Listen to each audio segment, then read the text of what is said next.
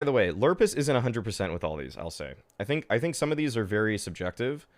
As in, like, I mean, which is expected going into a tournament that you want some subjective storylines, but at the same time, I feel like he kind of sensationalizes a couple things here and there. So I'll try to give you guys context for his context because we've been watching the tournaments, we've been seeing who's performing well also, and we've been looking at, you know, some stats and things like that, and whether some stats are justified or not. Because sometimes he just kind of calls out a support player when there really aren't opportunities. I'm looking at Fifth Lauren here because I feel like Lurpus has had it out for Fifth Lauren for a long time, and Fifth Lauren has been really good, like really solid player for them. So let's keep going. Let's go through this.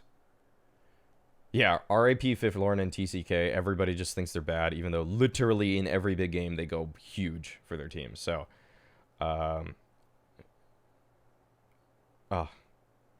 okay. How bad will the communication issues in Virtus be? Other big names in attendance like the likes of Copenhagen, Wolves, ESC Gaming, Fnatic, Western Wolves, LDLC, and the Seoul team coming from overseas. Curse, what you expect from the team starting this Saturday. Okay, keep reading. There's no doubt NIP are the favorites. I think this group is pretty obvious. After their vacation, they lost against both Copenhagen and Western Wolves, and only yesterday they lost 4 maps out of 5, including a Mirage loss against Publicir. Wait, what? Excuse me?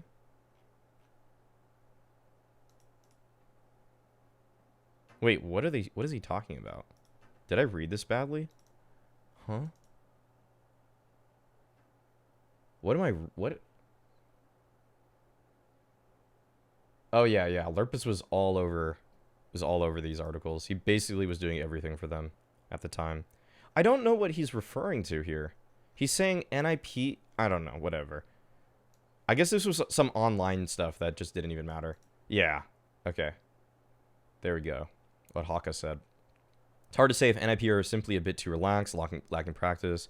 But one thing is clear, even if they don't care much about online results, they can't be happy about the way things are going. Excuse me? He's just trying to he's trying to make some drama out of nothing, I feel like. I mean, what the hell? They're dominating every tournament. I don't know. I don't know about that. Western Wolves, despite being one of the... Except for that one DreamHack, or the Star Series or Star Ladder that they lost to VP. They've been owning everything other than that. Western Wolves, despite being one of the worst managed teams in terms of deciding which online leagues to participate in and which to leave or not to take part in, having issues staying together as a team, are likely still a top 5 team in the world despite a lack of LAN results since early April. Nico will have to be on for Western Wolves to do well. The Danes are a fun team to watch due to their strategic approach to the game, and I think that is what will set them apart from the 2 challengers for that second playoff spot in Group A. If they are in tip-top shape and NIP struggles, they could even top this group. Wait a second, boys.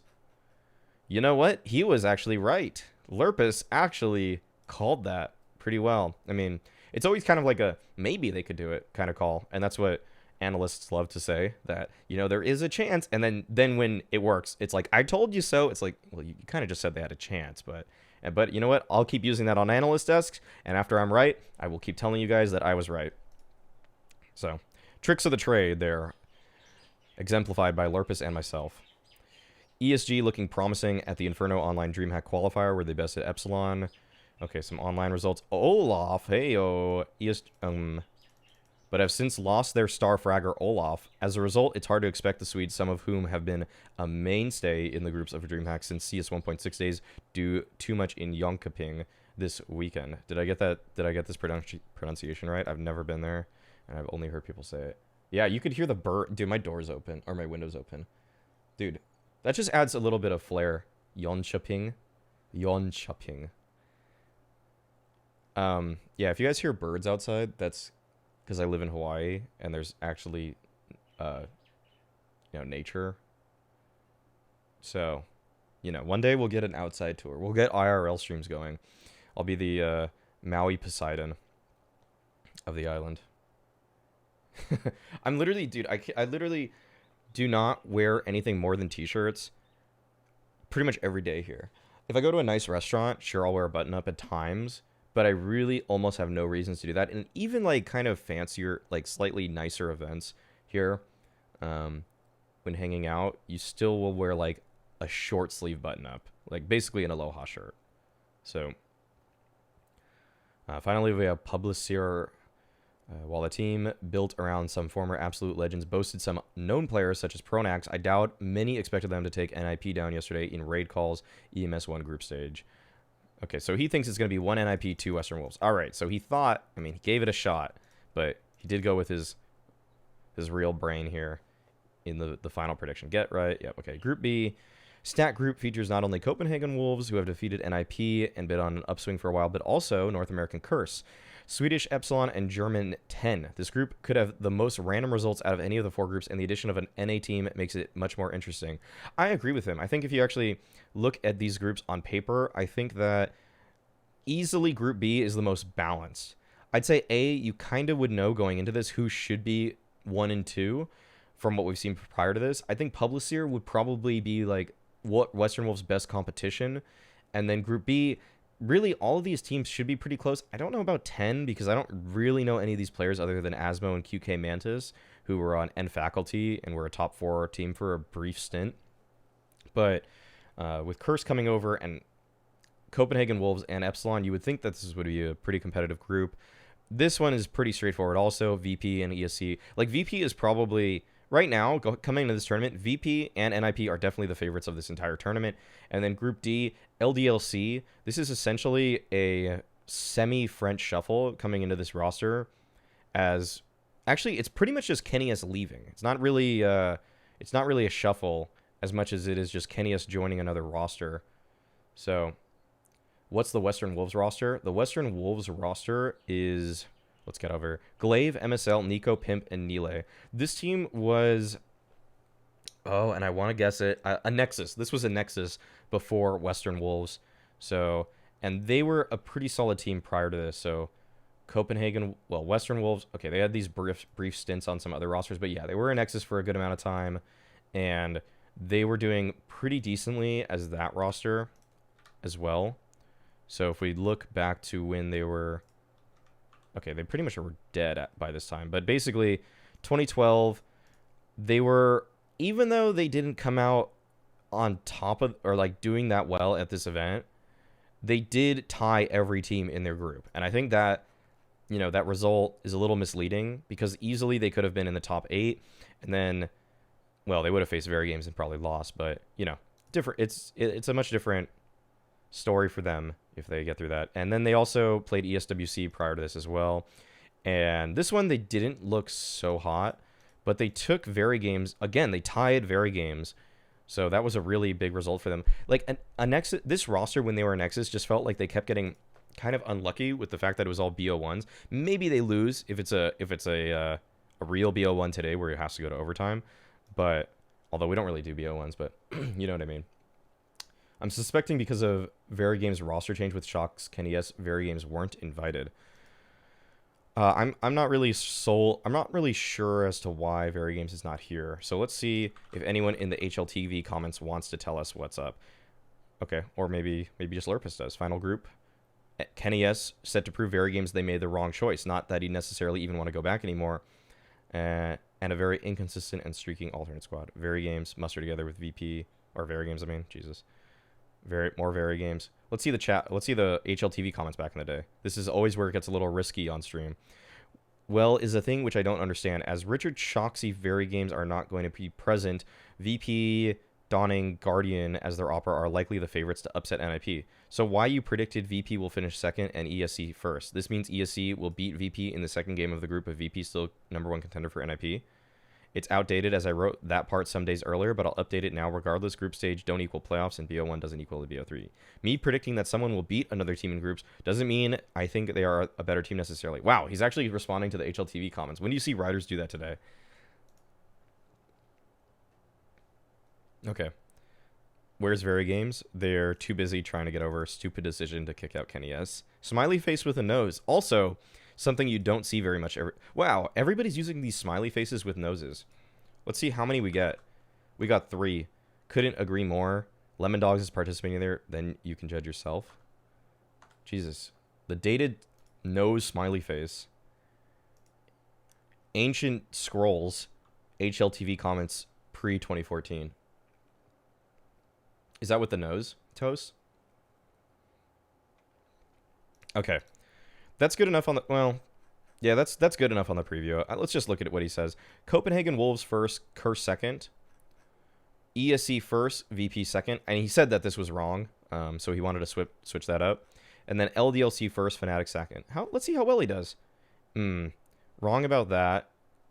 Correct about the teams here. Correct about the... He got completely right. And I think he said Copenhagen Curse. So he was actually... You know, it's hard to predict BO1 Counter-Strike. So, it's hard to predict that stuff. All right, so we're going to hop into this stuff. We will save that interview for later. All right, that's good enough on the preview. Let us hop into the games. All right, so first game we want to see is Western Wolves. No, we can't even watch that one. No VOD. How did Western Wolves beat NIP? I think that's the big question of the day. Let's get into it. Whoa, 60 FPS, Pog. Here at DreamHack Summer 2013 Steel Series CSGO Championship. The winner of this match is a little loud to the playoffs, straight to the round of 8, I think for me. Is this loud for you guys? Be on Monday, so very, very important. I guess it looks like it's a good volume level. Here, of course. NIP all right, we'll just do this. Rematch of the Copenhagen Games 2013 final. And on yeah, that's mostly because of the GoTV looking bad. Big advantage here. Let's get right one of those players. Oh, he's one of those players, isn't he?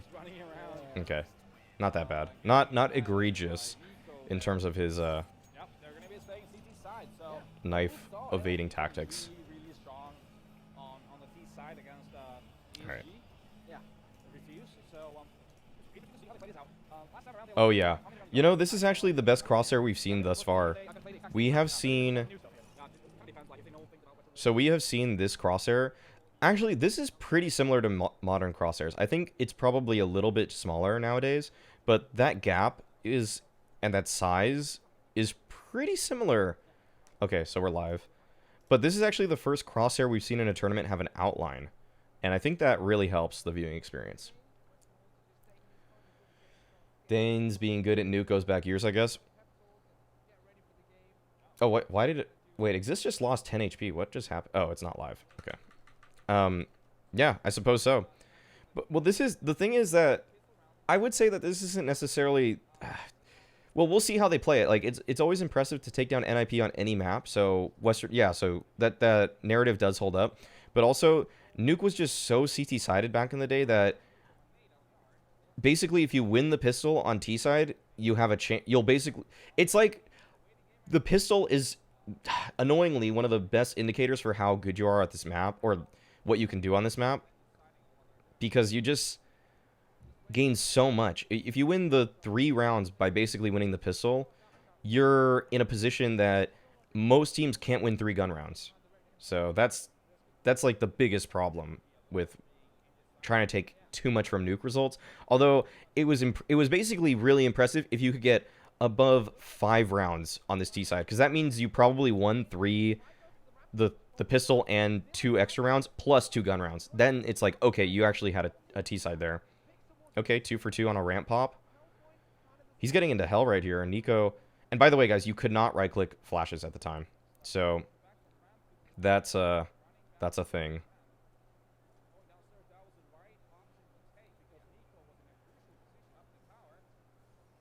I know for Copenhagen Games 2013, which is early in the year, they had a lot of teams players that are around today, I believe, if not all VODs for that event were there. Most, if not all VODs, aren't there. Damn. That's disappointing. Yeah, it's kind of rough to just even try to take anything. Okay, wait, so NIP are going to win the pistol with a good post plant here towards B. And then they're... Oh, wow. Okay, so this is... So now it's actually... What is Western Wolves doing to have a dominant half here? Because this is usually the start that NIP will get rolling. They'll get at least 6 rounds. So to get beat at this point is it's pretty uncharacteristic, I would say. Who is Nico? Nico is sometimes an opper for Western Wolves. I'd say it's Pimp mostly has been opping lately. Nico is Nico J. He was a player I think that came from Source, and I'm gonna say he didn't really stand out on this roster for me in all the games we've watched before. I'll say the most impressive players for Western Wolves prior to this have been Pimp and MSL easily. I think everybody else, and Nilay's okay, actually. Will take some damage, and now I feel like Nilay is kind of just a raw mechanical player at this point in time. I haven't really seen him, and he just kind of takes risks. Oh, they're gonna take him out for sure. Then he'll get So maybe didn't end up fitting in some of the, you know, more Danish systems over time. But a player at the beginning of CS:GO that was able to understand the mechanics of the game pretty well. One frag comes in from MSL. Bomb has been dropped. The bomb is planted. And Fifi with the second round Bison. Oh, wait a second. Oh, is this how it goes? Oh. Oh. It's gonna be the right surely. Oh no. Oh, he got him. Do they have time? Oh, they have time. He has plenty of time, I think. Wow. No. No, he doesn't even have a kid, but it doesn't even matter. Yeah, they got time. Time there. Wow, that was a round that just went back and forth. But I mean, The Bizon was the weapon. So the thing is that it was incredibly rare for teams to buy in the second round if they lost the pistol, especially on the CT side. You pretty much, well, sometimes you would see like a Nova or upgraded pistols come out, but rarely you even saw them buy armor. So the Bison was better at the time, and the fact that you could predict that they weren't going to be using any kind of armor was pretty big. So, okay, this is a weird position. We really haven't seen this happen too much. So Nico is the opera right now. Again, seen Pimp use it at times, but it looks like, yeah, I think Nico is their primary. Okay, 1-for-1 outside. The observing here, by the way, frequently the casters had to do the observing, which if you're familiar with Tier 2 CS today, you still sometimes have to do that. But, or maybe that was like a thing a year ago or two when I had to do some of that. But I don't know. Does ESCA MDL, do you still have to observe? Because I know you, I mean, I had to when I was casting it. But frequently it is indeed the casters doing observing, which is why it's sometimes not perfect. Like here, for example, you know, we're just seeing the guy baiting the other guy. Freiburg with the... Oh, fifth. Oh, with that timing. Oh. Dude, this is such a... Oh, why is he looking that way? Oh, come on, fifth. Come on. Dude. Oh, no. God, this is so crazy. And he has the bomb, too. Dude, he has 10 seconds. He has to go. Oh, no, he's going back. He's going lower. Oh, God. I don't think you can plant backside. Oh, he gets one. Nah, no time. There's just no time. Damn. Wow. That was a really labored fight between everybody involved there.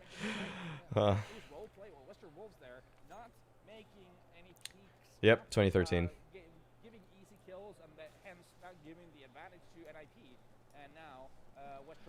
Okay, so basically Western Wolves came out on top in 2 pretty hairy rounds back to back, and okay, get right, bro. 2013 movement. Oh my god. All right. So Get Right saved his gun from the previous, so he's got the hero AK still. And this again, I mean, at the time, this felt a lot worse to have a hero gun because the money just got really out of whack. And I feel like teams were worse at just getting the bomb down, so you couldn't really expect to get a good amount of money moving forward. And also the Galil costs more, so it's not like you could just buy a Galil and util as easily like you can today. Good dink coming out.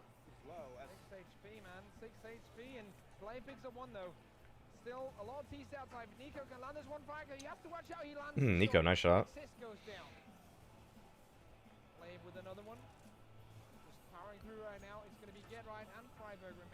Okay, this is if they could get Nico, that would be a really big kill just to take that op away, but I don't think it's gonna happen here. I don't know if you guys can hear this in the background, but they are playing Guitar Hero, I think.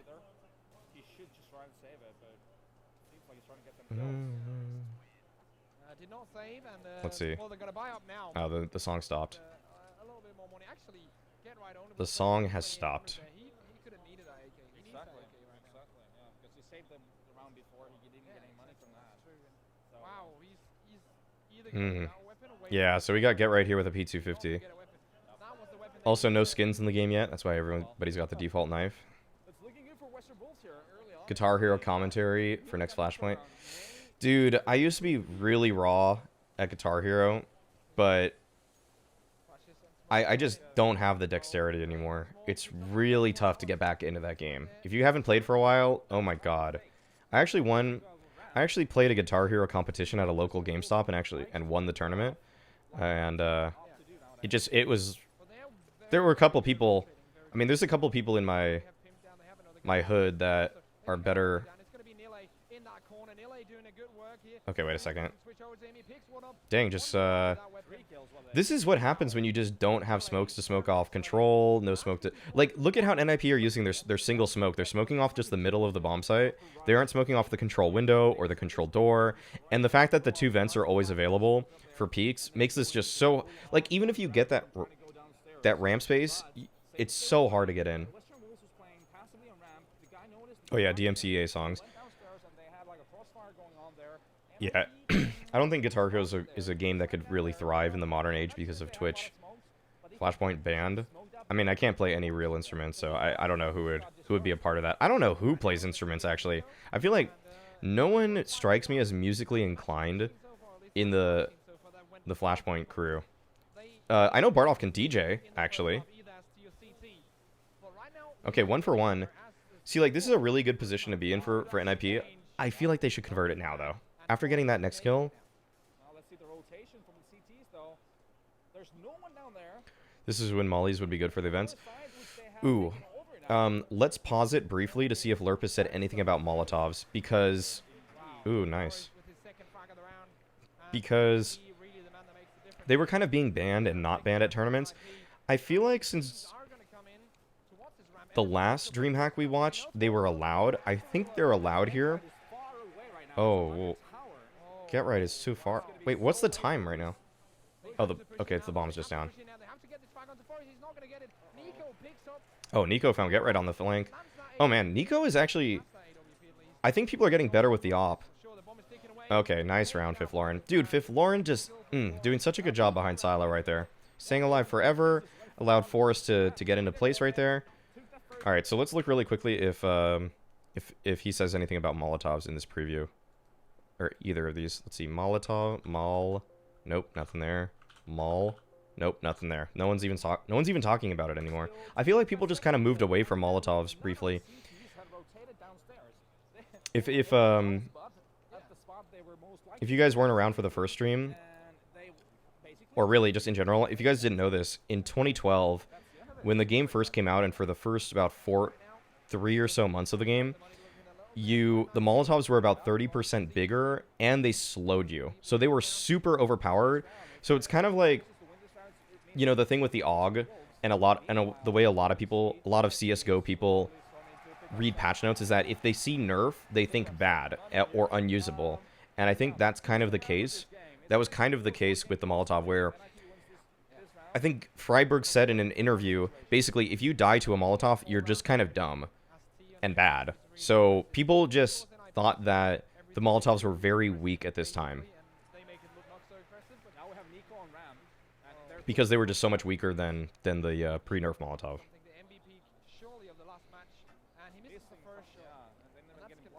Ooh, okay. Okay, good little crossfire between that's Nile and Nico. I don't know. Oh, what the hell? What is going on here? Nico, pull your op out, dude.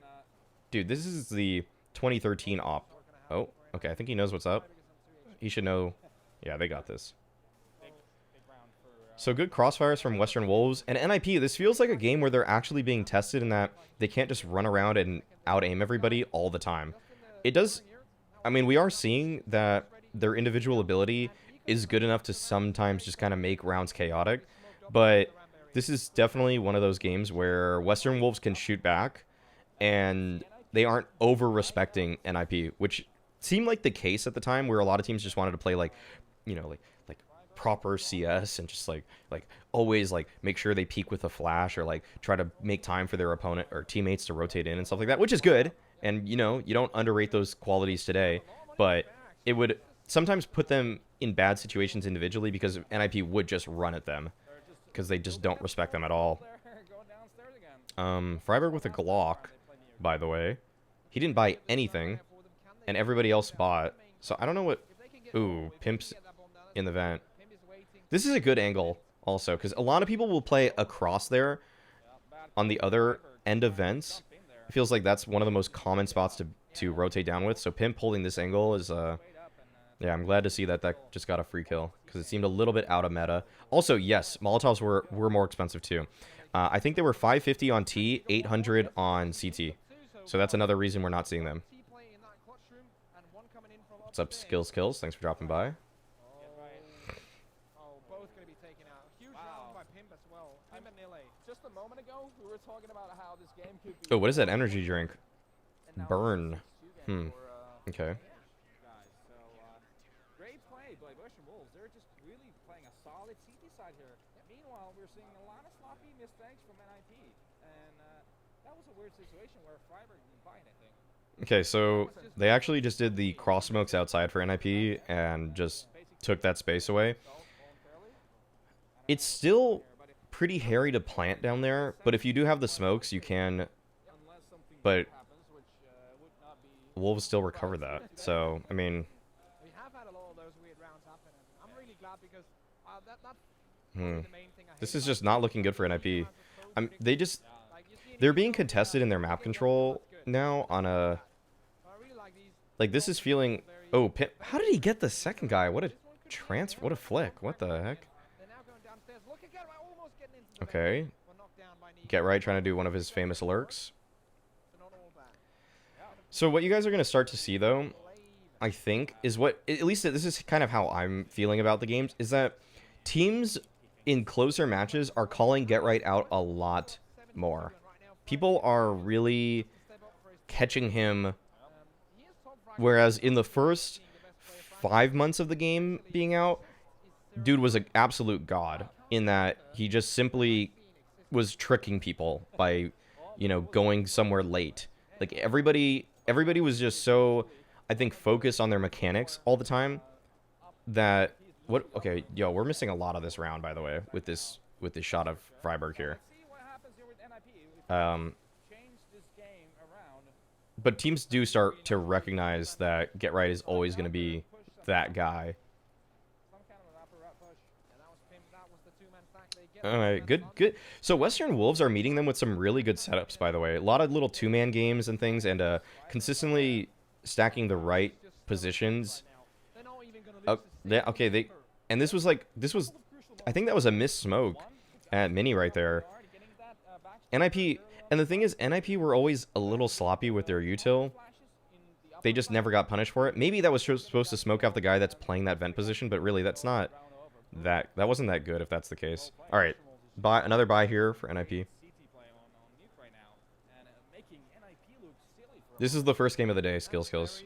You made it in time. Exists having a bad time, though.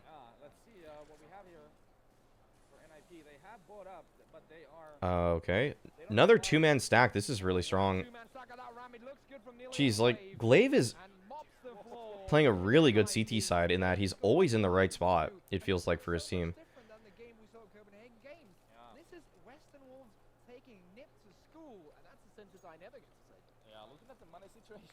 Alright, another...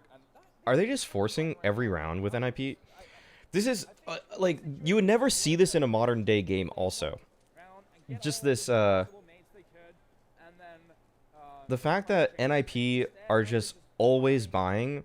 Like, they have bought several rounds in a row. Like, look at their utility. They don't really have anything to work with. So they can't even do that lower secret play. They literally had one smoke outside that did nothing. Is Glaive IGL on the team? That's a good question.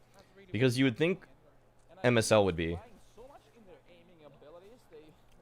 But I couldn't say for certain. Maybe Lurpus says in the preview. I don't think he said, actually. I don't think he... We already looked at this group and what he said about it, so I don't think he said. So maybe we can get an interview at some point and find out.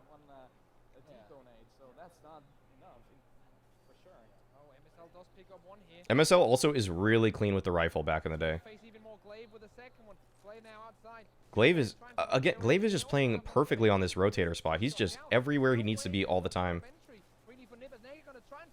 Glaive now at Heaven. I mean, look, he's... Well, this didn't work out. And this is because of Glaive. He thinks Glaive is still at the garage. The garage. Thinks Glaive is at garage. And then Glaive just catches him there.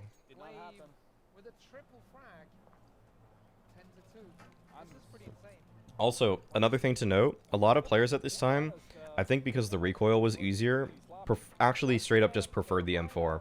So we see in this round that, you know, Western Wolves won the previous, but they still kept their two M4s.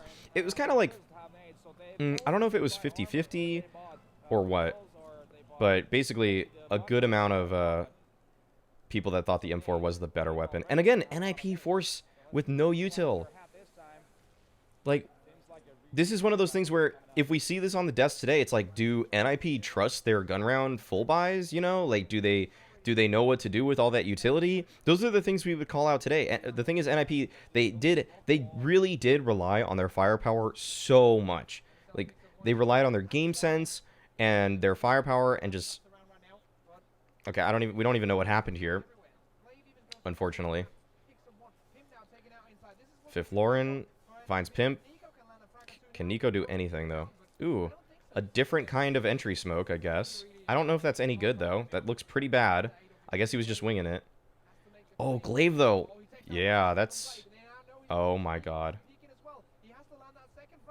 Oh, my God. This is so... Wow. How did he not hear him? One thing I'll say about NIP also is that usually you could tell they had really good sound at LAN.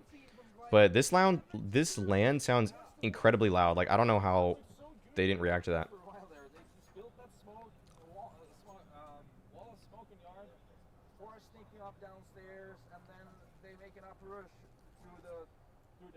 Yeah, I think every player just kind of in a way has their favorite gun. There are certain people that just like certain rifles over others. I mean, on both sides, you know. I've seen people... I haven't seen too many people pick up M4. Actually, I don't think I've really seen any people pick up M4s when they're on T side, but I have seen a lot of people just keep the M4 when they are on CT when the AKs are right in front of them. Oh, good spam. Wow. That does a lot. Good utility early on here from Western Wolves to stop any fast play. And I don't think you could blow this door up with nades. I think it would, I think what we've seen is that nades would just maybe put that hole in the door, but they wouldn't actually fully break it.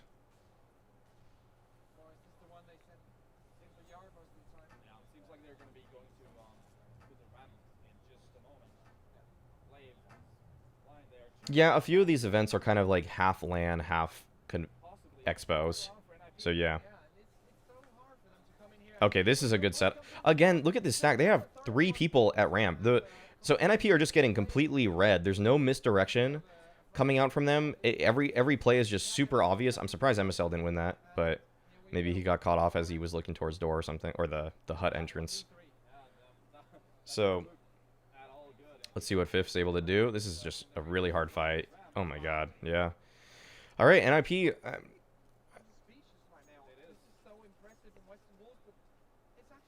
Yeah, credit to Western Wolves, though, because they are reading the game very well. And given how loud it is here, it's actually almost interesting that they're so on point with their rotations. Oh, yeah, the old catwalk was basically... I almost want to just call the old catwalk NBK, because literally every game, for very games, he was just dominating from that spot. Always peaking at the right timing, just mixing it up. But you pretty much could expect him to do that, but somehow he just kept catching people off guard by playing it. And look at the cross smokes, big gap right there. Damn, that's a little weird. But I don't know. I think you had to use 3 smokes in total to like have really clean cross smokes. And I think Very Games was doing that. NIP did that. They know the triple cross smokes, but they literally don't have 3 smokes most of these rounds because they're just forcing every single round here. Yeah, you could hug the smokes, actually, so that the catwalk couldn't see you. But you could see kind of like the early entrance point to the outside yard. Waiting game again. Let's hope they don't spend so much time. 4 on 4. Same setup here. Piplan once more goes down to Pimp in that vent. Pimp is just loving that spot. Waited for the other guys to go into the side first. And look at Pimp, he's in such a good position Oh. right now. Mila drops the double. Like, Get right flank this is really showing why Nuke is just extra CT sided. Wow, 13 to 2. from Pimp. 13 to 2 in this first half. Wow, that was a weird round as well. Flowering being a flanker and So the casters, by the way, for this, I think are Natu and Risk. two guys going into the side with the bomb, and then Yeah, I think we've got Risk and Natu here. So something to look forward to is that Anders and Lurpus are, I think, duoing for this. So that's pretty cool. But hey, let's see what they do as a CT. We've seen them do it before, so I think it was against Fair Games like some time ago. Yeah, that was very games going up 13 to 2. I think this is Risk talking right now, and then the other guy is Natu. 14 to 0. Pistol round is gonna Here's be Natu. very This is crucial Natu. for NIP. They desperately need this round. Seems like If Catwalk being a position on the map affected why smokes were so tall, probably part of it. So when the patch note came out that they made the smokes taller, they reference CT, or yeah, the CTs crossing on Dust 2 doors. But I'm sure like there were a lot of instances where they thought the smoke should cover that, and outside smokes on Nuke being one wouldn't surprise me for sure. Oh my god, the burst. They nerfed the burst, by the way, at this point. So this isn't even really a good burst. It was just a good shot. A lot of nades though on pistol. We're still seeing that.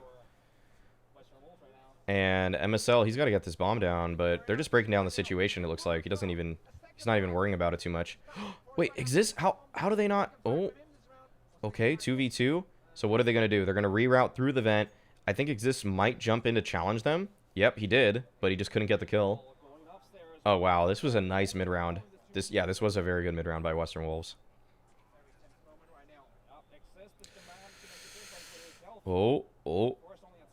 Oh, doesn't look the right way. Oh, he's so low on HP too.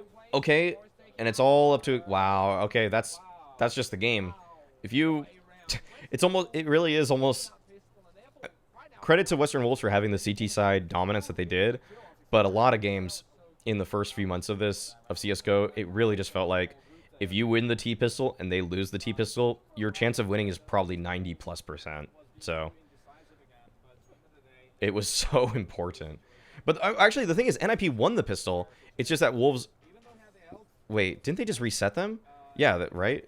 Yeah, they did. So actually, this was one of the rare cases where you just didn't have a T-side despite winning the pistol, so... But I have to assume that Wolves are going to convert this. We'll see. That spray feels really bad. It's hard to see because the GoTV made everything look shakier, but just Forest now. You see the PP Bison coming out for Nile. But a lot of people like the MP7, by the way, at this time. 13 rounds they gotta take straight to make it to overtime. And they don't have a lot of money, so they'll be FAMASing and stuff. Yeah, they have all FAMASes. Western Wolves is about to be the second team to beat NIP on land. Is it right? Yeah, that's right. Actually, Virtus.pro is the only team to have ever beat them on land. Right now, Western Wolves about to Virtus.pro, by the way, beat NIP twice at LAN. So, coming into this tournament, you would almost actually think that they are the best team. They're the only team that beat NIP. They did it twice, and they've been pretty strong in their own region. So, and this is the old Russian Virtus.pro, by the way. This is the Dosia Adren Virtus.pro. Let's see this round. Nico, very Glad you're enjoying Brahma. Missed that shot. yeah. Get right, and the guys are just putting it all on the table. Full FAMAS by no flashes. Yeah, they're going inside with a couple of flashes. FAMAS's. Oh, the entry by Pimp. After that first half, coming in here in that second, get right with a flank though. But it's going to be a 3 against 4. They are not going to Ooh, be in on that one. 4 on 3. Around and get right. If he can come Wow, Nile taking another down. NIP just couldn't find anything in this game. not going to die. Wow. This is over. Wow. Western Wolves. 16 to 2 it's going to be if Fiflan does not clutch this. Well, I'd like to see that day when that happens in a situation like this with a FAMAS. No disrespect, but seriously. Oh, Even though they're come on, Fifth. At least make it competitive, man. Damn. They all once they found out where he was, it was just nothing he could do. Wow. All right, let's see the desk. Let's see what the desk had to say about that. NIP Omega lol. Oh my god, so toxic. Oh wait, look at the team. Look at the maps, by the way. Inferno, Nuke, Op Ice, Op Pro, Op Glockon.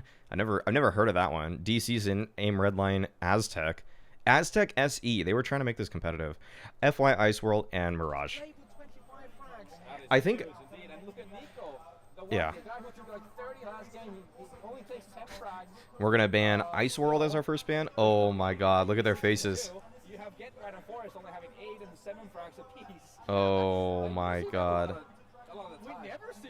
Exist just having a terrible performance. Look at the old CS:GO, by the way, on the monitors. Guys are not happy right now. They're looking shocked, to be honest. Yeah, this is what they were fearing. Like, coming in from that boot camp, they didn't look good online, and then coming in the first map, they won easily. Yeah.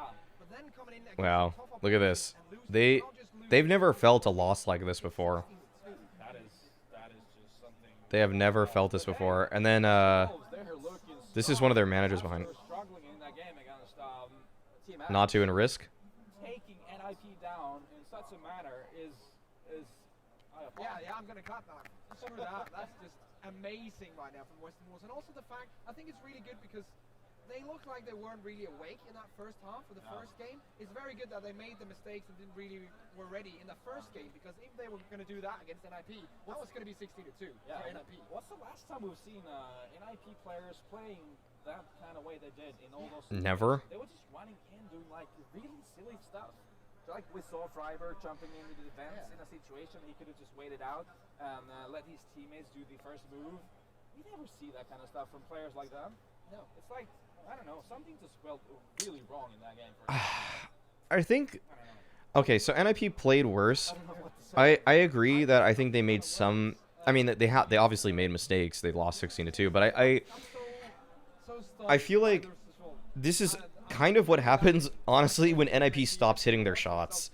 Like, which seems like, if you heard that kind of analysis come out of me today, where it's like, this team just hit their shots, I'd probably, like, just, like, slap myself on the face.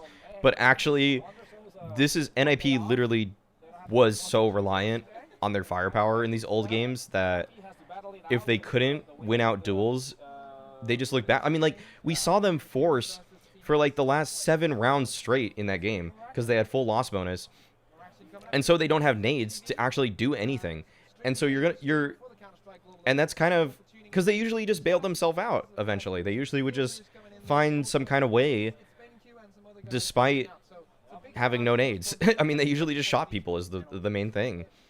Their mechanical ability was so much stronger than nearly. All right, we're done with that. Their mechanical ability was usually so much better than the other teams that they could rely on just playing what today would feel like very puggy CS, but that was their MO at the time. They just could they literally could just run around and headshot people. And it's kind of not surprising that people are catching up to them at this point. Like, NIP almost lost in the group stage here. We're going to watch this next, the 22-20. But I mean, they lost another map to Copenhagen Wolves. People are catching up in terms of individual ability. And that's the most surprising result for me. And I guess they started picking up steam. But I want to look at the stats very briefly for this tournament to see where some of these players were. So, yikes. Fiflorin not having the best. Been singing his praises for so long. He does have the hardest roles for that team. But, I mean, you can see that it's not just 4 of the top 6 players in the tournament are NIP players. And, yeah, looks like Forrest is keeping it up. But Kenny S, actually. Okay, so we'll jump into this one now. We'll see Publicir versus NIP. This multiple overtime game, and that'll probably finish it out for this group. By the way, on Team Refuse, look at this player's name.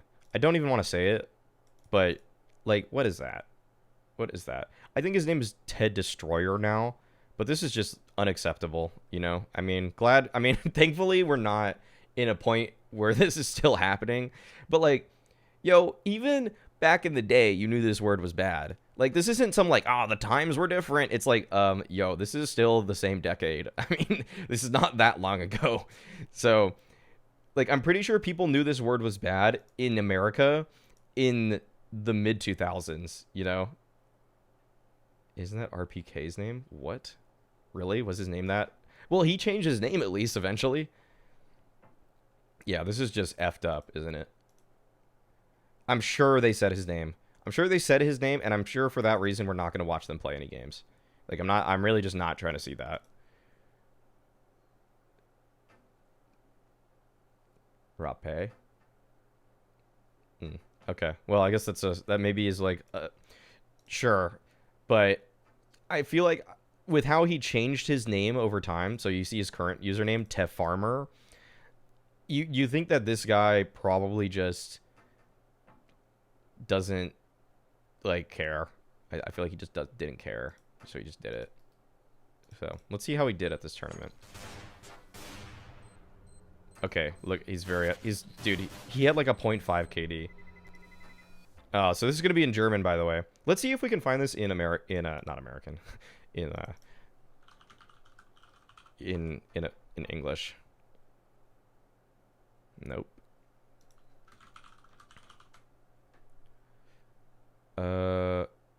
No. Nope. Nope. I don't think it doesn't look like it's there. Yeah. This is not it either. I don't think they have it. So we'll just watch it in German. We've done this before, guys. We've done this before. Hopefully, yeah. Wow. Alex. Spicy. Daring today, aren't we?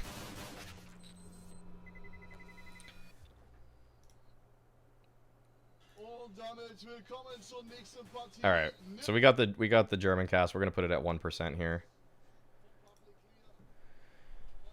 All right. Long game here. For context for what this is. Decider match for Group A. NIP on the ropes. Actually may bomb out in a tournament.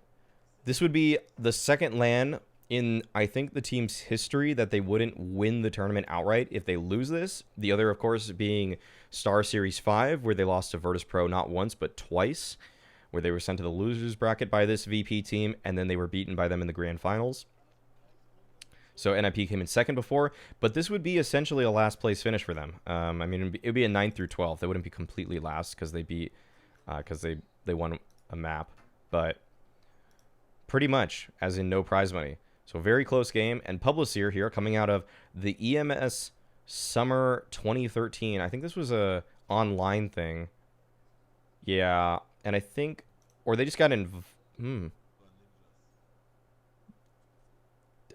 I don't know what this is even showing me right now. I guess what? I don't even know why it shows. Why is it showing this tournament as like a reason that they made it to this? I don't know. There were some weird qualification things for this. Wait, this doesn't even end by the time that this starts. What? I have no idea what that's supposed to mean. I think we're going live though. Is it still Danish Fnatic? Yes. Yes, it is. And this was a minus Kerrigan plus Kerrigan move, by the way. All right.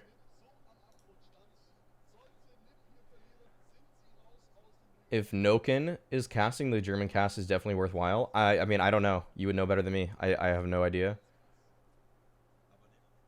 I don't know if it's confirmed, but RPK might have meant that. Eek. Yikes. That's a yikes.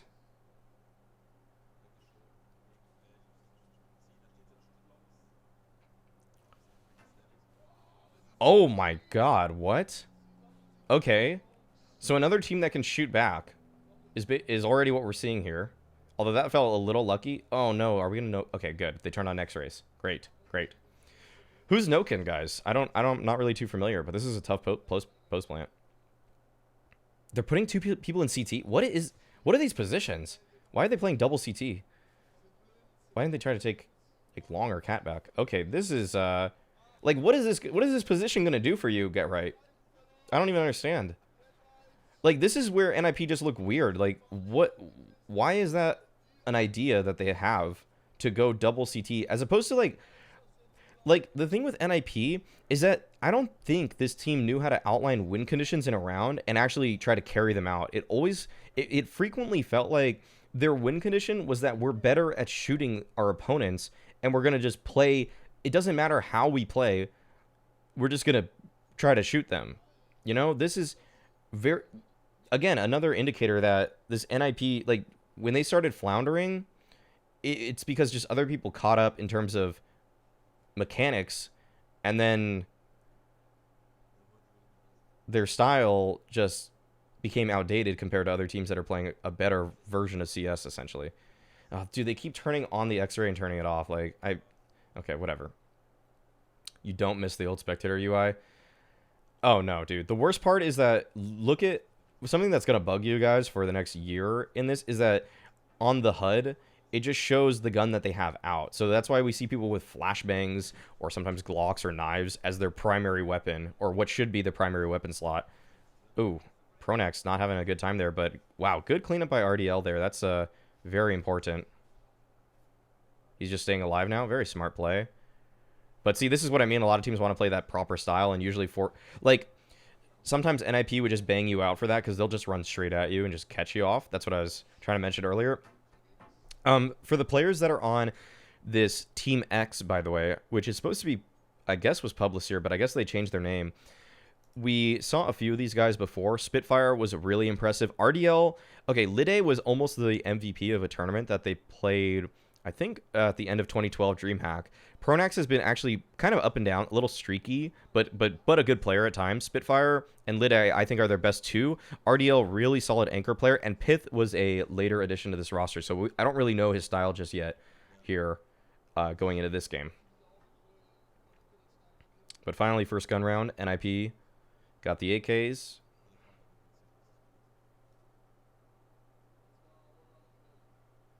Like, people were criticizing, you know, Very Games in the French style for their force buys, but their force buys weren't that bad at the time. I think, like, this is where narratives, this is why it was so important to go back in time, because NIP literally just forced for 7 rounds straight on T side, losing every single round.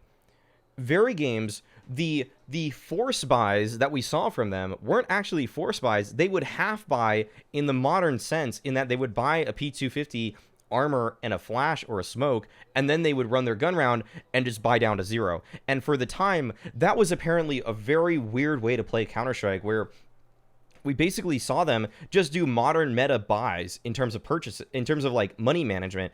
And at the time, Lurpus was like, that's just not right. That's just not right. That's not how you should be buying. And so the narrative has like, clearly not, that was not, like, dude, people are like that. There's so many messed up narratives in CS:GO now, actually. Like, people like these French force buys. It's like, when are they force buying? Like, I'm not actually, we haven't seen that. It's just, they're just buying down to they're just buying down to $2,000 when they have a 3,200, when they have 3,200 so that they can buy in the next round. So, dudes, when the history books, this is like literally like when the history books are written by somebody else, they can just make up their own history, and that's what I'm learning from looking at all these games back. Holy crap, it is actually just so different than reality. Maybe we'll see how LDLC plays, because we'll watch them. It reminds me, oh my god.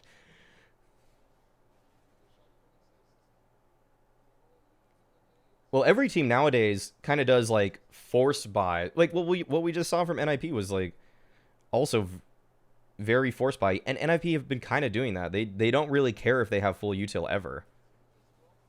LDLCZ, that's good. And also, what the hell again, dude? They just jump into CT spawn. Like, what are these plays from NIP? This, like, how is that their post plant? It's been their post plant twice now. They just jump into CT.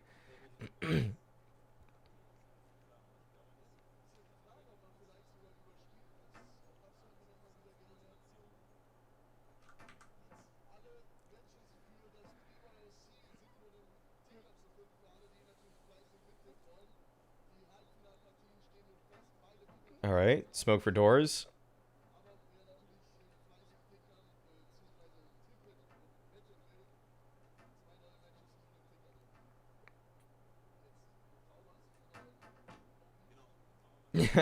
Yeah.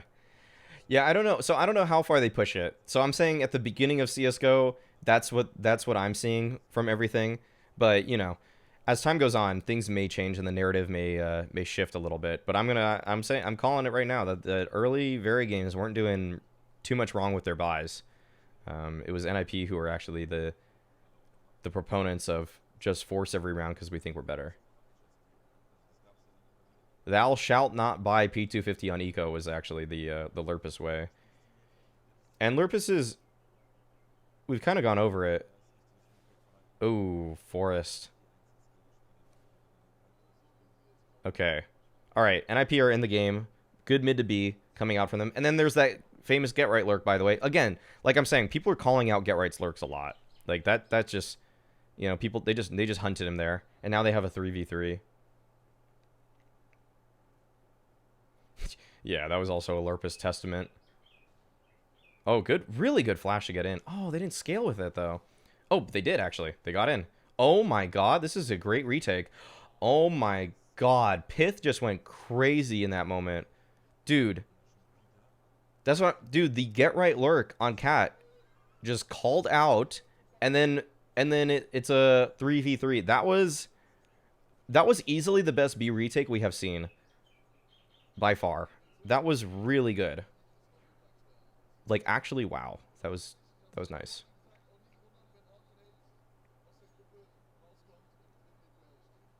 That was a big wowzers.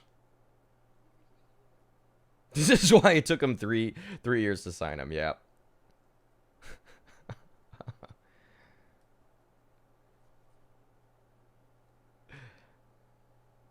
Alright. I don't know what's going on, but... The observing again. Oh, pretty good nades. Good counter flash. Wow. These are real nice counter flashes. Smoke on the corner to help Freiburg scale there. And, ooh, Spitfire. He's been pretty good before. Oh, man, I wanted him to get that last one. Yeah, though. Team X just running with this. I'm curious as to what the story is with why they're Publicir versus why they're Team X at the top right there. I feel like when Lurpus mentioned them in his article, they were Publicir. And I don't... Oh, okay, nice. Nice win. Exists. I don't think... He just doesn't expect the other player ramp. Surely not. He just ignored that a player was shooting at him. Okay, that was interesting. Remember Schneider saying Screen Pith and someone were the best aimers in his eyes somewhere? That's good to know. That seems possible. All right, 6-0 start. And here, look at, this is the NIP force by the way. Fifth Lauren with only 2 flashes. Like, I mean, the thing is that they have full loss bonus right now. And they still have some money left over, which is weird because they didn't even get the bomb down in the previous. But they force bought now 2 rounds in a row. Good kill by Freiburg there. I think Pronax probably thought they were going to save if he's doing that. Wow, Pith just pushing through the smoke. Okay, Pith is looking like a pretty solid player overall. Like, taking the right amount of risk and just really clean with his shot is on top of that. He should be able to... Yep, okay, he's going to push out long as well, looking at the radar. And RDL, he's a good anchor, but this is really hard. Oh, my God. Okay, finally gets taken down. That was a good try, though. All right. Winning 1. Oh, he spotted him. And Get Right trying to out-lurk him here, which is just... Okay, Pith just calls it out again. The bomb's planted. Oh, Forest? Oh, my God. He got dinged, but... Oh, my God. Oh, dude, he could smoke the bomb, though. Oh, just takes the fight to him. Okay, nice. Wow, 7-0 start for Publicir. Oh, my God. He's got the noisemaker again.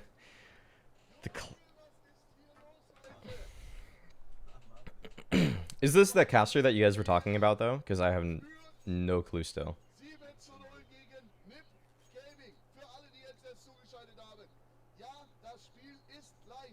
Das Spiel ist live. I don't know what. Okay, for anyone that speaks German, can you guys give any? Tell me anything. What's going on here? Oh, yo, it is this guy. It is It is Noken. It is Noken. Okay.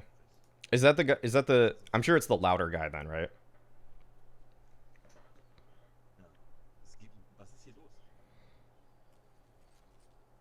Good flash. Good flash by RDL. Making sure this space is clear. NIP 5v4. How are they going to try to convert this? That's a good counter flash, but oh, it made him mess up a smoke right there. That's funny. Oh, got one. Oh, can't convert though. Oh no, this all fell apart. Oh my god. Oh wow, this just all right. Now NIP is just firing, and this round is kind of more how the average NIP game feels like, where the other team can be in great position, they can find the opening pick, but NIP then just bail them out with hitting every shot. And this is what I was talking about with the last map, where the crosshair is a little strange, because look at this, like, what is this? Teal, no outline, dot, huge gap, huge length, not, like, what? It's very, very weird crosshairs back in the day, guys. I don't think there was a standard yet. All right, NIP got their first round on the board, and the rounds have been pretty close. So I don't think the money is that good for Publicir. Like, they should be able to buy probably next round also, but it'll be a very close one. I mean, like, there might be some concessions that have to be made.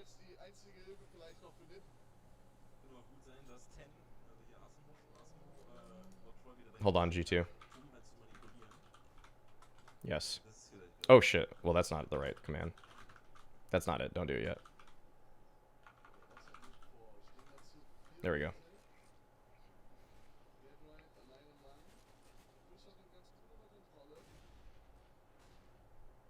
Okay, look at Pith. He knows he has to get aggressive. This is like Valde today on OG. Just knows he has to try to take matters into his own hands because he's just the best player. Very cool to see, actually. Yeah, we'll look at the article at halftime. Oh, yeah. Spitfire, feel like I saw more from him. I mean, he had that one good round, but yeah, this is just, yeah, he's not in it. Not, like, he could have single-handedly won the 2 rounds now that NIP now have won. And they weren't even particularly hard rounds to hit the shots. Those were just... Oh, wait a second. RDL. RDL is basically the TCK. He's the RPK of these teams. These 3-letter names, anchor players, are just... You know, they do everything they can. And I think that actually a lot of anchor players do have to be more mechanically talented than connector-type players. Like, rotator spots are about, you know, the timing and your positioning, whereas anchor players, you really just have to do the most with the absolute least. Like, you really, unless you're getting some great... Okay, so yeah, we will have to see the save come out from Team X. All right, you know what? While this eco goes on, we can actually pull up this article. How about that? Because Publicir sent Team X to DH Summer. They were absolute legends before that, yes. Have announced that they will be known as Publicir, but they still have the wrong name. Did it say anything about Pith? Not really. They were without a home due to being dropped by Absolute Legends, and now they are Publicir. Okay. What the hell?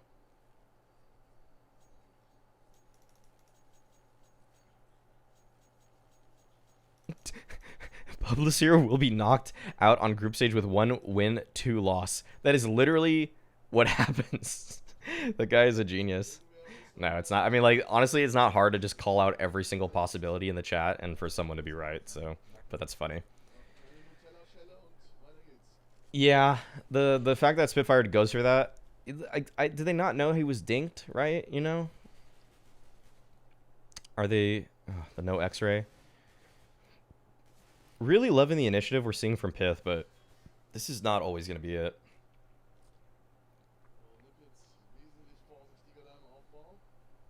Okay.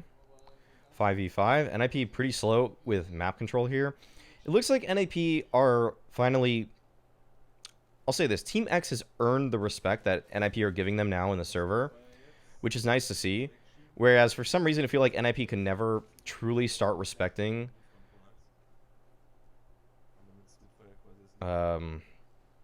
Western Wolves in the last game. But maybe I think that's also just a product of how they play Nuke. Ooh, this weird kind of swap on the CT side between Lide and Spitfire. All right, we got to see a player, though. All right, Lide playing anti-flash, hoping for players to drop down. Really good positioning by him. Wow, okay. All right, that was just well played by Lide. Good timing on that. The Lurk Smoke had a gap, actually, from NIP, which is very, very strange.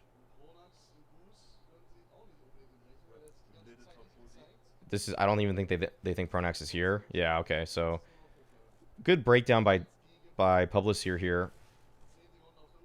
This is just feeling really strong from them. Vifloren, though, tries to make something happen. It's not going to be the case. 8-3 now is the score. Everybody doing pretty well in terms of score here for the side of Publicir. I'm surprised Pith isn't doing better, but that's just the nature of being a long A player. But Get Right, he's getting hard called out on his spots.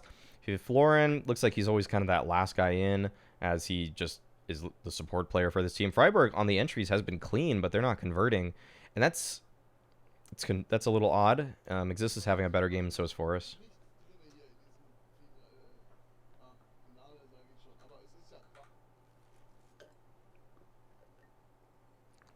And yeah, NIP need to do a little bit more in these post plants. They need to be a little better, but like they could have easily a couple more rounds here. Pith, wow, Get Right was just full flash. I think one of the things that sucks about watching these old games is that players look dumber because they're blind and we don't know. That really kind of hurts what we're seeing here. Findo, NIP will have to bring out. Yeah, you already said that. Yeah, okay. Ooh, okay, there we go. Pith just challenging it right at the door. Fifth still has an op, but this isn't not looking too hot for him. Yep, no pit smoke. They didn't have the pit smoke, and so the late long takes are just not working out for NIP. Dude, I highly doubt it. I feel like NIP aren't really doing much homework here.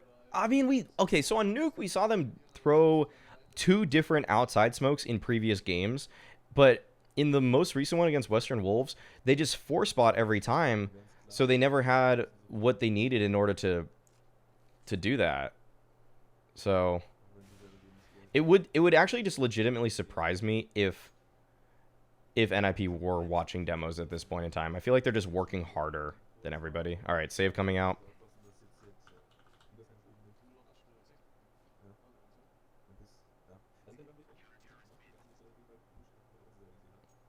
Nine to 3. Yeah, it's one of those things where if you're the best team, whose demos are you gonna watch? But honestly, like, that's not really the case in modern CS. Like, you need to keep watching because the top team's always changing. The number 2, number 3 team are always bringing out stuff too to try to be that number 1 team. The state we're in is so competitive. Vifloren, though, key entry frag there. I don't know if he could have seen over it. I don't think he could have. So maybe just a blind shot. But and there's a hole in the top. There's a gap on the top, so he could have actually hit that. Wouldn't surprise you if Force has never looked at a demo.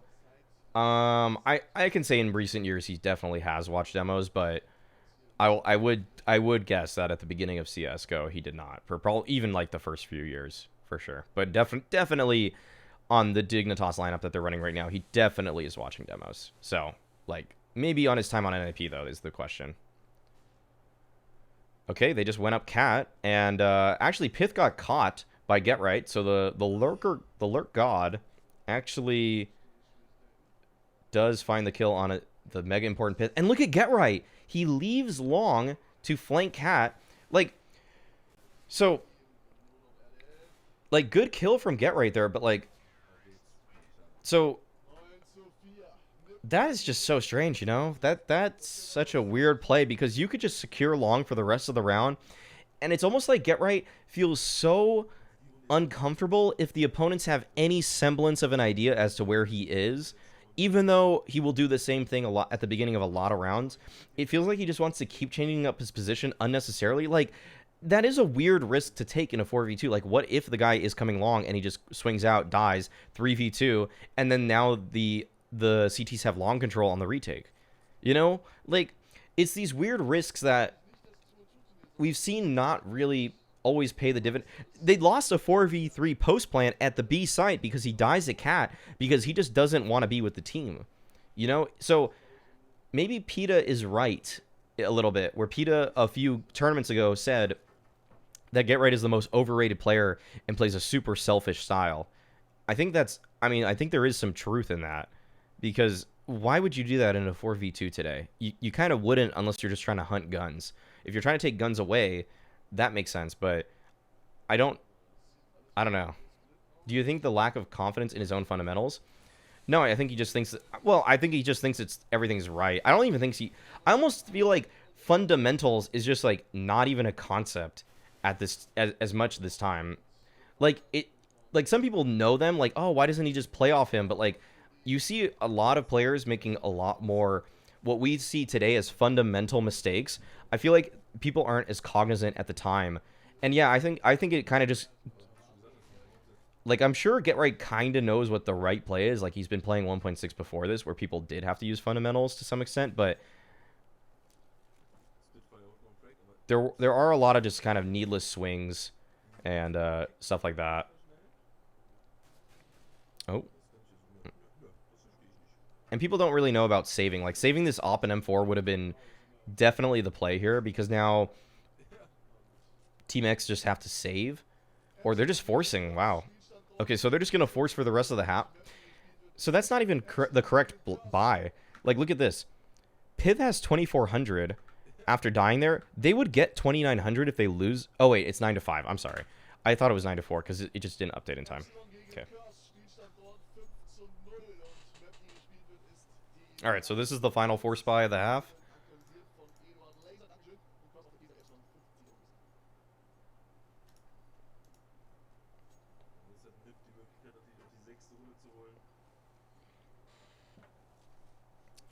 All right, just taking early long control. And Get Right gets caught out on his lurk. But, oh, Fifth is actually there behind him for once. Which is just surprising because usually they just leave Get Right by himself. More than Fifth being behind him. But Fifth wants to re-rotate. Oh, okay. Forrest takes out Spitfire. And I think, Fifth Lawrence still towards middle. So I don't know if he's going to catch this guy. You can see Fifth Lauren is doing, like, the more fundamental play here at long, where he's, you know, moving back towards that direction, as opposed to trying to lock down mid, you know? Like, if he gets flanked from T-spawn, he doesn't want to die like that, so it's, I think Fifth Lauren actually legitimately might have the best fundamentals on this team, because he makes consistently, like, fairly correct plays. That one time on Nuke where Risk called him out because he jumped in the vent, I don't even think that's, like, I mean, that's a thing where you just don't have the comms or the timing from your teammates. Like, I feel like that was, like, the one, like, weird mistake, but, like, Risk was just, like, being really hard for some reason on the positioning there. But that happens as a caster. You just kind of, like, have the x-rays and you think something's right. I don't know how Forrest even got in here. Just a B rush, though, from Team X. Looks like this is going to be a dub. See what Fifth's able to get.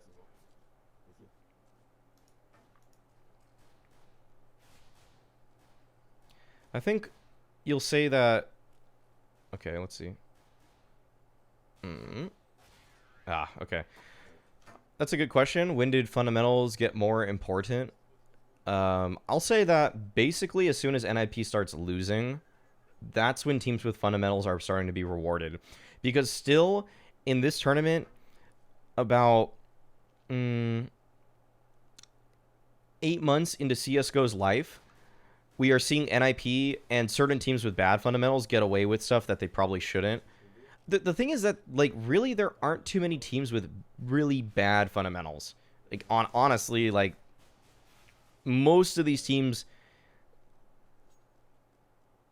like, it is just NIP are egregious with how they play this game. Like, they play a mega loose style. Like, I don't know how I don't know how Exist is rated as an IGL, but he probably does the least of any IGL I've ever seen. Like, in legitimately, like, the history of CSGO. I don't really see him, like, they don't mid-round particularly well. They don't, out of spawn, do anything that really is striking.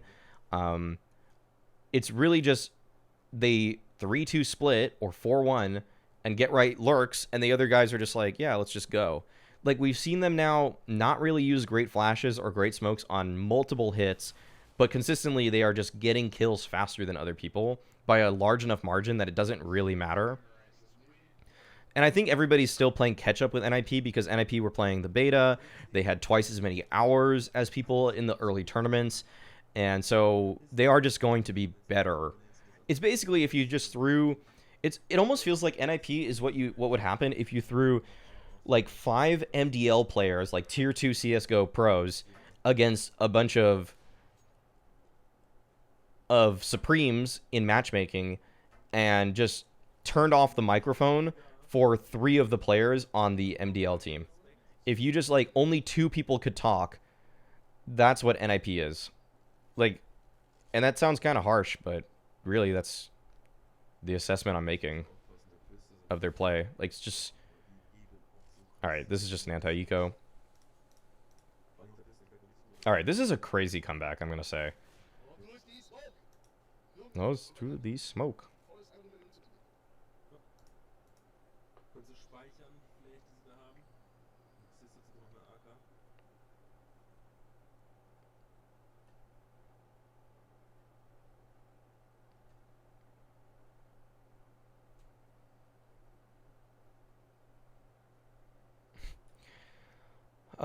Well, when he was on Gen G, he didn't IGL, and I think they just wanted to get guys that could speak. They were in a real bind there for that roster, but for Fnatic and FaZe, it's kind of just the legend status carried him, right? And like, honestly, I don't really think that people watch games. This is my hottest take of the day, probably. I don't think people were watching these games that closely. I don't think most of the people on those teams really knew what he did on this roster, other than win. I don't, you know, like, what we've seen a lot of just weird play from him, eco hunting to a fault for some of these players. And okay, so they sent the bomb out first. That was a B rush, and this is what really it looks like where NIP are going to start getting back into this one. Okay. Okay. NIP mounting the comeback. They were able to stop the B rush, which is expected. But what can Team X bring?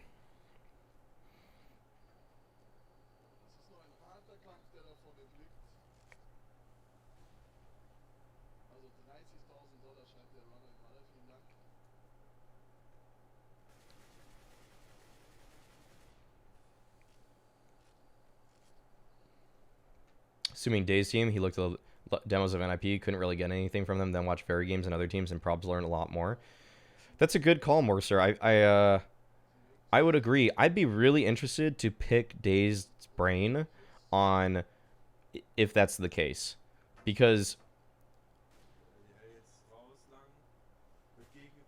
no, I think everybody has actually really good fundamentals in Valorant. Like, because people come from CSGO, I think actually...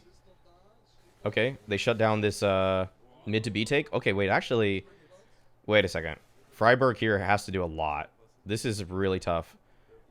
Get Right's going to get out-lurked by Pronax, but Spitfire gets Freiburg in the B site, and now it's up to Fifth Lauren. Is he going to do this? Is he going to be able to do this? This is really hard. Okay, if he had good sound, he could actually find out the positions of Pronax. I think he knows. Oh, look at that play. Oh my god, dude, that's like swag-esque. Okay, okay. Oh, damn, I think he lost. I don't think he can do it now. Dang, that was really good, though. That baited that one out, but Spitfire just played that well, crouching and uncrouching and everything. Playing that closet position just used to be so strong because I mean, maybe it's kind of the same now, but if you fall off your perch at window, you can't see his head when he crouches down.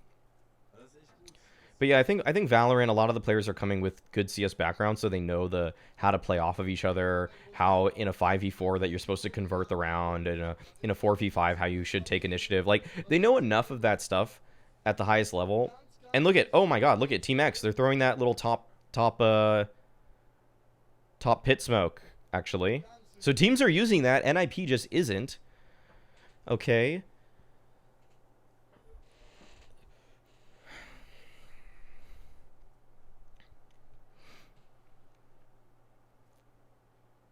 Mid to B smoke. And Forest.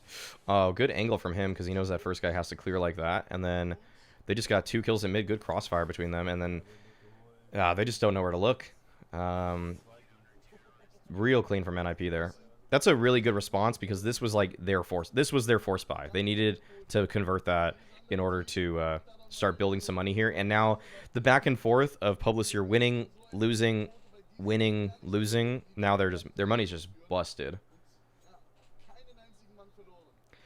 I will say that we will look back at Valorant in probably in a couple years, depending on the success of the game, and see that the strats were so rudimentary, and like the ways people get.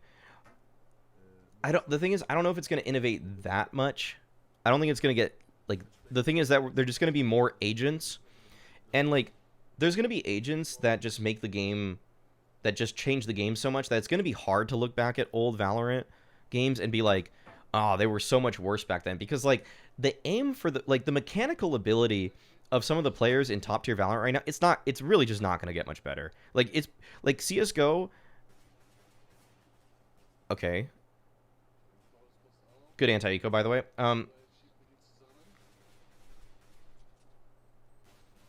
Oh, couldn't get the bomb down. That's a nice little kill from Forrest there at the end to deny that plant. But like Sabrosa, like the aim of people like Sabrosa, Wardell, Jerome, you know, Sick, Shazam, like it's not gonna get a lot better than that over time in terms of just how good they are at playing without abilities and with, you know, rifle work or ops and things like that. Like I don't think because they were playing CSGO for so long that it's basically like they have, you know, 3,000 hours of Valorant in the sense. Yeah, so we're gonna see util, site execs, retakes, you know, map like procedures, like how brutal people are with the utility. I think the macro plays are gonna get crazier because if you guys were watching any of the Korean Valorant, you could see that they had like really theory crafted a lot of intense plays that were basically like trying to control the whole map at once by using utility for like multiple agents simultaneously so that you put the other team on the back foot immediately in the round, like in such a, oh, they're gonna do the boost though. Oh, this still exists? Oh, they got it. Oh, okay. Wow. This is NIP busting out some tricks. This is something that we saw Kerrigan doing, but apparently NIP had already done this at smaller tournaments, and then other teams stole it from them, and now NIP are doing it again. So the first big tournament, it took until Kerrigan Fnatic, I think, to do this, but NIP says that they already knew about this boost prior to people in big tournaments using it. So, wait, Exist died. Wait, Exist just got entried. We didn't even get to see the fight. What the hell? I don't even know what happened. Did he peek? Did he fall? Did he what? I don't even know. Did he just whiff? Oh my god, we'll never know. One of life's mysteries. And I'm not going to download the demo to just find out one kill. I think he probably peaked on top. Oh. Oh, wow. Okay. Team X. Fifth Lauren in just like an unwinnable situation. Like there's people pinching him from every angle right now.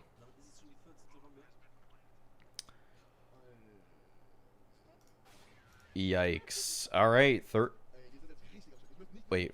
14-10. Get right, busting out the auto snipe. Fifth Lauren busts out the op. It was kind of going back and forth at the time, by the way, guys, whether Fifth Lauren or Forrest would op. It feels like it was kind of a map thing to me, where Forrest would op on Mirage, and Fifth Lauren would op on nearly every other map, but he would rifle a lot on Nuke too. Fifth Lauren trying to go for that opener. They aren't even going to take long off of this. Kind of interesting. Like, you can tell that the mid-rounding from Team X is getting them very uncomfortable. Oh, wall of smokes here. And that actually gets them another kill. 3v5. Oh my god. Like, look at the This is strats. Like, this is strategy. This is, to me, better than what we even saw from Very Games on Dust 2 in a lot of respects. Like, the mid-rounding is very good.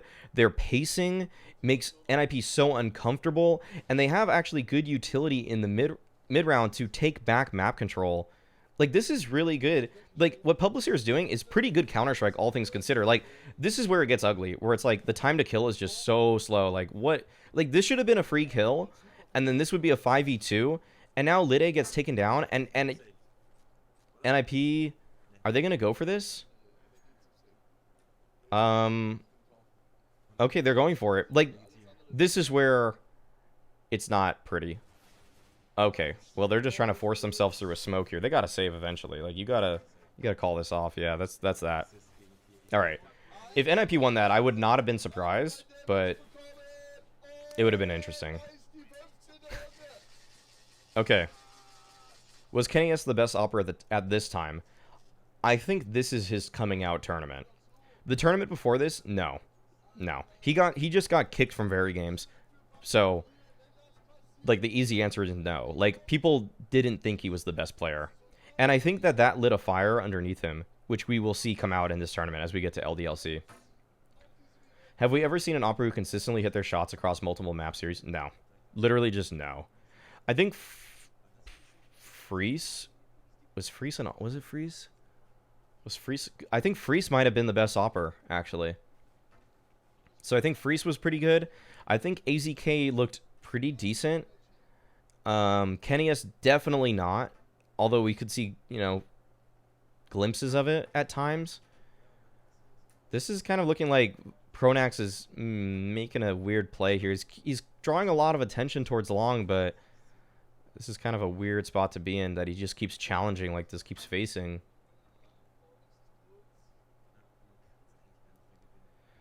I would say the best operas at the time were Freeze, AZK, and I don't know. I don't even know who I would say would be third. Yeah, I mean, he's kind of streaky, but yeah, he's kind of streaky. Was Nico still good? Nico J? Yeah, I'd say yeah. I wouldn't say he was a top opper from other games we've watched.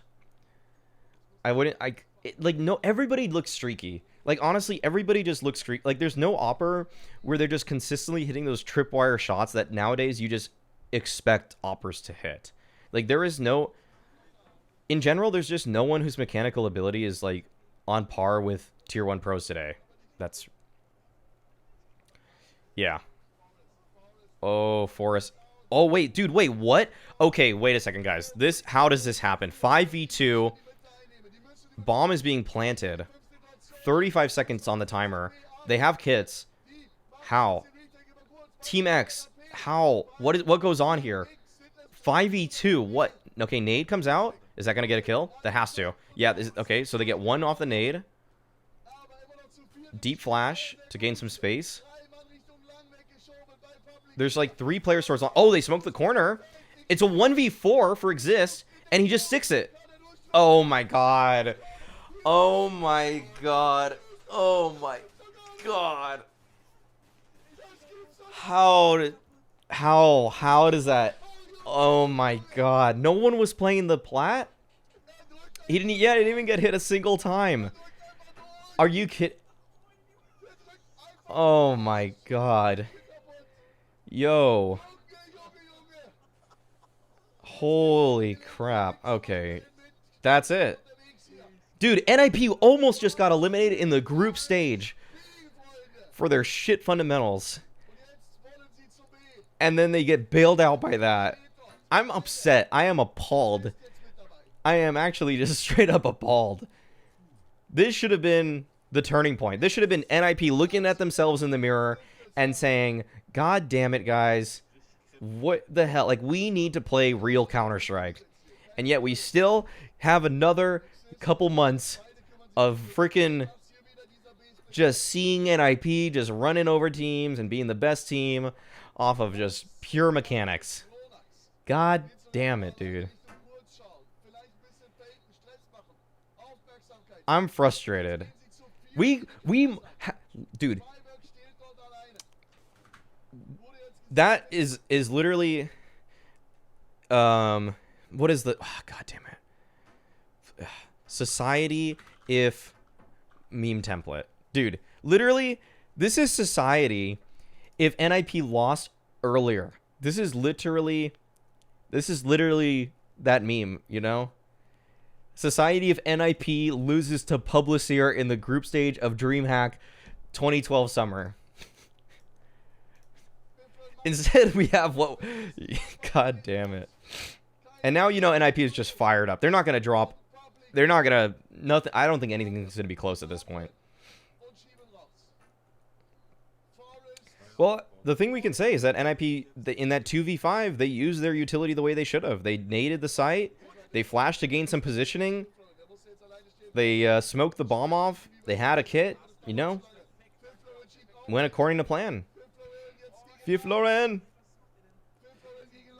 4v3. Wait. Oh, he was getting flanked from plat. Dude, no one's even helping Fifth. I guess he didn't take... I think Fifth should have taken initiative earlier there, but 3v3, still a post plan on A, and they only have 2 flashes this time. Oh, no.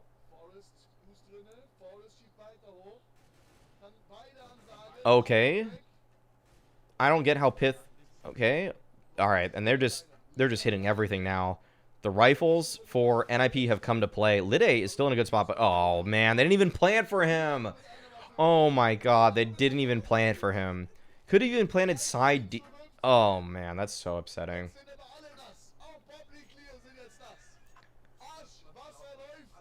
Wow. Yeah, that's true. Getting to 16 rounds was the fundamental that everybody cared about. Dude, I can't believe NIP are still in this game. This is not supposed to happen. Dude, if this caused Lide, all-time best lurker, RDL, King, Swedish Anchor, and Spitfire, inconsistent opper to retire, then we have witnessed a bad point for history, you know? This is a turning point. This just shouldn't have happened. You remember this match, wow.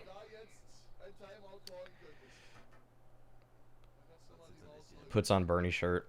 Okay, Boomer. XD's in the chat. Just kidding. I need something in the chat. I need like a staple. What's gonna be my staple? CX in the chat. XD's in the chat. Alright. 4v4 once again. Fifth Lauren's got to come up. Alright, Fifth. It's your time. It's your... No, just one. That was a good jiggle from Pith, though, all things considered. Pith's mechanics are, like, legit good.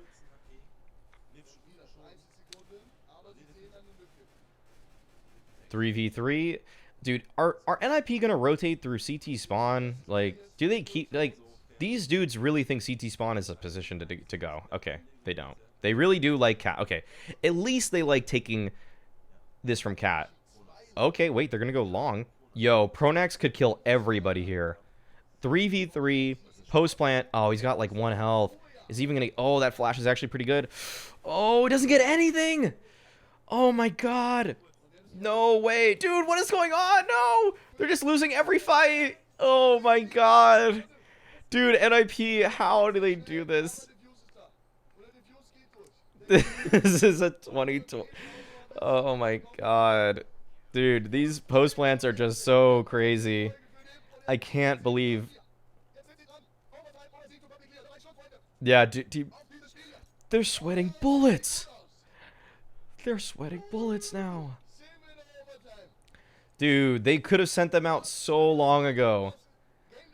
Oh my god. Exist is a hero for that. I think this is why Fnatic and FaZe picked up Exist briefly, because they're like, Exist is a legend. He smoked the bomb and defused. Like, oh my god, dude. Like, what? This is not even... Oh, okay, get right. Oh, wait a second, though. 3v3. I hate that we know how this ends. Like, I hate it. Because every time... Because I mean, I am genuinely like, how does this happen? Like, what is that? Oh, what? They drop with the bomb? What is going on? How... What the hell is this play, dude? What is going on? Why is every T side addicted to just jumping into spawn? What the hell is going on? Oh my god. Why? Why? Oh my god, that is like the mega choke moment. Dude, yeah, that's what happens when you watch the best team in the world play this game too much, because you think you can do what they do. Now, who has bad fundamentals? Dude, okay, you gotta tell... You can't say that they played this with bad fundamentals. They literally... Team X played with such good fundamentals for so much of this. It's just that, like, post plants, they played like morons, and then that round, and then that round. Every other round looked pretty good in my eyes. Like, it didn't look like modern CS, but it was good. It was decent. Oh, they got to restart now, so we won't even see the score line because they're gonna have to restart the whole game. Ah, okay. Oh my god, dude, what was that?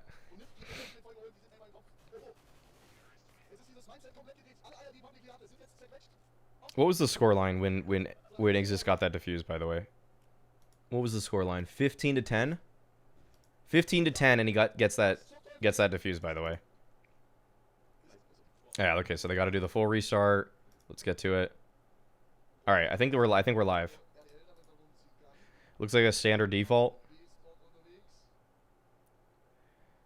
NIP, that's what NIP magic was. I mean, the thing is that on LAN, you can tell that the mental fortitude from NIP was there when for other teams it wasn't, because NIP just always believed in themselves even when they really shouldn't have. There's no way they should have believed in themselves some of these moments, but their mental game was off the charts. And I feel like that kind of says a lot to me. Like, I feel like in a lot of the commentary, whoa. I feel like, okay, so I think the narratives have shifted a lot in terms of CS, where commentary back in 2014 and 15, I always was kind of like, or I didn't see too much 14 to be fair to be real, but like 14, 15, 16 though, I would say that the commentary, even into 17, was like, do they have the mental strength? Do they have this or whatever? But then like you would just see one strat face one default, and it's like the strat wins because the strat was really good. And I would always be like, why do they talk about, why are they always talking about mental fortitude? Like, they just ran a good strat. That's still kind of me today a little bit when casters go too far into that direction. But like, that clearly made a lot of sense back this time, back in 2013. Like, this was, mental fortitude was literally the whole game. Like, if you didn't have mental fortitude, you're just behind. You're way behind.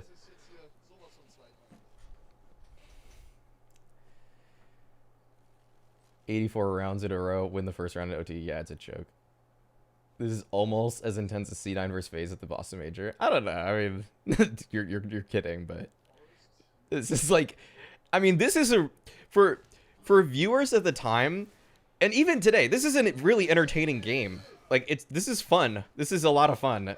I like... So, like, what? Like, the clutches? Like, how is this happening? Like, even though we know the end result, this is a crazy-ass game. And why I'm doing this on Twitch. It's just... This is worse than Very Games block versus NIP. I don't know about that, dude. Very Games literally would just run the clock out on themselves. They would just be like, I don't know where to go. We can't, what do we do? Like, we're just stuck. We're stuck in this spot. Like, we can't move. They literally froze up mid-round.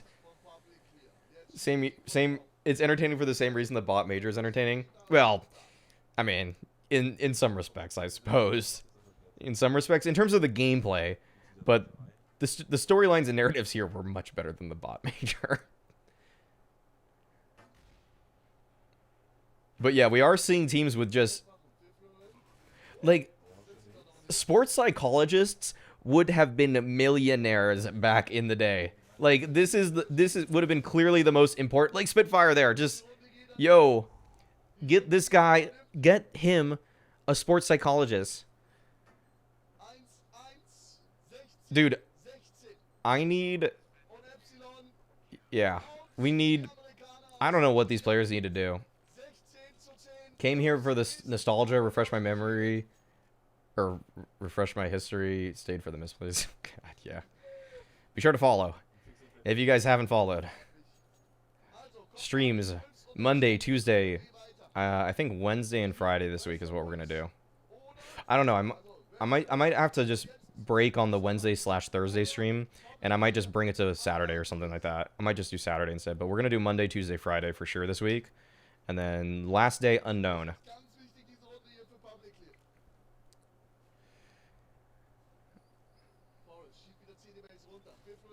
Fifloren just...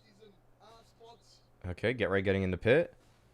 Okay, look at this drop strat. Look at this. Team X actually did a drop smoke at CT. They did a lurk smoke to get out Cat. They're actually doing a really... Like, this is a modern A hit. You know, this is what people are doing today. And they're smoking the corner to potentially get a better bomb plant, I think. I don't know. I can't really tell what that smoke is on the side for. Okay, they're still planning in the E. Not a big fan of that. You know, it's okay.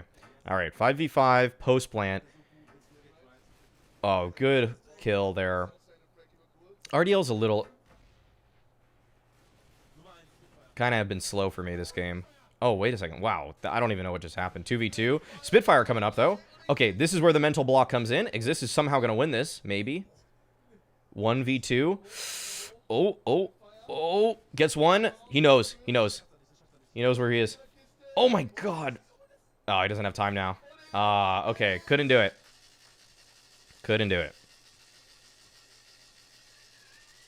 God, dude.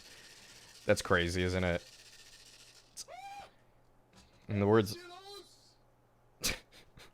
in the words of Thorin, that's just unreasonable, isn't it? The noisemaker.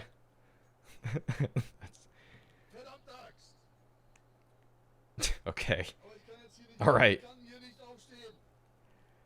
Therapist, so Pronax, what's wrong? Pronax, I don't know, Exist Ninja Diffuse, and then we lost.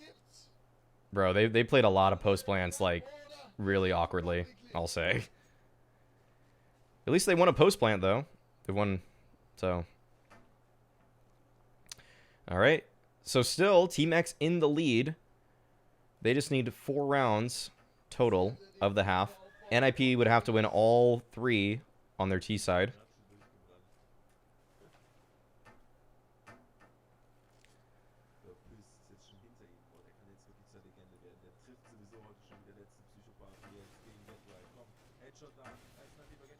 Okay, Pith. Okay, Pith is going like man mode here. This dude is just does not respect NIP the same way that the rest of his teammates do. Wow, look at this. Oh my God. Are you kidding me, Forrest? Oh my God, what? Just clears him out of that angle. Good game sense by Forrest there. Did he get the bomb? Yeah, he did. Okay, 4v4. Long player's dead. I can't believe Pith just kept pushing.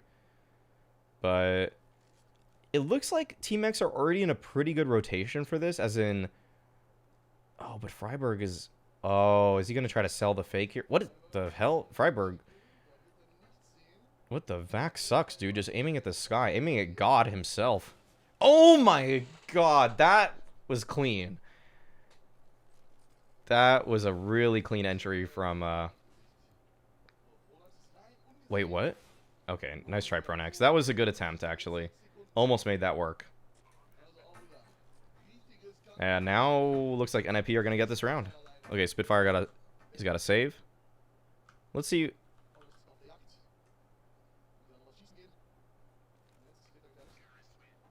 Okay. 2-2.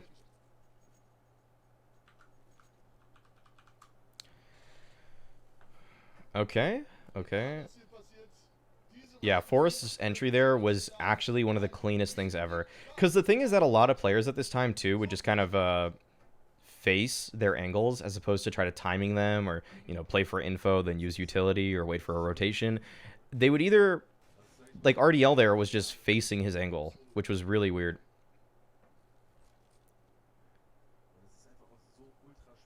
Yeah, I'm really enjoying this, too. I'm glad you're enjoying it, Launders. Glad you are enjoying it. The casting here. We listened to Anders the other day, and he has gotten just so much better. Like, it's not even the same guy. It's really not the same guy from 8 years ago.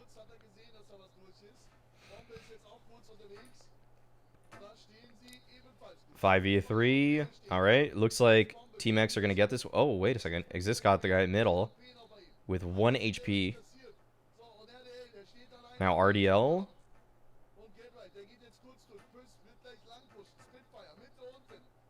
Oh, Spitfire's going to get right. Surely. Yeah. Okay. All right. They're going to get this one. Fifloin, it exists. Oh, good flash. Wow, that was a cool flash. Well, Exist, like, never even shot at him, though. Okay, Fiflorin with the Glock. Oh, he thought he got out. Okay, that was a little silly. All right, though. Another opportunity. Team X have had 6 map points. Map and match points in this game. And they have been unable to convert. Will that change now? Spoiler, it won't. Another opportunity.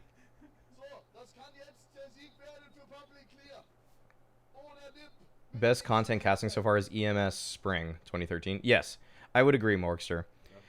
I would agree. I think Pansy's casting was really good. Red Eye with Karn was great. Wasn't there one more person at that event? I'm not sure who. Because I think Karn jumped in for just one game. Well, yeah, I see War Clown.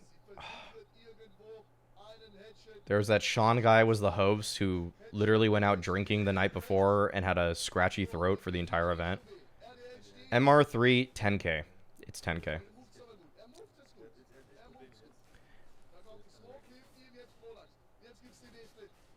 Oh.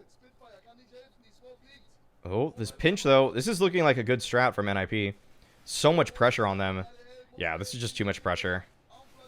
Wow. Okay, NIP do it. All right. Let's see what the... All right, it's 5v2. I mean... Okay, Fiflorin. Just in front of the door. Oh, nice shot, Forrest. Wow. Okay, Forrest... This is why NIP were good. Like... Players like Forrest, oh my god, the drums. He's got drums, he's got a noisemaker. Alright, we're going to see this one through, guys. Oh yeah, the MS Paint drawings were super funny too. Those were good.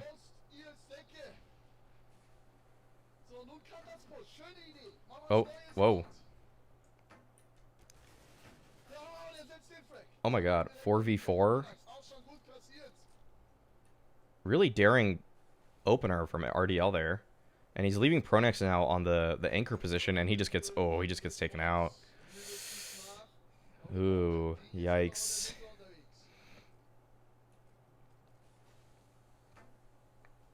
That's kind of the old lurk smoke, by the way.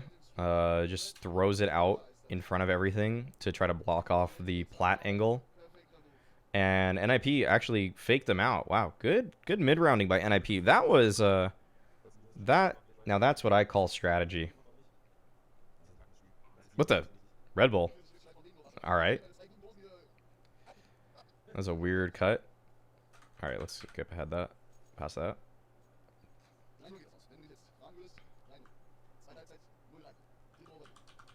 Okay, NIP up 1-0 in the second overtime.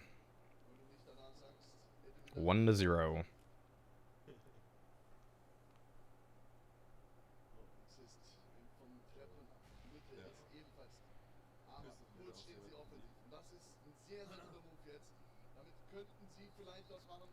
Which box? That box near car? Oh, the pix. Are you talking about the pixel angle? The pixel angle, like right by the entrance of tunnels? Because people were using that pixel angle a lot. Yeah. Yeah, that was a really nice little way to hold it. Okay, slower default. I think NIP finally threw a top pit smoke there to try to get long control, and now they just leave get right, rotate back. They took that space away, and now you can see that Publicir is getting pretty nervous about this. Oh my god, get right, dude. I mean, the Lurk King is getting called out really hard this game. I feel like get right has had like no impact this game at all. Like actually though, like this game feels like just about everybody but get right has had rounds that have been pretty good. Oh, Forest taken down too. All right, this is gonna be a win. Wow, good shutdown. And in Fifth Lauren, just in another unwinnable situation. I feel like what analysts at the time probably did is they probably just saw Fifth Lauren in these unwinnable situations, and they're like, oh, there's Fifth Lauren again. As NIP loses, we're just looking at him. And then it's like, that's not his fault. Like, that's the strat failing. That's everybody else failing, you know? Like, what is he actually supposed to do there? Like, run in and just opt 4 people, you know? Because on the, you know, the visual... Oh, look at that. Dude, Fifth Lauren on these openers towards middle. There we go. This is why we are a pro Fifth Lauren. And there's Get Right again. Just giving up a free frag. Like, goddamn. No, we don't remember that. We don't remember that one. I don't even know what you're talking about. No idea. Actually, it'd be cool to watch to see how much of it was his fault. Okay.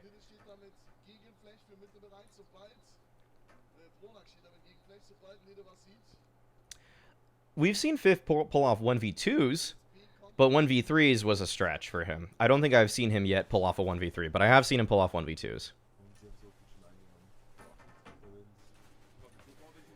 Ooh.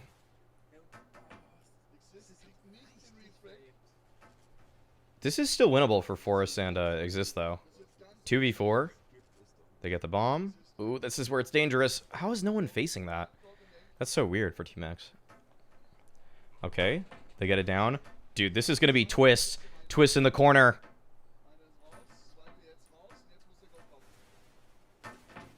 Oh, gets one? Only one. Damn. I actually thought.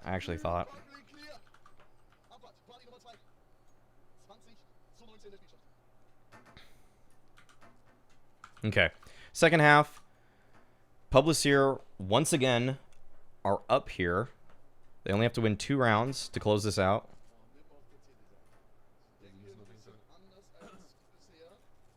Yeah, Exist feels like he's like the luckiest eco-fragger. And Fifth Lauren feels like hardest role put in the worst spots all the time. I guess one thing that Exist did very well as an IGL is he crafted a narrative that he was better than Fifth Lauren. So for that, I have to respect Exist. He knew how to stay in the scene longer as a player. So props to Exist. Slow clap right there. Exist knew how to set himself up to look good. That's just toxic. Okay, all right. Oh, that was a nice tap out. Okay, Get Right's got a little bit of a round here. I gotta add Keck W to my chat. I gotta add that because I feel like if it happens like at least once a day. Someone says Keck W, and it's just like now I'm just reading it as opposed to seeing that dude's face, which is actually just hilarious. Are Mollies banned this tournament, or players do not like them? They don't like them. They do not like them. We saw... Oh, actually, well, actually, this tournament, I don't know for certain, but the previous DreamHack Molotovs were allowed, and the previous big tournament Molotovs were allowed also, so I would assume they are, but the cost of Molotovs, I'm pretty sure were like $800, $550. Okay, Fiflorin is getting... alright, that was not what you want to see. I feel like Fiflorin had a hard time handling these like high pressure opper moments where a lot of times oppers today would just be like, bang, kill one, bang, kill one. But it's like Fiflorin is kind of like, it's those spots where if you miss one shot, you basically are dead. And Fiflorin had a knack for not always hitting that first shot. You know, that important kill to thin the numbers as they're coming out at him. But NIP actually can close it out right here.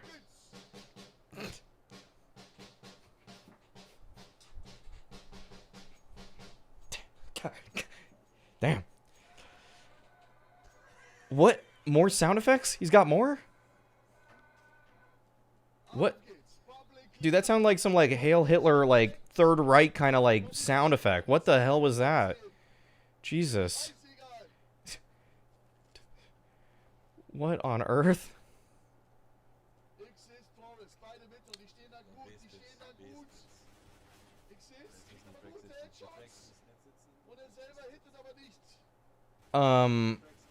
Okay. Oh my god, Forrest. Yo. Yo, wow. Okay, it's just RDL. 1v3. Oh, he actually gets one. Alright, this is winnable. Bumbity, bumbity, bumbity, bumbity, bumbity, bumbity.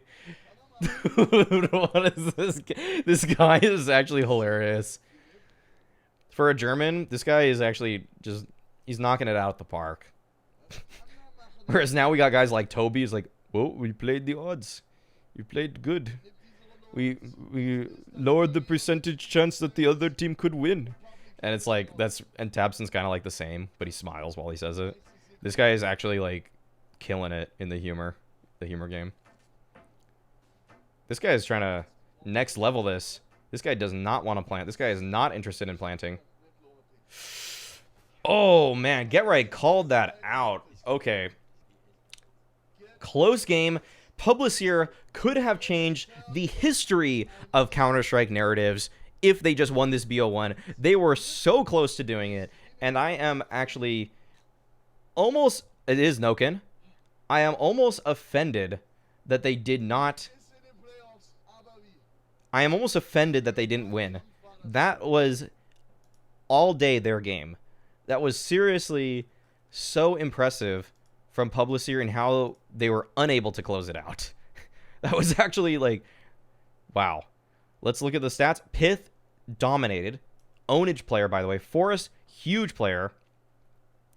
Freiburg, little quieter than I'm used to seeing.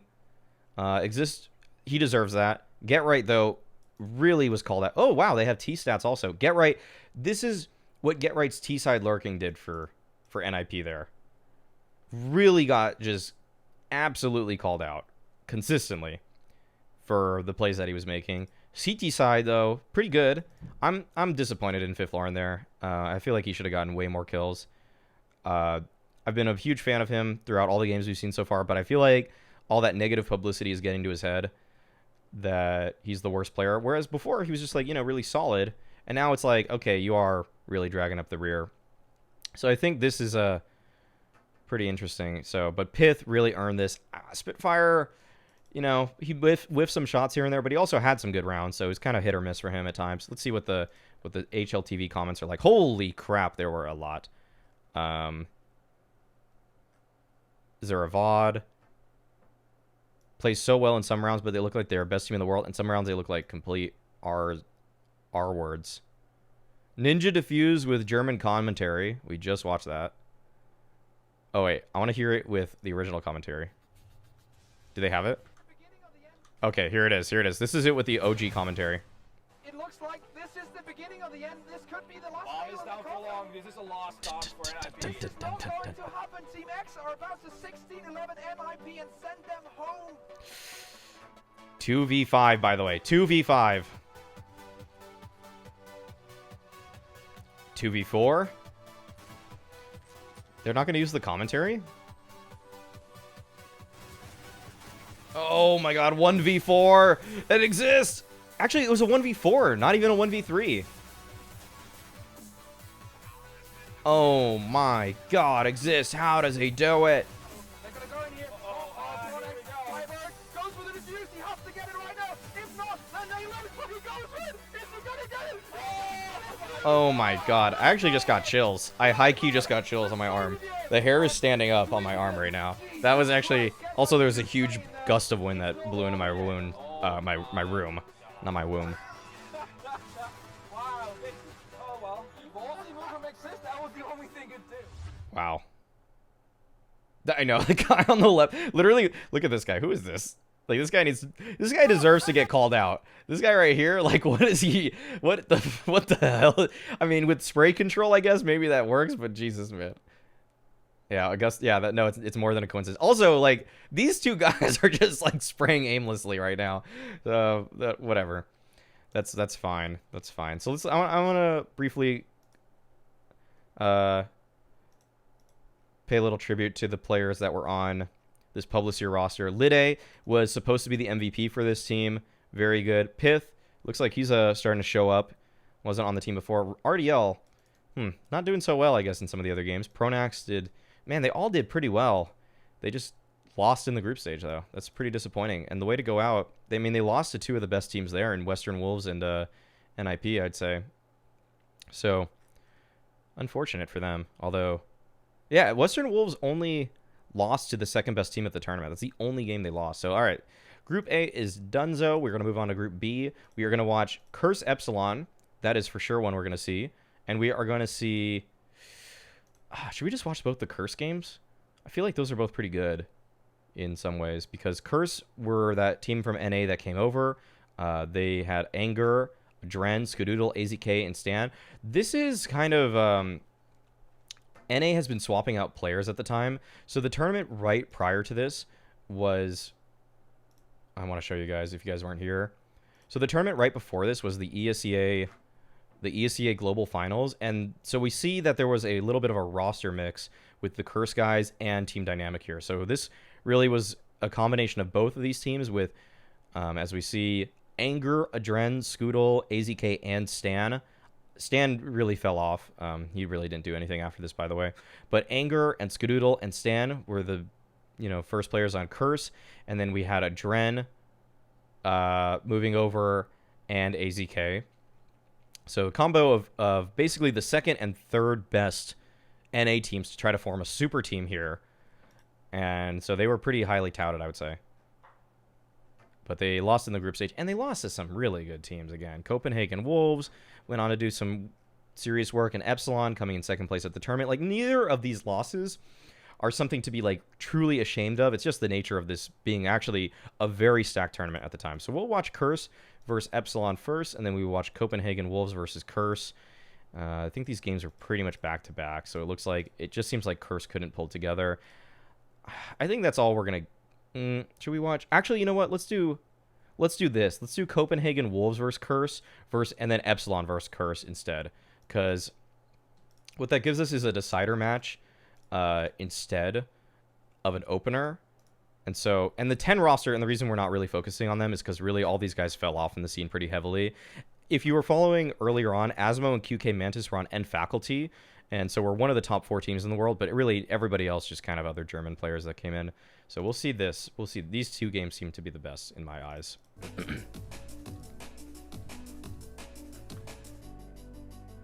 Actual stormtroopers at the time, yeah. Wait a second. I missed some of what you guys are saying. Yeah, stormtroopers in that they just missed everything. No, it's not Santa's Law. Look at this. Look at this caster duo, by the way. Anders and Lerp. What the hell? Hey, ladies, welcome back here. We're going to be watching Curse play Copenhagen Wolves versus DreamHack Summer 2013. My name is Volcano, the first CSGO pro to switch to Valorant. In a way, I guess. Crazy Curse. after a pretty upsetting start. And Which game was Kenny S wrecking on Epsilon? won their first match as well, really convincingly. Let's see. This is going to be exciting. Do you have any predictions for this upcoming Probably this one. I would still say Copenhagen Wolves. Kenny S. Yeah, he just dominated against Epsilon. But Early Fnatic at the same is time, Epsilon, by the way. we don't know. We haven't seen them play each other, and we also only have one. So let's actually, I'll show you guys the context for the other teams too. So we've got Copenhagen Wolves, Dupree, Cajun B, Device, early Astralis / TSM vibes here. Wands and Fetish. Fetish ended up being the coach of a couple teams in recent memory, but he's kind of meddling on this Lingby Vikings team. He was on early Dig roster. But really, I think more nowadays he's much more known as a coach. But he also got the ban from ESIC for the coaching bug. Although it's one of the shortest bans, so it seems like a one-rounder kind of thing. But let's get into it. Anders' beard game has improved tremendously. Yeah, I think he was shaving it in a certain way which wasn't complimentary to his face at the time. I think Lurpus has barely aged at all. Anders has actually gotten in better shape over time.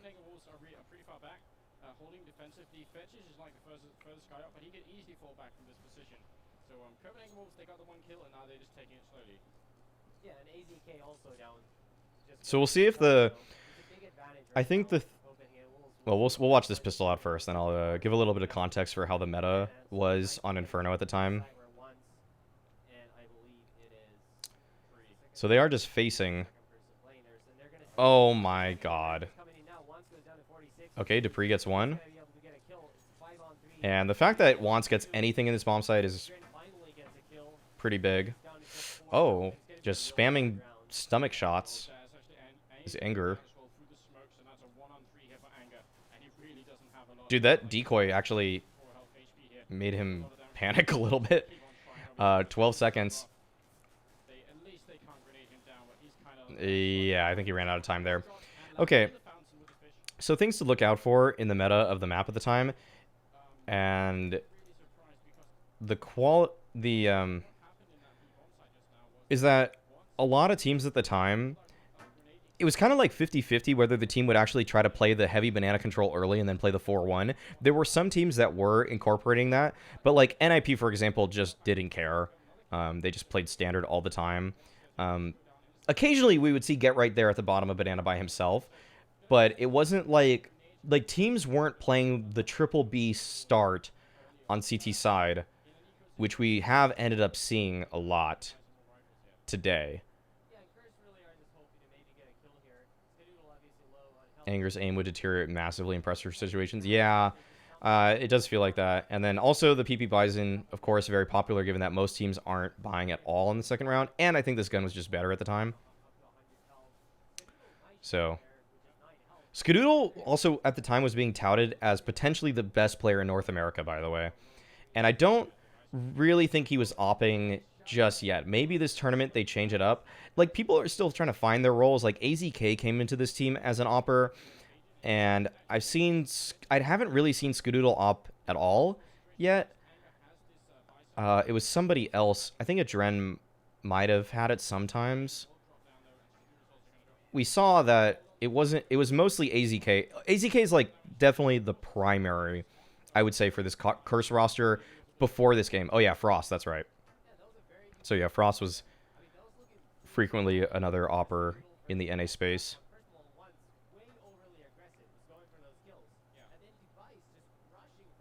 I think it should be AZK, but we'll see. We'll see. A lot of flashes. All right, we usually go fast past these ones. So what the idea is, flash up mid. Oh, they got a second flash, actually.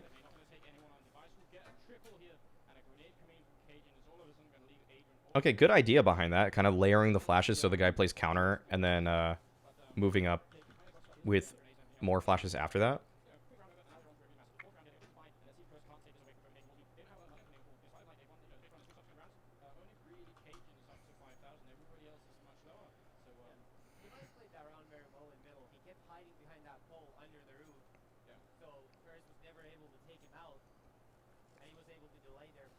Okay, Adren taking that early banana control. But yeah, this is what you see a lot from these games at the time where where the CTs just aren't really fighting for banana. They'll just play it pretty standard, and that's literally what happened to Wants. I have no idea, dude. I have no idea who that guy is. Like, yeah. If anybody knows anything about Wants or just wants to look up his Wikipedia and type something, I mean, I'll read it out. I'm like I'm trying to be a little efficient with this too, guys. Like, I'm not trying to just fill my brain up with like every freaking thing.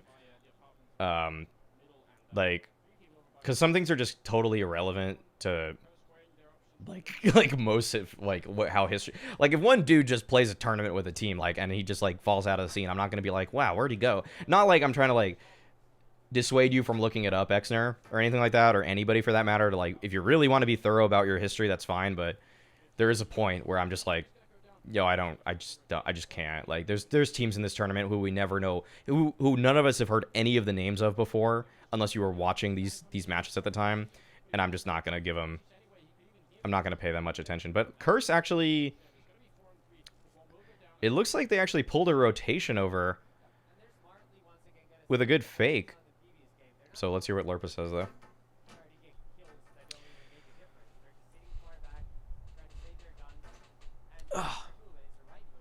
I need to get some more water.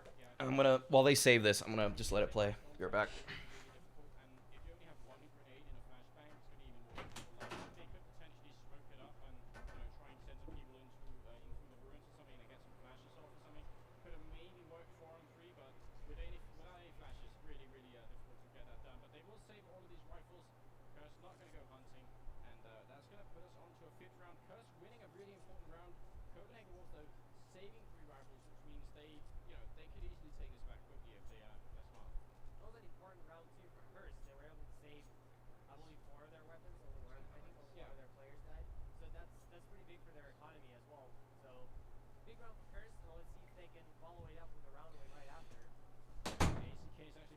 All right, perfect timing. All right, okay, there it is. There's the 3B at the start. So they did a 3B. Okay, cool. It's just that they wanted to play that first round really standard. Ooh, Skadoodle opping. Oh, okay, cool. All right, so this will probably be the first tournament that he really does it then. Good catch, Haka. Good catch. Did not see that as I was coming back in.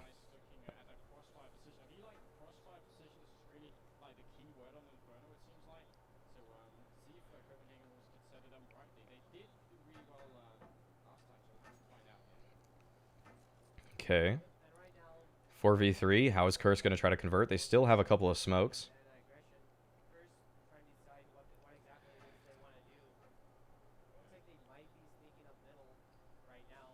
Yeah, they're going for that little bracket take. I like that they're not just going up porch. I feel like so many teams at this time would just all in towards porch.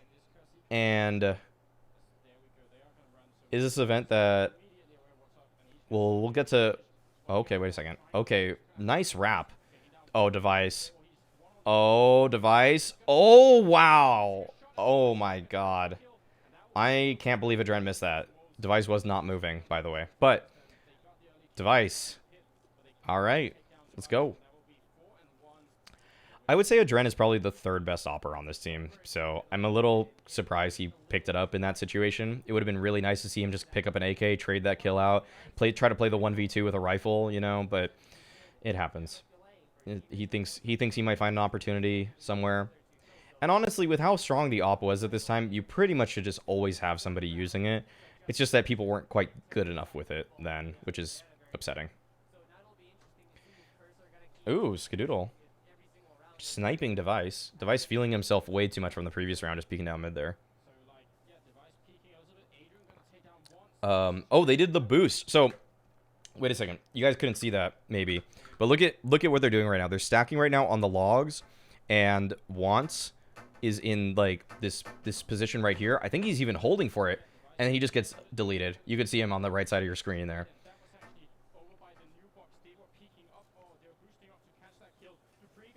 Oh, Dupree! What?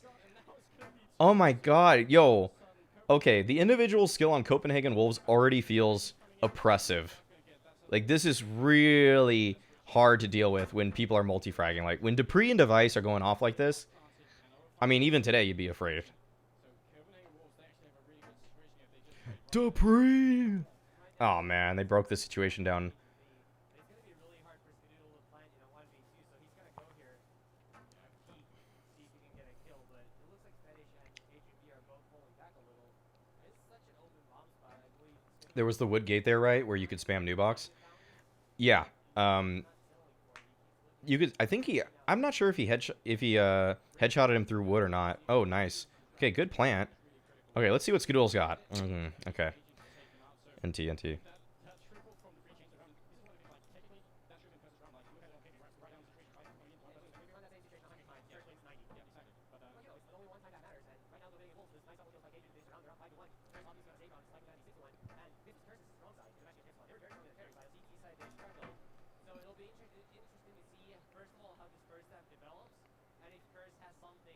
All right, another crossfire towards middle. Copenhagen Wolves just playing back there. All right, this is just an eco.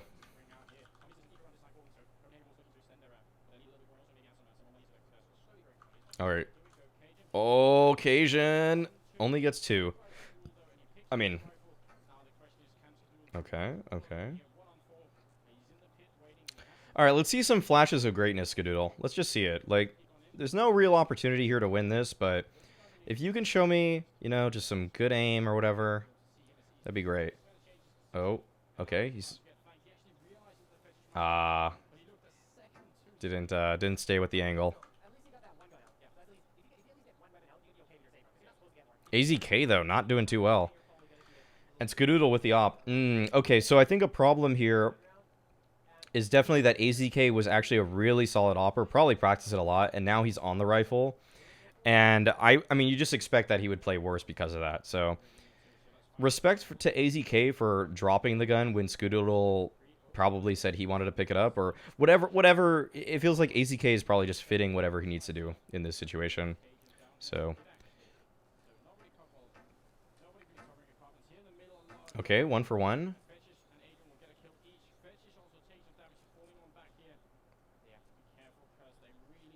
Okay, this is a good situation for Curse, and they should be able to convert this one if they can find a good mid-round.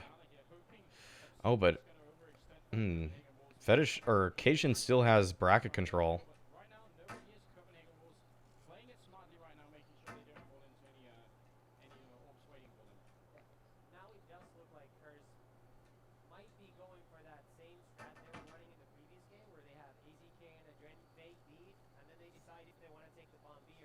Oh, they're throwing a fake exec towards B.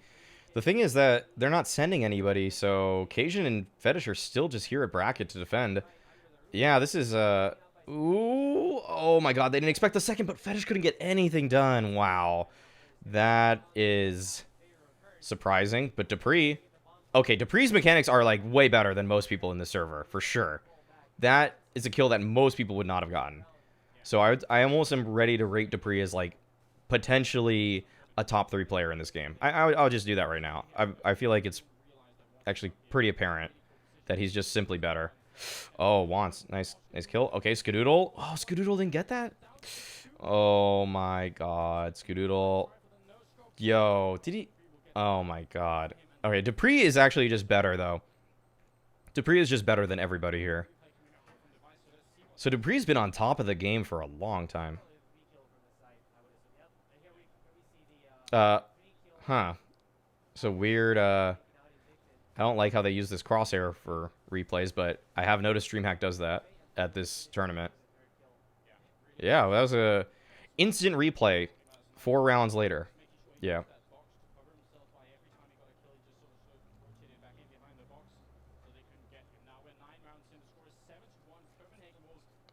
Yeah, there was no fluff there. Morkster, we'll get to the VP Guardian stuff later. I just we're gonna talk about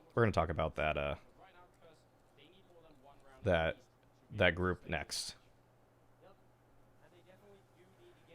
I know it's actually probably the most. I think that's probably the most interesting storyline going into this, is just the VP team again in a tournament against NIP. So we'll, yeah. I think so. I think so, at least. It's probably, like, VP to me feel like the best team for a few reasons. Like, they play the game in a way that feels more right than NIP, and their individual skills seem to match them enough. Okay, Cajun B, nice angle. Ooh, this bracket hold, how's it gonna go? Oh, nice, AZK. Okay, gets on the board with a good shot. Okay, they're tearing him up now. Finally in the server. Oh, device. Oh, no way, Stan. Okay, this Stan guy... Yeah, I mean, this isn't Stan as Law, by the way, guys. This is just Stan. It's not really looking too good for him as a player here. Haven't seen pop flashes at all. Yeah, I don't know. Yeah, people just weren't as clean with their utility. I feel like smokes almost somehow felt inconsistent. Like, when they land, sometimes you see these weird gaps on the edges of them a lot. So, I don't know. So, I think it was, for a few reasons, it was probably harder to use utility back in this time.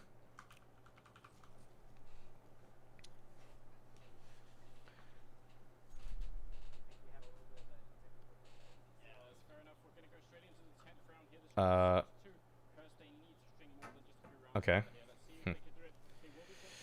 Okay, Fetish actually taking the man fight against Skadoodle. And it feels like Curse are just trying to dip from the same well. They were trying to go for the bracket control once again, with pretty dry, raw peaks, and now they're punished for it. So Copenhagen have shored up this defense. Okay, are they going to find the boost here again? Oh my god, no. I think Anders is doing the observing.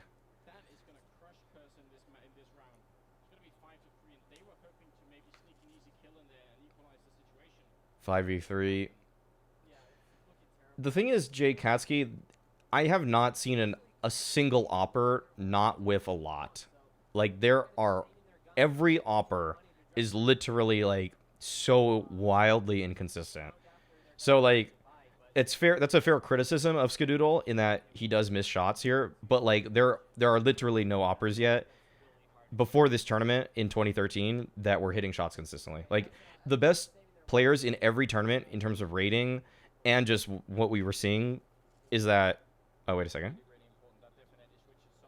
Oh, this Dupree multi-frag is crazy. I don't know how he gets the third. I guess just randomly spraying.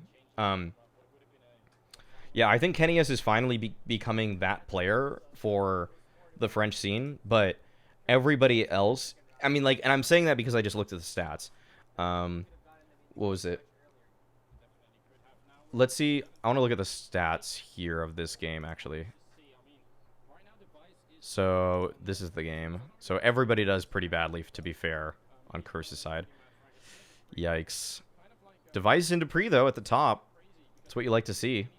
The consistency throughout all eras of CSGO.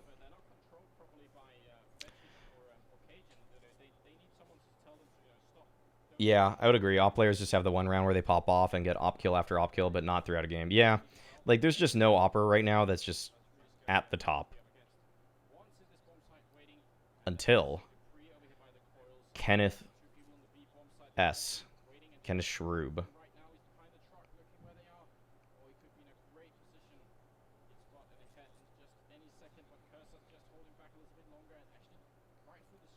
Ooh, Fetish. Modern players, I think, would shoot a little spam through that. Oh, and they would never shoot in the middle.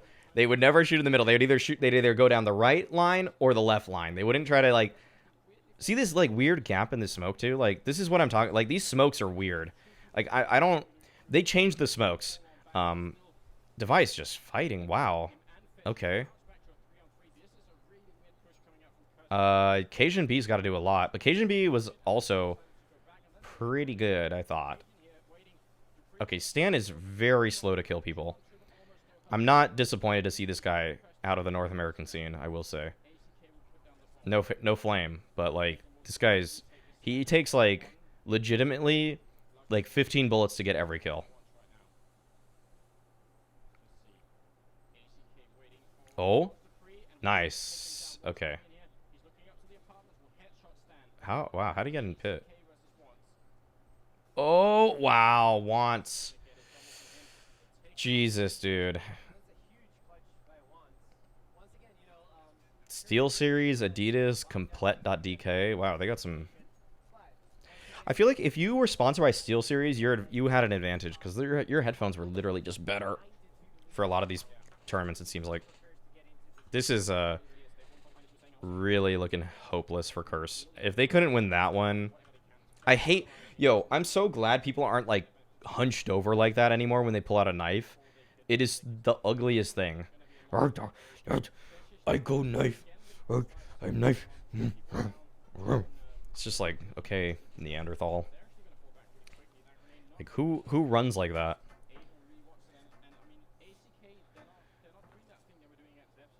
All the Danish teams are sponsored by Adidas.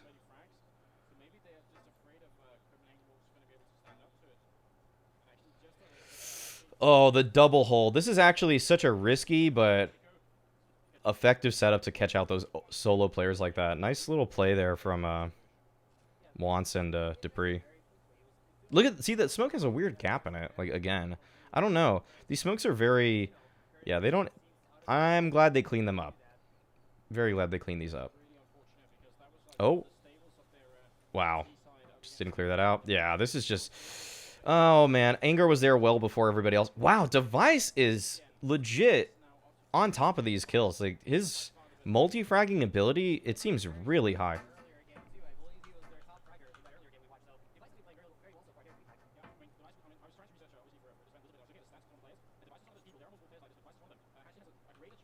Just pistols, by the way. Anders on the Go TV.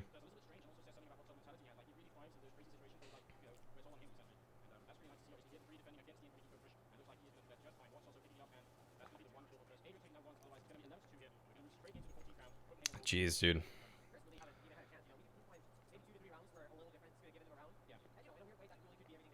Okay. All right. Back to 1x. Curse, another opportunity here. Oh, this is... Oh, my God. Device.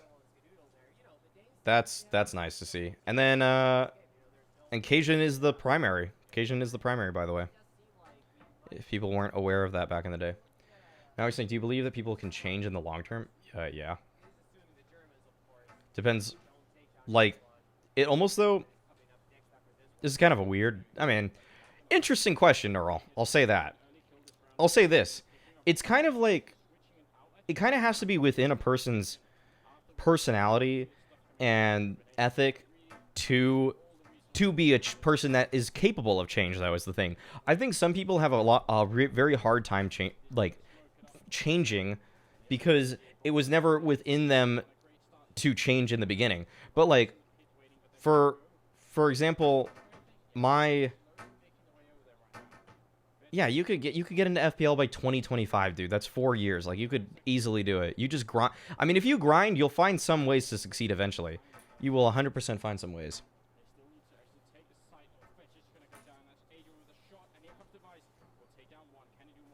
Oh my god. Device is actually good. Device is actually, like, legit very good. This is, like, the best looking player I have seen. Him and Dupree, I think, have been the best looking players we have seen so far at this tournament. Wow. Those were... He's actually, like, two-shotting people the way you're supposed to. That little peek with the truck was some great movement and mechanics. I asked because I remember being an asshole to you in a pug a long time ago, but I'm different now. Jesus Christ, I can't believe you remember that.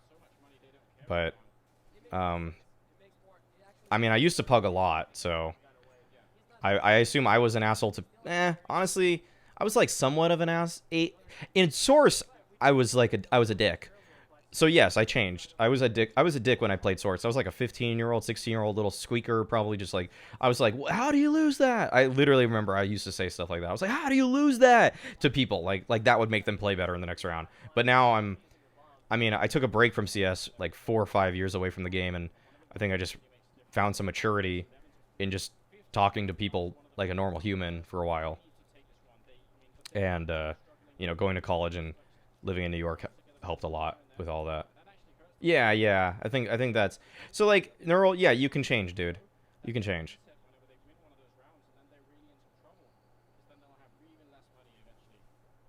Good, good. I mean, yeah, it takes a while. Like, I worked on my mechanics a lot when I was a young kid. So, like, I've always cared about that. So it always was like, and I feel like low key, it was kind of like how Simple was just toxic to people. And I think Infinite too, because, like, they just expect people to be better, you know? And I feel like that's what I was like when I was younger. Like, I was pretty good at Source. I made its account to main in a, what I felt like was a pretty competitive time.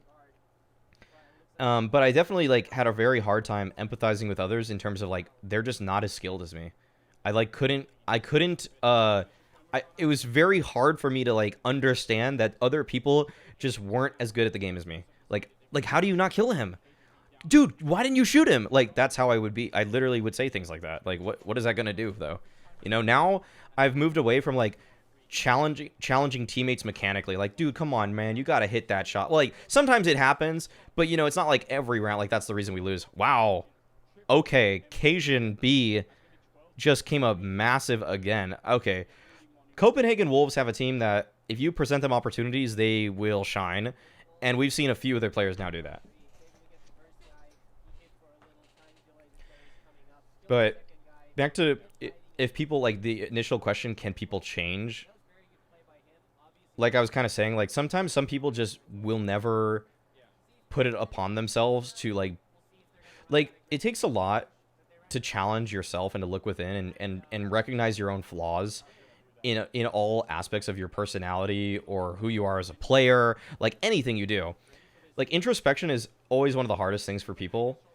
Some people get like way too into it, like they're just like always thinking about themselves and they're too self-conscious to a fault. But for a lot of people, it hurts so much more to like seek to like look inside and reflect and actually try to challenge, like, how can I improve? How can I be better? And it's always easier to point the finger. That's why like single player, like one-on-one games are always, you know, it's a different breed of people that play one-on-one games because they actually have to look inside themselves and be like, how did I lose this? Why is this my fault? And wow, I thought Curse were going to win that. They had a good push down middle. They took some great initiative, but that's going to be that. I'm meditating, gymming, playing with friends, used to only solo, and trying my hardest no matter what with a practice routine. I only have 2.2k hours, so I know I need to grind every day. Okay, that's a good way to go. Also, I'm going to AA meetings to try to gain control of my past drug abuse.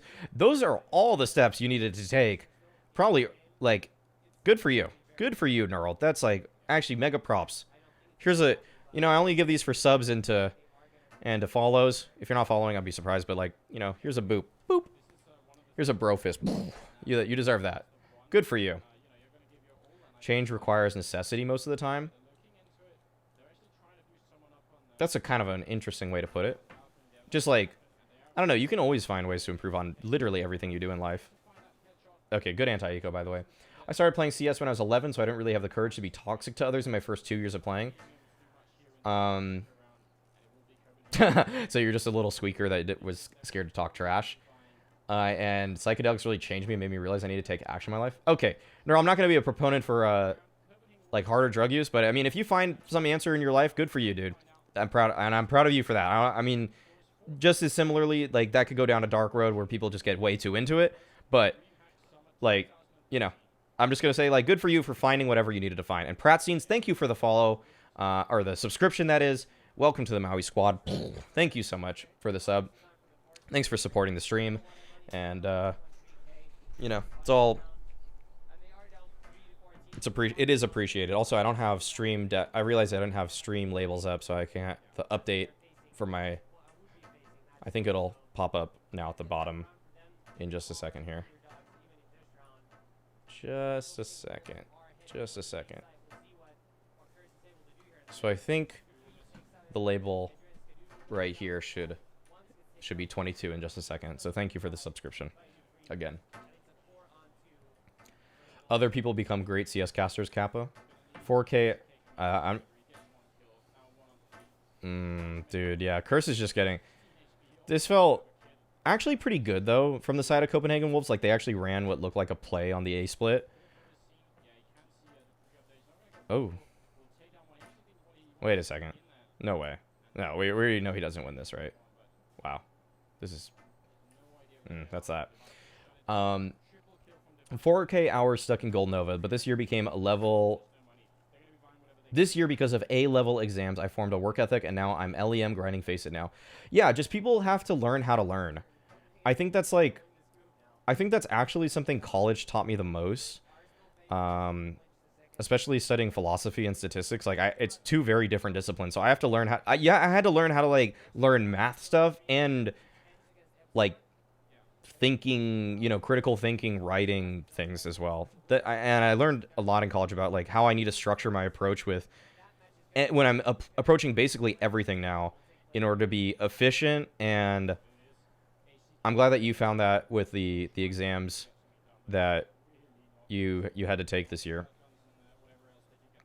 But yeah, people find out how to learn in different ways, and now that is... This is not looking good. Skadoodle. Yeah, that's that. That is gonna be that. Dupree takes him down. I think that's gonna be that, guys. Yike. Okay. I want to hear what they say, and then I can answer questions and go over more stuff. Just about as dominant as the scoreline suggests. It's not like it was one of those games where it came down to like 8 1v1 situations. Yeah. Copenhagen Wolves clearly the strongest team in Group B. There's no way around it. And it is, I think, What? that's what you predicted as well, that they were going to finish out on top. So that's what happened indeed. I don't know if we have some highlights from the match here. There were some pretty good moments. So All right. Let's move away from that. He said Copenhagen Wolves clearly the best team in Group B, but they never even played Epsilon in this group. They just had to replay these teams. But we're gonna move to Epsilon Curse now. But actually, I guess they never... Wow, that's crazy that they were in the same group and they never ended up playing each other. And then Copenhagen Wolves lose to NIP, the eventual champion. So they actually could have been better than Epsilon. Actually, that's crazy. So this Group B was so stacked. That's intense. Okay. Did I ever balance CS in college? Not really until my last year. In my senior year, I did. I was on the CSL team. We were like I was playing on a laptop. We were all playing on Wi-Fi. Playing, like, the work ethic was kind of like even though it was Columbia and people take college really seriously, like no one was taking that CS team that seriously. So we made it to playoffs, which I think was like a big accomplishment. And I was kind of like part of our esports club, which we had on campus. I was kind of the CS guy. I was kind of like trying to do stuff with Dota also. Like in college, I actually had above, in like a 5-year span, I had above 3,000 hours in Dota. So I was playing games, but I wasn't like taking it seriously, you know? Like I was just kind of playing to play with friends. And I made it to like what is ancient. Like I'm still ancient rank in Dota, like the below divine. But like I probably am not like really that rank anymore because I just haven't played the game that much. So I pretty much just took a full-on break from esports for my first few years of college because Columbia is like super intense. I don't know if people are really familiar with the school. It's, you know, it's an Ivy League, like crazy, like the acceptance rate for our college was like 6% when I got in. And so it was just like you were there because you wanted to be there and you wanted to take college seriously. So I wasn't really doing anything other than that. I did some internships on the side, but I wasn't trying to do anything with esports. Like I didn't really see that at the time as like a future, even though I was interested in the game. Like Columbia has been rated like the most stressful school in America and stuff. Like I think the amount of sleep on average people get in Columbia is like the lowest of any school. And like, that's probably a combination of it being very hard. And also we live in New York City, so people are going out a lot. Like people are you're really trying to balance your social life and your school life, and it's very hard to do anything other than that. So people that did stuff beyond that, you have to respect them because it was super tough. You believe in free will? Did they talk about that in Columbia philosophy classes? That was like legitimately what one of my senior papers was on, and in a way, I don't actually believe in free will. But like that doesn't change how I live life. Like, believing in free will or not shouldn't affect how you actually carry on with how you act in the world. But what we learned from that about free will is essentially that, in essence, there is kind of, in a way, no such thing as like pure free will. Like you're always like predisposed to make some kind of a decision or do something in your life because you're basically like, you're at the whim of all of your prior experiences, and a lot of your prior experiences are not due to anything you chose. You know, your place of birth, the amount of money that your parents had, your family situation, the friends you end up meeting, like all of these things influence who you are. And the thing is, so like in a way you have no choice over a lot of those, and then you do become then you're molded into this person that you are when you are finally like cognizant as a human.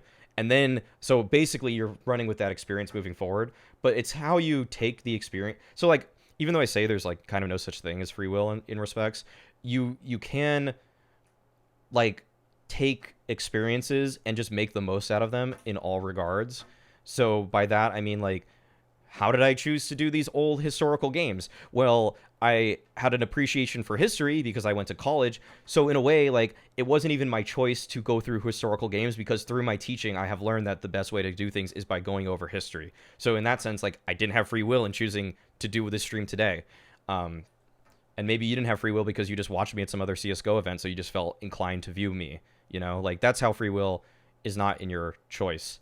But you do still... Like, I still made the choice to do this because I had the work ethic to do it. And it's like, it's such a deep road to go on if like free will is real or not, that like all in all, it's almost futile to ever like consider it after a while, because what are you going to do? Paralyze yourself by thinking you don't have choice? Because you do have choices every day. Like, I can stop this tangent right now. Boom, I'm done. But I'm going to continue it. And it's like, I'm going to keep talking about free will. You know, like, things like that. It's just, it's really, like, there's a lot to it. There is a lot to it. And that is why we had a whole senior class on free will, essentially. I don't really get, it's kind of, in a way, it's kind of not worth thinking about. I think one of the things philosophy does is that it basically forces you to consider things in your life you otherwise may not have. And then you can kind of just draw your own conclusions. Like, to summarize philosophy really quick, I think that most philosophy is in a way like can be essentialized. Like the lessons of Nietzsche or Kant or Hume, you can learn everything they had to say in a long 800-page like book that they wrote. You can learn it in about 10 minutes. But working through all of the reasons and all of like, how does this work with that? How does like logical train of thought that they go through? That's where philosophy is interesting, because you're actually like, you have to have like really surefire logic. You need to like really outline why that is the way it is, you know, like go through every single step of the way, make sure.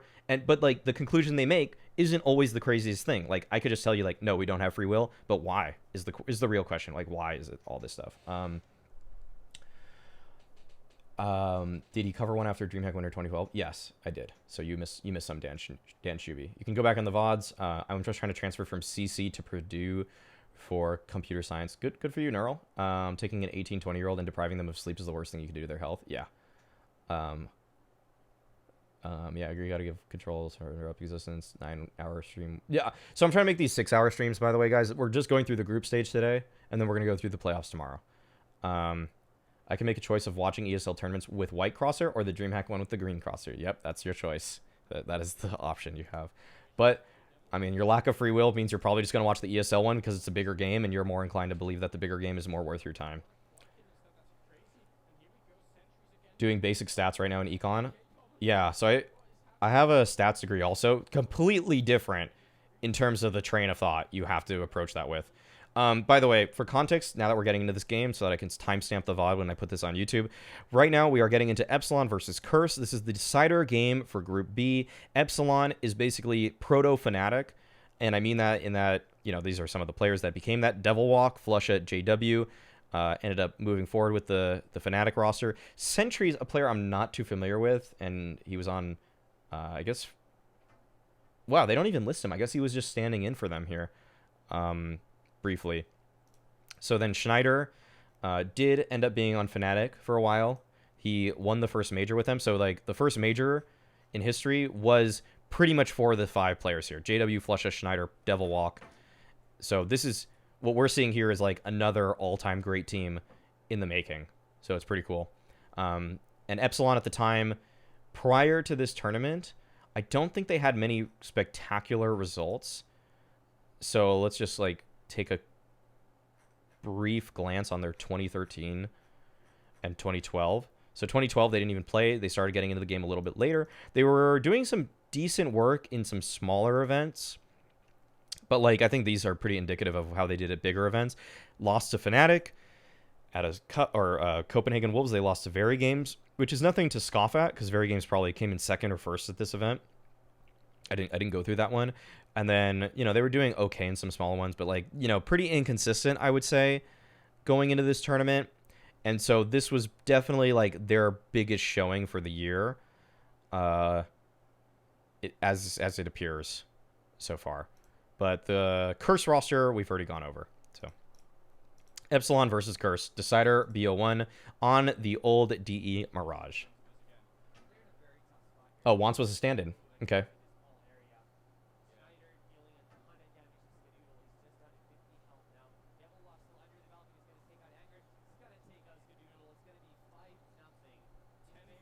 What bugs you the most about people's understanding of stats in CS?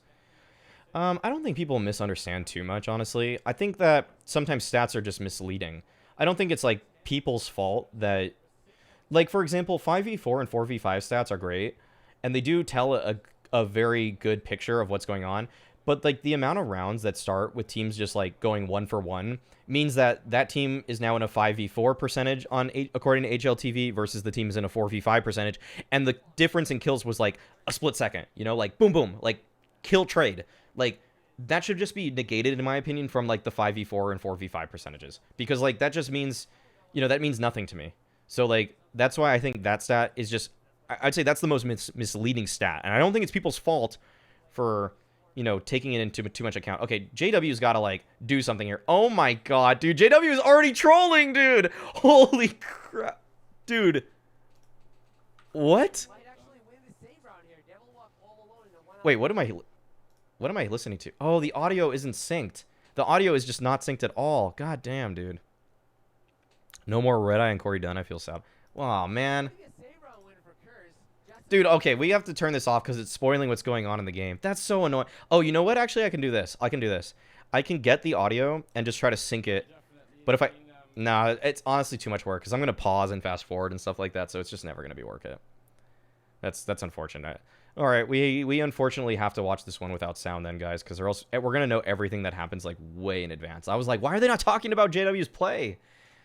So we know Curse wins this eco, guys. But other than that, no more spoilers. I mean, we know who wins the game, but like, that's surprising. So, oh, look at this. Stand on the lurk here. Again, this is like some weird ass observing in a way, I guess. Okay, you know what? Anders is smarter than me. Anders is way smarter than me. He knew that they were gonna wait for this. But the flashes come out. Palace, 3. Okay, they don't win this round. Okay, I don't even know what the audio is then at this point. So, is it good? Like, what's going on? Okay, it's still very off. It is still super off. I don't think we're ever gonna find that sync. So that's just unfortunate.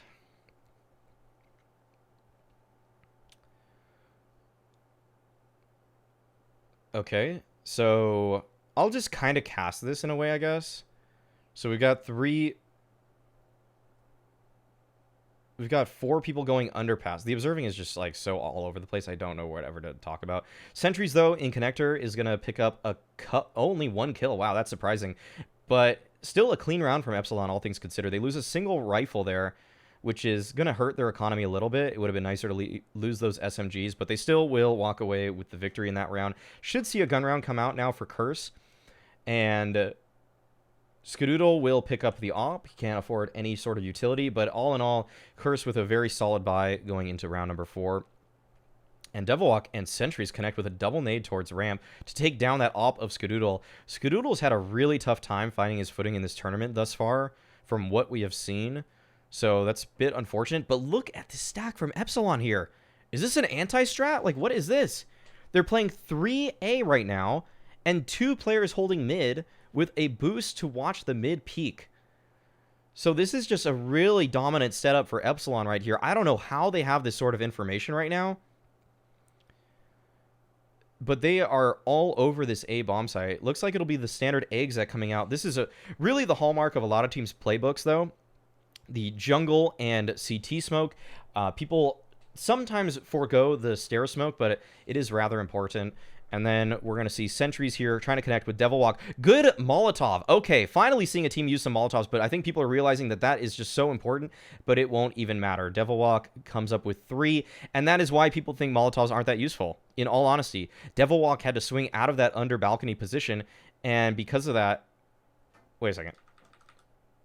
Is it fixed? Is the audio fixed?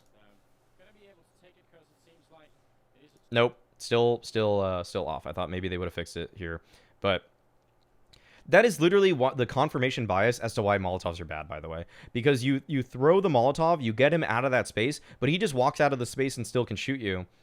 And so a force buy from Curse here in the 2v3.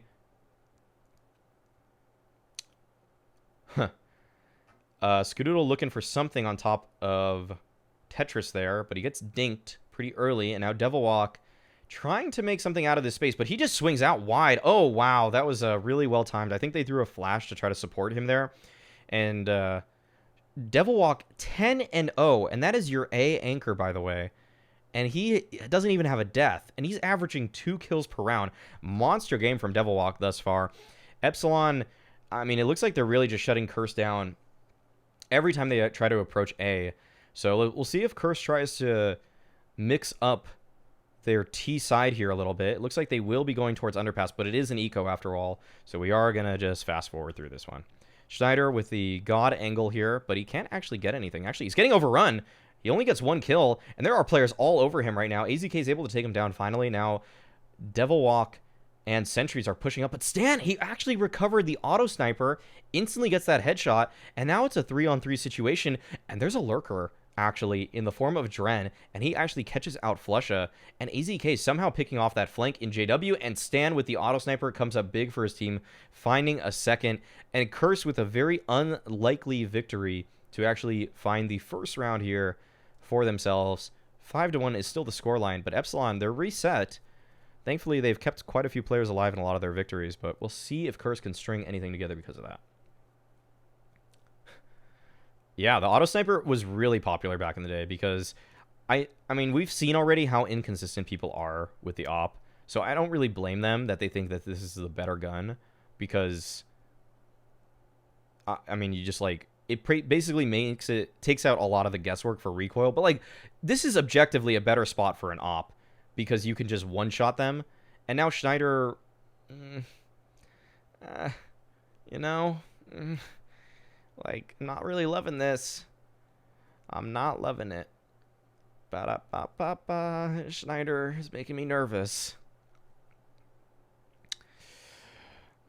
Still, Curse holding on to this default for quite a long time. And this is really... Sentries is in a good spot, but oh, great entry by Dren. But this is a fake, actually, guys. The 2 players coming out of A right here are pulling all of the rotations. All 4 members of Epsilon have actually made their way over to this A site. Devil Walk still holding on to the Palace position, but I think... Oh, man, Curse, they were just a little too slow. They really had an opportunity to get onto this B bomb site, but now I think Devil Walk, he's really sniffed this one out for his team. And Curse, just the hesitation there towards A, I mean, that's something you're going to scream at your matchmaking teammates for. Like, hey, guys, we're going to fake 2 towards this one site. Go out once we get contact and they start to rotate. And at this point, Stan and Skadoodle were just way too slow. The hesitation there, oh, man, like, I've got to fault the players on Curse for that because this could have been an easy round victory. Easy. They could have set up great post plants here towards this B bomb site. And now Stan has to try to make a hero play by pushing through the smoke, and oh, okay. Well, makes it happen. 1v1. Flusha, he's got a defuse kit, and he could have just stuck it, but he's going to catch actually Stan jumping out, but Stan somehow beating out Flusha there. 2 HP. Curse should not feel good about that round victory. I'll say that. Epsilon, were confused, though. So that's going to be in the back of their minds moving forward, that we actually were pretty confused for that round. But they still had an opportunity in the 2v1. So anti-eco here for Curse. Going to zoom through this one. And, oh, wow, Devil Walk. Okay, Devil Walk is really beasting right now. But still, looks like it should be a pretty good anti-eco on Curse's side. JW, Jesper the King, does get this AK. And is he going to go for anything? Let's just zoom past this. Okay, he just saves the gun. All right. All right. This is the highlight here with the nade. And actually, it's faster than this. I'm still on 2x speed, by the way. So this replay was in really slow motion, actually. So 5v5. And it looks like it's going to be an A play coming out from Curse. They have the single player towards underpass. I like that. That's a little kind of a modern spin on it. Stan has been the general lurker for Curse. So it looks like they're going to throw the A exec. And while this happens, Stan should come from the underpass and try to flank through connector. We'll see if it pays off for them. As Devil Walk plays towards CT spawn along with sentries there. Anger's already has some great position. Does he have the Molotov? He does, once again. And Devil Walk should be forced out of this position. And there we go. That is the benefit of using the Molotov, as he's just forced into anger by angle by anger. And 5v4 advantage. Still, the smokes are in place, but they're really slow to get the bomb here. This is really odd. Neural gifting the tier 1 sub to Skills Kills. Skills Kills, long fan, but was never really subscribed, or maybe he was actually briefly a long time ago. But thanks for giving Skills Kills that sub. So Neural, thank you for the sub. And Skills Kills, welcome to the Maui squad. Thank you. Nice to talk to you, Maui. I enjoy talking to experienced, intelligent members of the CS community. Peace. Yeah, for sure, dude. Glad your life's going better now. Nothing but positivity there for that. But actually, that post plant was broken down 3v3, and Anger actually came up huge from that firebox. Anger is doing a really good job in his position at Palace. Even though it didn't work out last time because Devil Walk just multi-fragged when he swung out, he's doing a great job. And getting that space towards firebox and playing that post plant out, finding the 3K, big round from Anger. Good for him. Do smokes put out mollies yet in this version? Yes, they do. They only didn't in the very beginning of the game. So the big nerf. Okay, we'll see what JW is able to do with this op, as all 5 players are already here towards A. Ooh, good nade again underneath. I'm surprised they're not throwing Molotovs from anywhere. JW, though, oh, this is a really good crossfire, but JW's unable to find the shots. And this is what we're talking about, where it just feels like all these operas have a really hard time finding consistency in these rounds. And sentries, he's going to save. Okay. So the big nerf, by the way, from the Molotov was that it was 30% bigger, it slowed people down, and they added the function that smokes can now put out Molotovs. So that's kind of why we saw players move away from using them for a span of time in the game. But I'm glad that Curse is showing the utility that you can find in busting out a Molotov on an A exec such as this. That under balcony molly is still to this day one of the most important Molotovs you can throw, if not the most important Molotov you can throw on an A exec on Mirage. So it's very cool that we still see that. And also, yeah, also that's another one, M4, is that the Molotovs prior to this, you could basically throw them like smokes out of spawn, and you could Molotov something like all the way at mid. So you know how people are throwing smokes that land in window here from spawn to get mid control? You could do that with a Molotov back in the day, in pre-2013. Kind of the first 3 months of the game, I'll say, is when it happened. They made the update in the beginning of December 2012 that they really nerfed Molotovs a lot. But, I mean, they're still obviously the most important, and they cost so much right now. So the fact that they cost so much, along with the fact that they had all those nerfs, is another reason why people just weren't big fans of them. Just hurt your economy too much to try to bust those out. Where the nades felt pretty good. Oh, Adren, that was almost a really good clear, but he just didn't commit to the angles entirely. This JW guy seems better off using a P250 fully automatic sidearm when missing shots. Shame there are none of in this. Oh, the CZ, you mean? I'm pretty sure the P250 used to be called like the compact actually in CS 1.6. Devil Walk. This is where he got flushed out that first time. Oh no, wait, they're just gonna show it from oh no, yeah, so he got flushed out and then he got found that multi-frag. That's why they probably for a while were like, Molotovs aren't that good. Okay, so that's actually what he did the first time. That's why he thought he could go up the ladder again. It wasn't just a full-on swing, it was a go up ladder and get onto balcony thing. So good replay. Actually, a very useful replay. The replays where they show the kills later are nice, I will say. Good CT smoke. Actually, that's kind of got a gap in it. That's not ideal. And you can see that Epsilon are still pressuring the hold. And Curse don't really want to go for it after that fake.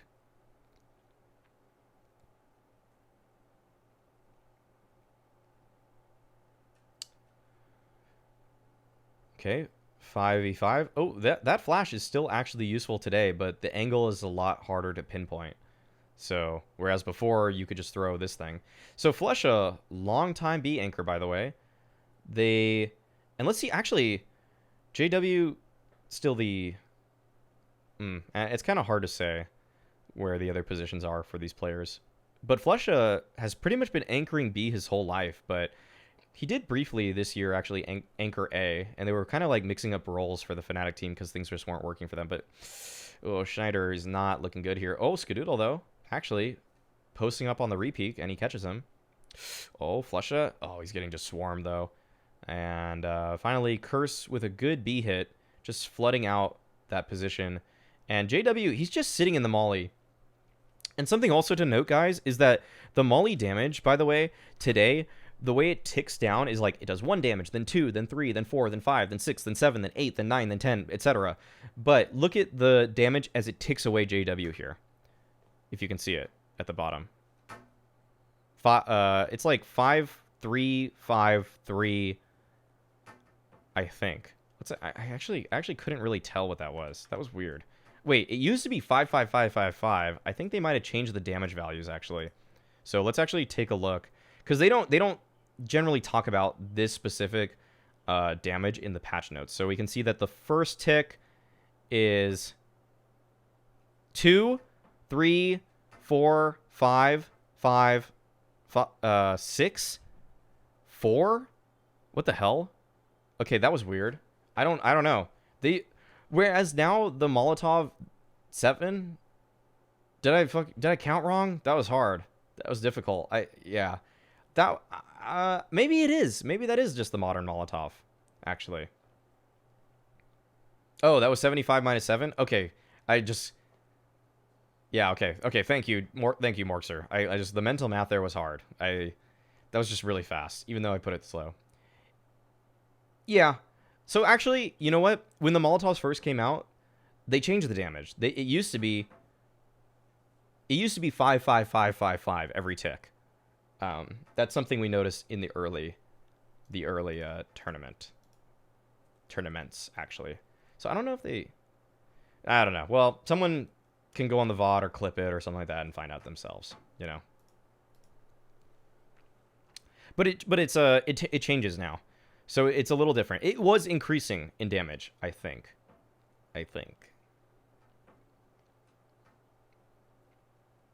Oh, they got top mid control here. So this is also something we don't see today in modern CS. So look at on the radar right here how aggressive they are both being with these 2 players towards top mid and 2 players towards ramp. Nowadays, teams usually like to just do one of these aggressive plays at a time. And the other side of the map will play a more passive style to try to just mitigate any potential aggression and then buy time for rotates. Because what this is bad at in this position for Epsilon is that if the A players die, then Curse will get full control over that A bomb site because the players at top mid have to rotate all the way from top mid. Or vice versa, if they come out mid, the A players now... Well, actually, it's not that bad for the A players if the T's get top mid control, because now they have some good advanced positioning. But the fact that they would push mid and A ramp was problematic. It became kind of a problem area for teams. And so the theory has changed enough in the game. We don't see that as much anymore. In some old-ass image or build of CS Condition 0, it seems like the devs were toying with the idea of adding gas grenades, so smokes that deal damage. Do you think they would have been accepted better than initial mollies if they were added in the game? I feel like gas grenades just sound like a strictly better version of smokes, whereas the Molotovs, you know, they don't really cover your... Wow, okay, Devil Walk is beasting, like, heavily right now. This guy is going crazy. I don't know. A gas grenade would be interesting, but I feel like it's almost too similar in some respects. Okay, so this happened a couple rounds prior, and we didn't really see this. I don't even know what we were looking at when that happened. Okay, whatever. I don't know. I think gas grenades would be kind of cool, but if they are strictly better than smokes, then I'm not really a huge fan of that. Because basically, imagine throwing a con smoke and a window smoke with a gas grenade, then you know the CT isn't even there at all. And I feel like that's kind of too powerful, you know? I feel like that's just a little too strong, that you know that they can't be in the smoke. Oh my god, Devilwalk's going crazy. Yeah, I think decoys getting reworked would be the best thing. Like, if it were footsteps, like, just if decoys were completely random in the sounds that they made, like, it's not just like, shoot, bang, bang, bang, bang, bang, bang, I think they would be a lot better. But because right now, it's just like, oh, that's a decoy, you know? Like, you just know. If it were like footstep sound, pause, flashbang popping, pause. If it were a combination of different noises, I think that would be just a lot better. Oh wow, okay. Curse actually bringing this one out. 3v2. Can sentries pull this off? Oh, dude, why doesn't he keep spraying? You can shoot through the side of that box, by the way. Okay. And now he knows where Adren is, too. 1v1. Oh, wow. They just can't catch a break. The player was already... Adren was already so low. And then Sentries was able to pick up the 1v2. And he's going to recover the op, I think. Yep, gets that. Gets the kit. Or bought a kit at least.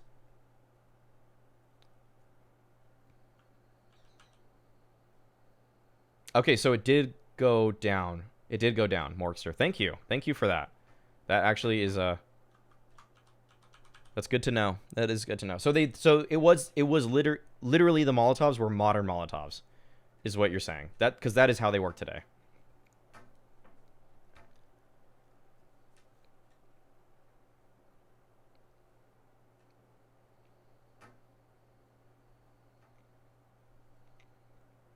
Or maybe if it starts at a 2 tick, 2, 3, 4, 5, 5, 6, 7. I think that might be how Molotovs work today. I thought it starts with 1, but maybe that's just if the Molotov hits you that it's been 1, and I've been counting that.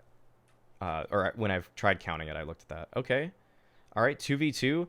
They're breaking this down really well with the smokes and the nade. I mean, the nade util. Okay, that was kind of odd. He peeked wide to throw the smoke, but still, this forces the hand of the Palace player and makes it so difficult on Skadoodle. Wow, that was a really good retake. That was a really good retake from Epsilon. Schneider had very good utility there. All in all, Epsilon, they're looking like the better team, but Curse, they actually had a T side. 6 rounds is not bad whatsoever, so good on them. This is actually a competitive game right now. So got to be interested in what Epsilon do to come back. Curse, good combination of mid control and actually A hits. I liked what I saw out of their T side. Like, this feels like a complete team. I actually feel like the top few teams in North America now, in my eyes, are playing better Counter-Strike than NIP in terms of their theory. Their game theory is, like, the game theory right now between Skadoodle, Adren, AZK, Stan, and Anger, it's good. Like, we're not seeing... You know, for everyone ragging on NACS, like, it's not really, like, that bad when you watch it. It's, like, it's not like they're doing stuff that's just dumb, you know? It's just confirmation bias at this point that people just keep adhering to. Whereas, like, the thing is, the drop-off from the top 2-3 teams in NA is always so steep. Which is where, like, you know, you would hope there's a little bit more competency for, like, the 4th best team in the NA or the 5th best team, but that's just not the case. It's just you know, it's tougher for them. This year was an exception, I would say, but usually that is. Oh, wow. Okay, I thought Curse had a good control over this, but I feel like Epsilon just hit every shot once they got onto this A site. But a good split from Epsilon that came out. So credit to them there. But I don't know how they hit every shot after a while. All right, MP7s and the P90.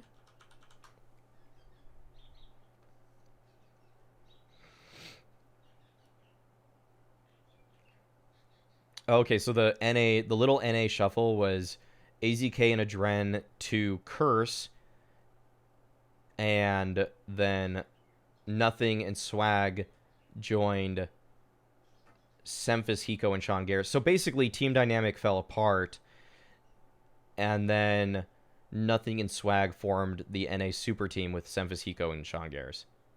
Sean Garrett was briefly off the team for Quantic, actually, so I'm curious as to where he went. I don't know what happened there. Okay, wait, eco round, actually, and Curse gets 1. They killed Schneider, who had the P90, and they're actually running the clock down pretty well. Oh, they're just going to go for the B stack. Wow. Wow, this is a pretty advanced call in, like, good theory, again, behind this call. Just, you know, probably not going to win by staying default, so let's just play the 5v4. Oh, JW got it, and he gets 2. I don't see this working out now. Oh, there's just not a lot for Anger. Oh, he gets 1. Yeah, it's just still too tough. Oh, that was a good idea, though. Very good idea from Curse. Do you agree with the we're in NA so we can't have good practice when this dude called Rafa exists?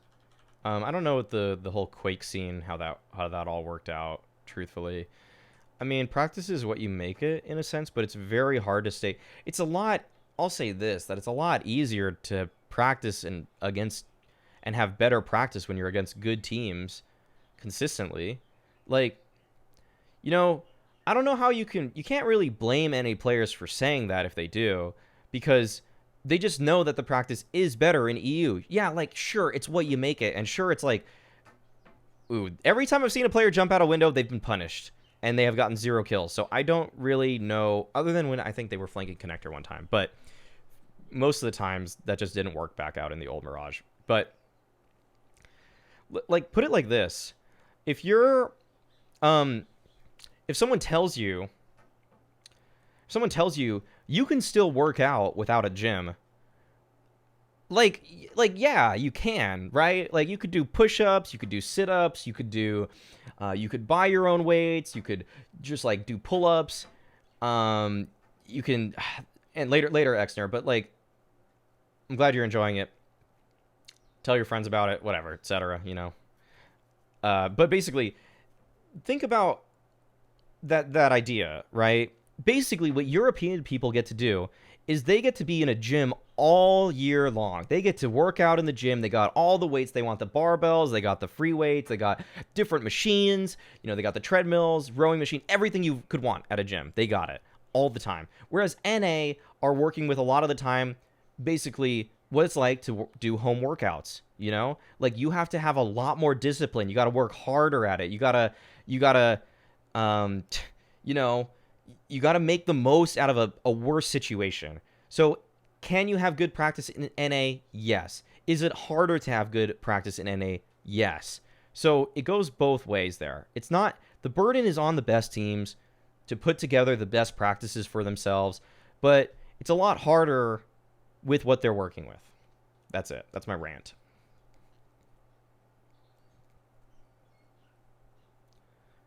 So Curse trying to finally get on the board here, though.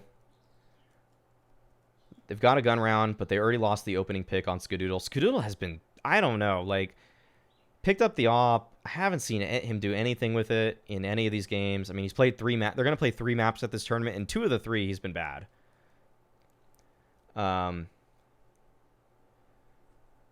Let's see if the double Balk setup works first before I respond to the chat.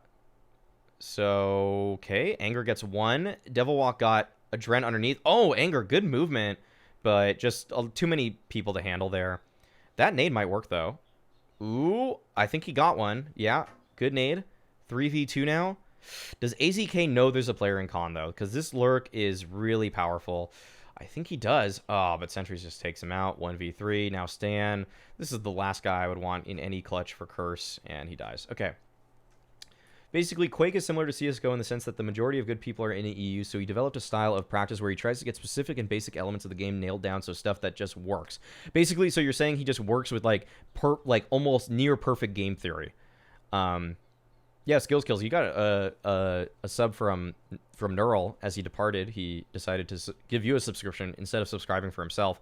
Confusing, but I appreciate him nonetheless. I'm surprised he didn't just sub himself, but yeah, cool. Yeah, good game theory. Like, that's basically why NA practice is hard, you know, because, like, you always have to try to play with good game theory. And the thing is, though, the problem with that is that in NA, you have to, like, shadow box teams in EU, because NA teams, like, when you're Liquid or EG, you're not really getting the full extent of, like, possible strats that can be run against you. So, like, in Europe, for example, let's say there's this new exec on Overpass B, and every EU team is running it. You can't really practice against that in NA because they don't know it exists yet, because it's only being run in scrims, right? So the practice is in theory then just worse, because they don't even know some of the stuff that's going on in EU practices.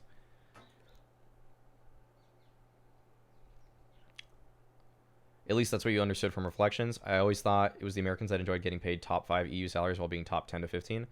Well, we see already with Liquid just having a little bit of time in EU that they ended up being, you know, the second best team at that global challenge. They just needed to get their feet wet again. They weren't quite ready for the CS. Ooh, Devil Walk. Oh, yeah, you can get spotted there, AZK. That angle is not actually that strong.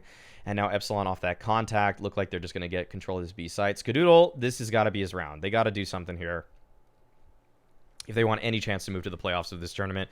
To come all the way from NA and just lose in the group stage would be pretty disappointing. And it looks like that is likely the case. But this was a huge tournament. Like, the teams were really good here.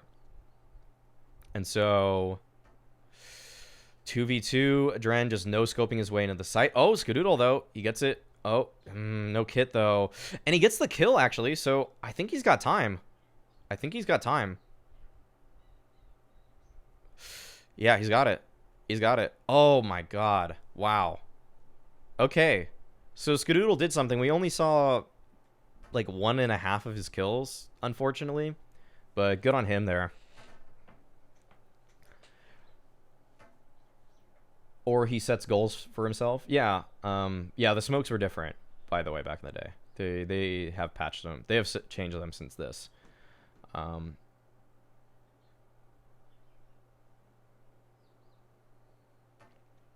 Skadoodle trying to peek over that top con smoke. Not the one way that it is today. Although you can, like, sometimes the smokes are just inconsistent at the top. Look at this. Like, it's really it bloomed, like, on the CT side of it. But on the T side of it, towards middle, there's, like, a big gap. It's really weird. These smokes just feel bad. Like, they're... that's kind of annoying. AZK trying to play the balcony. Okay, good. Wow. Okay, good hold from AZK. Dude, that was a mega round from him. Even though he went 0-1 on his B defense last round, that was a round that really kept him in this. I want to know how much Danish bias Anders had. Lol. I mean, that's kind of like he plays that up, right? A little bit. Like, he... Did he... Well, I don't know. Was he super biased back in 2013? I mean, we'll find out. We'll find out. As this tournament goes on, he's going to be doing more games. So we'll see. Valor... All right. We got copy pastas in the chat now. I mean, the thing is, guys, like, I plan to work on Valorant and CS in 2021. So, like, I'm trying to find ways to improve Valorant. That's why I made that recent YouTube video about things I think Riot can do to improve Valorant, because I plan to do both. I am interested in both games. I think Valorant could, like, there's a lot that needs to be fixed about it. But, all right, Epsilon, they couldn't get that mid control falling off of middle. And JW is still going to go on the heavy lurk, though. So we'll see what they're able to accomplish on this A hit. I think they still have some smokes. Yeah, they got at least one, but where are they going to use that? I think CT is probably the best spot, but we'll see. Okay, they're just going to go for the contact play, actually. Ooh, Anger gets one. Wow, this worked out really well. Skadoodle, though, has got to come up big. Oh, and he gets the one. Like, that's what I'm saying. These tripwire shots are just not the same. Oh, my God, JW. Wow. Stan, again, 1v2. And I forgot the scoreline of this game, but this is not looking good for him. He has a kit, at least. And that bomb is not planted for these Ts. Oh, this is not planted for them. He could just stick this.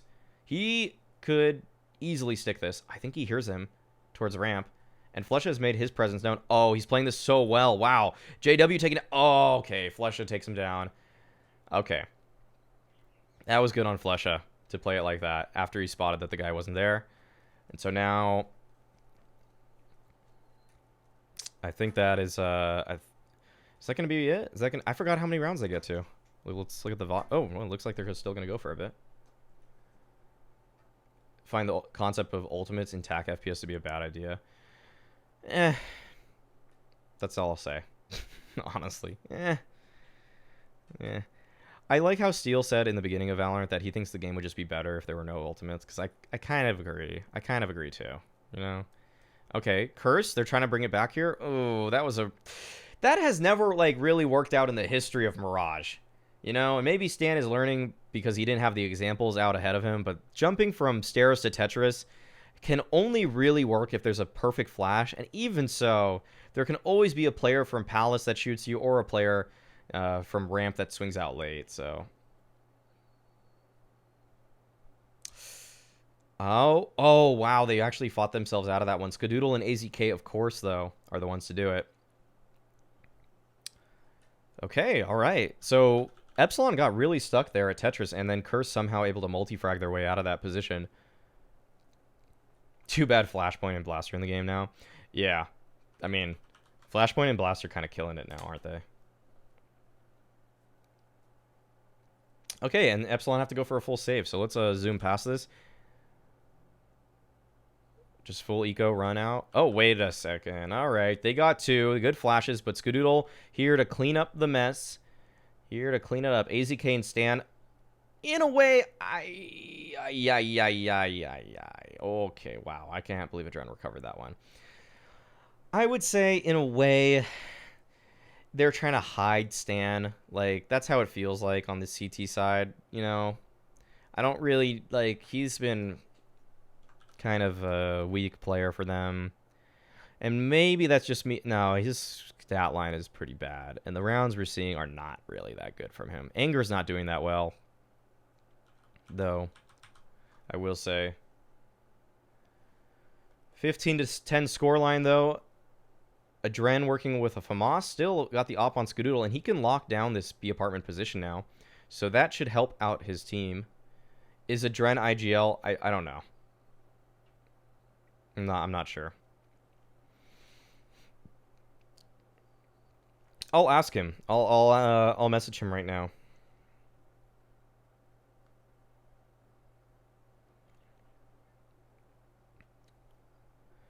Let me see. I'll DM Adren right now and see.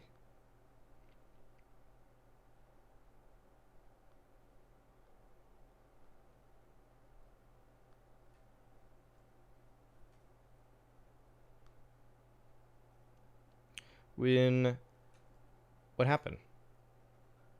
What's going on? Wait, what? What just happened? Wait, why does the YouTube vid not match up with the...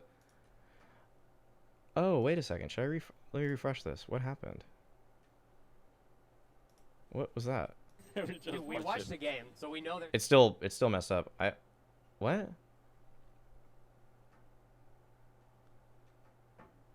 When you were on Curse with Skadoodle, Anger, AZK, and Stan, who was IGL? Alright, I messaged him, so we'll see. I think this game glitches. So wait a second. Does this just glitch out? What happened there? With that.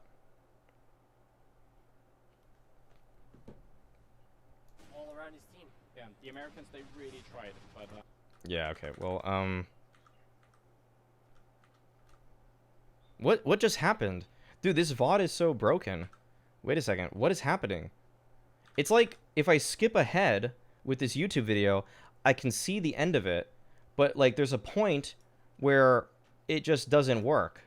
No, wait, I can only see it in the preview. Okay, well, that's it, I guess. Sorry, guys. That sucks. I don't know. I guess there were glitched YouTube videos back in 2013 uploads. So we're just not able to see the last minutes of this VOD. That is... Nah, we yeah, well, we know who won. But I guess that's that. So I guess Epsilon just got guns, and they were able to win. Okay. Geez, that's really disappointing. Oh, the page just got refreshed. Yo, who is the Liquipedia champion that is doing this? Who is the guy doing this right now, guys? Guys? Let's see. Who did it? Who's... What? Excuse me? I don't see anybody updating it. Excuse me?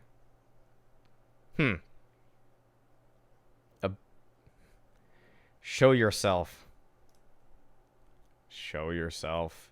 All right, well, somebody updated it, so thanks for that. Thanks for whoever updated it. I don't know what you did, but to the people that put together Liquipedia, of course, big shout out to them because they make my job. They make this stream possible, or at least more convenient for me. So that was it. Let's look at the scoreline of that and try to move forward.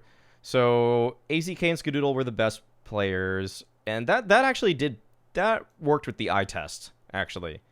Adren, kind of in the middle. I thought Stan did worse than Anger, but I guess Anger was like really quiet on the rounds. We didn't really pay attention to him. A lot of the ESEA Global Final, Season 14, needs all the VODs added. All right, guys. All their VODs are on the ESEA YouTube vids. Well, okay, thanks for letting me know at least. But, yeah, we'll see. Oh, Adren was the IGL, he just said.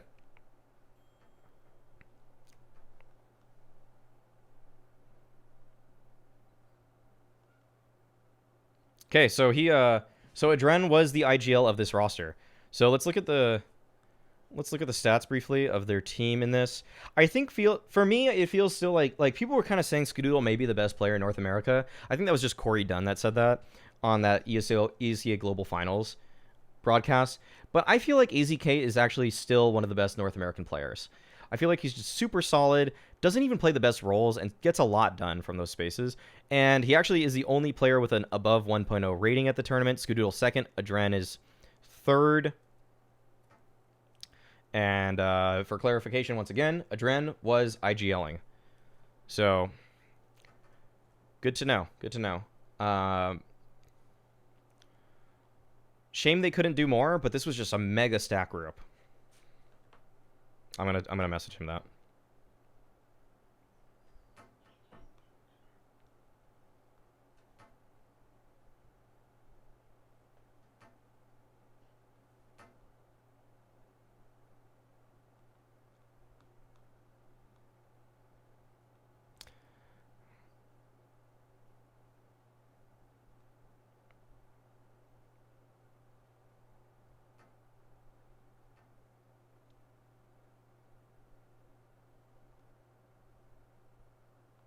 I'm just thinking Adren more.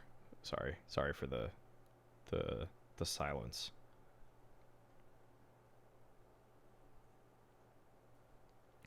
Cool. Okay, Group C. All right, we're getting into Group C now, guys. So we can get into this discussion about what VP did to change things up. And no, they actually didn't replace. They replaced Adren. They replaced Adren with Guardian. What? That is so weird. Where is the Russian team? What? Can they show the... Okay. So they replace Adren here, who joined Astana Dragons. Okay. Wait a second. Is that the same time? So he left in the middle, like basically right before this tournament. And then Guardian hopped in. Yeah, so it was Guardian for Adren, same time. So let's see what the VP signs Guardian. VP have announced that they have signed Guardian to their team on a permanent basis. The Slovakian starlet has been playing for VP as a stand-in in recent days after Adren had some problems with his computer. Oh, that's a shame. It was expected that Kovacs would play for the Russian side only in the EMS Cup, but after his services were needed more, basically he could move. He just moved on with him. So 3D Max Ace Adren has stepped down from the team's active lineup. Hi, everyone. This is not a joyous day for me. Today, I decided to leave VP. I'm sorry I could not stay, but I would like to thank VP, all the staff, and our fans who helped me to achieve one of the goals I've most wanted. I would like to thank my teammates who understood my decision and supported it. I'd like to apologize to all those who are disappointed, and I am sure the guys will play as well as they did. I wish Guardian the best of luck. He's a good replacement. Kovacs is the third highest rating in all of CSGO. Oh my god, he's only behind Get Right and Forest. So Guardian was like actually a god at this time. Okay. And they also mentioned Shoxy joining Very Games over Kenny S. Okay. So that is the VP we're getting here. The games we will watch will be, we're trying to see Cursive, ESC, and VP play this group stage out. So we're going to watch, so what are we going to watch in the future is the question too. So these are all pretty stompy games. I think we have to watch this one, VP versus ESC. That looks pretty close. We're going to watch ESC and then ESC Cursive Decider. That's good. That's good. So we'll see, for context of the teams, again, we've been seeing a little bit of ESC, but VP, we just talked about them. Kutcher, Angel, Doja, Fox, Guardian is the roster there. This is the team minus Adren plus Guardian that beat NIP out to end NIP's 87-0 map win streak on LAN. They not only beat NIP in one map, they took the series from them and also moved NIP to the lower bracket and then beat them again in the grand final. So VP right now have 2 wins under their belt over NIP, and there's no team that has beaten NIP in a BO3 other than VP. We did see the BO1 victory over NIP by Western Wolves. This was the second time a team ever beat NIP on LAN in any context, but it was just a single BO1. Let's not forget. So VP is pretty much the only team right now that you would say can stack up to NIP like at their full strength, BO3 on LAN. NIP had 2 chances to beat them, and VP showed it was not a fluke. So they should be a super dominant team here. And that's what VP is. ESC, of course, is Cuban, Taz, Neo, Lord, and Pasha.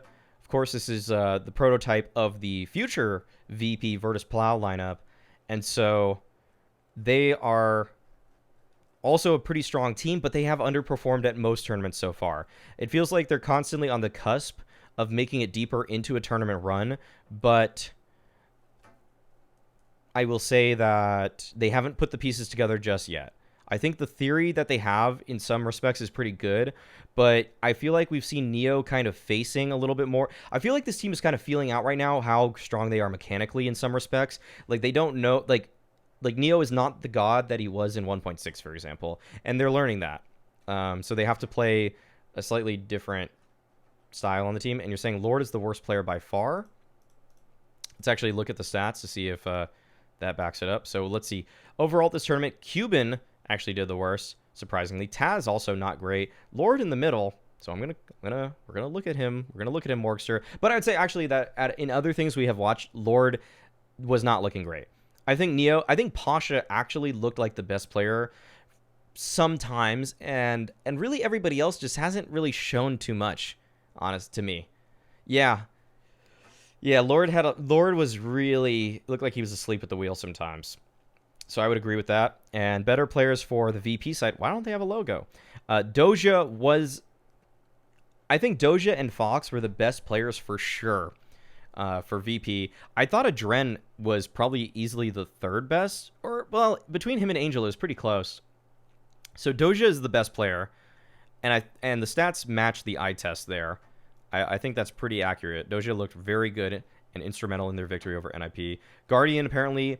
3rd highest kill or 3rd best rating in all of CSGO right now. And other than that, Kutcher, I mean, he's dragging up the behind. Dragging up the caboose. All right, let's get into it though. 5th BO1 of the day. ESC versus Virtus Pro. Oh, man. No hate, but let's see if there's a ESC versus Virtus Pro.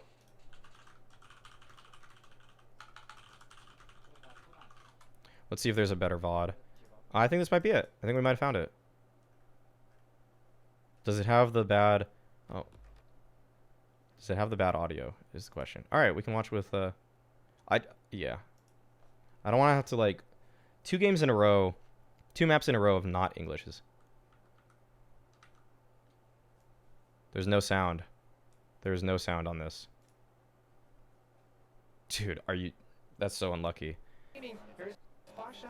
Really hard for them. Oh, that's great from Pasha, though. Okay. The sound comes back. All right, this is good. This is good.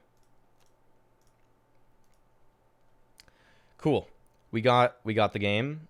They just don't have the sound on. That's all for the beginning.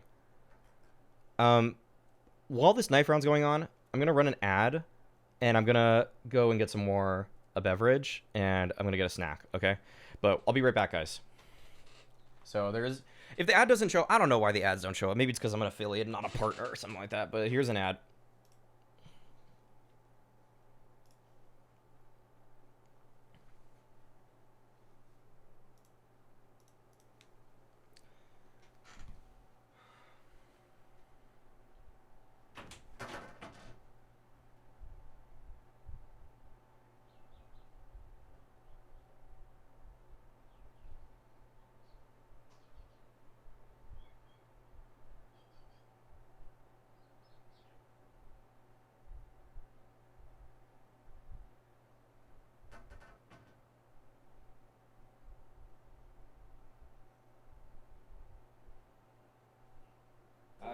Lack of skill in Russian, spoken Russian, you can understand it well, but apparently he does not speak it that well. How is that going to affect them in those clutch situations, in 2-on-2s, and those small details that are really important? So it's surely going to be an interesting game. So, interesting game indeed coming up right here. Do get on Facebook, do get on Reddit, do get on Twitter at hashtag DHS13. Of course, the official hashtag for this tournament, and also go share the link with all your mates, all your friends, and all your CS buddies, because they want to be watching this game. Yeah, the Twitch ads don't always seem to be consistent. Good timing, though. Taz, Cuban, Pasha, and Neo for ESC, Fox, Guardian, Kusha, Angel, and Doja. Okay. Pistol round here. So the snacks I got water, guys. So I'm trying to be pretty healthy while I do these streams because I'm putting some schedule into my life. Water. Baby Bell cheese snack. And then also, this is something you guys might not know about, Hawaiian candy apple bananas.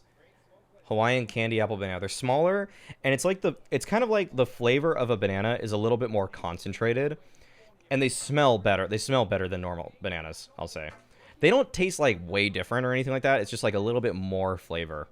So it's like yeah, I guess it's a little bit sweeter, but it's pretty much the same thing. Oh, wow. That was a daring retake, and I was just saying that that's not usually a good play. Oh, wow. Neo's got the kit, so he's got to stick this. Pasha's got to defend. Oh, Kucher, though. Oh, wow. That's big. So it's like, yeah, slightly sweeter banana. During the anti-eco here. Well, let's see if they buy, actually. Sometimes people buy there. All right. So Hawaiian candy apple bananas. So name for their candy sweet flavor. A candy apple banana is a nutritious, tasty, and sweet banana grown right here on the big island of Hawaii. It is low in calories, high in potassium. It's basically like a banana. Candy apple bananas are naturally sweet with sucrose, fructose, and glucose, and have 3 times more vitamin C and 1.5 times more vitamin A than your regular banana varieties. So they're actually healthier for you. So they're like, in some respects, but smaller than the more common Cavendish variety. These delicious bananas are firm but moist, and the flesh has a slightly pinkish tone, which deepens with cooking or baking. So I haven't cooked with them, so I don't know how they change, but yeah, they're just like a little better, basically. Yeah, tastes better, healthier, smaller. Also, do you guys open your bananas at the stem or at the pinch the tip? Because I always pinch the tip of the banana.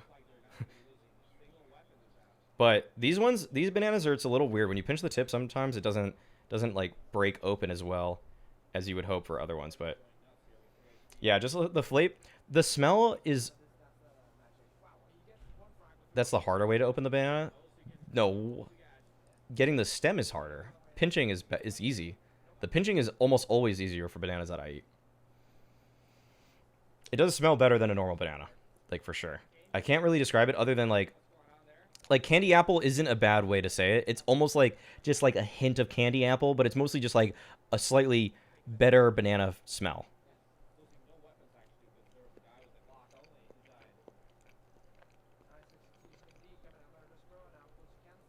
So another anti-eco here.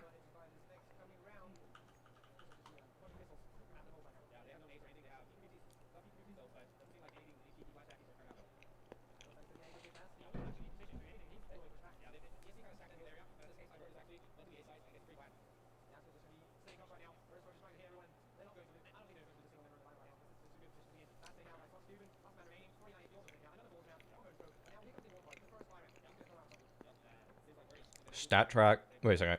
I split bananas through the middle like the Neanderthal I am. Okay, you're a freak. All right. All right, first gun round, though. Banana, candy, apple. That's funny. That's funny.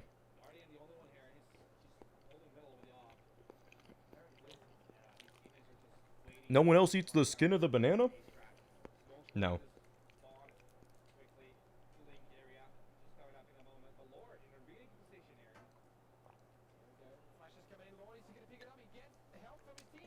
All right, Swish, you can leave. You can leave. I don't need the viewer. I don't need the viewer if you're gonna be this toxic in my chat.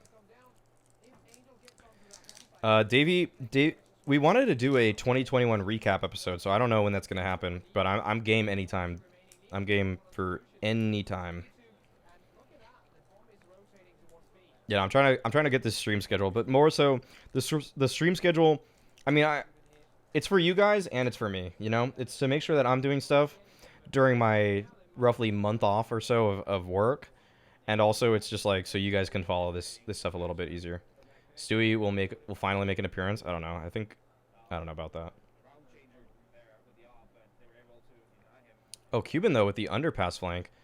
Oh, he's going for more though. What is he doing with the flash out, dude? Get your gun out.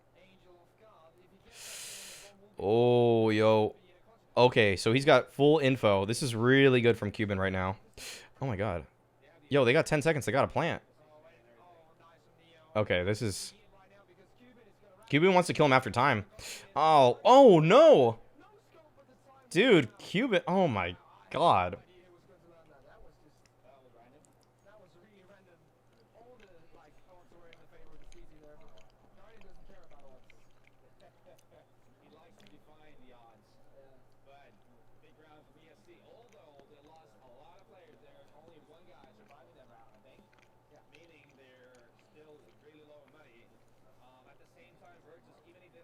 I know. He waited, and he died.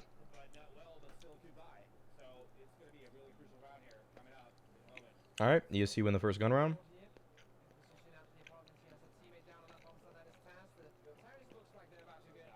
Exec coming out. The favorite strat of every matchmaking team and every team back in 2013. Oh, wait a second. They're backing up off of it, though. Taz underneath. Ooh, what can you do? Oh, that's a good flash. Wow. I'm pretty sure that's full blind at the time. As in, like, we see it on the observer, but they can't see through that. Wow. Really good hold from ESC.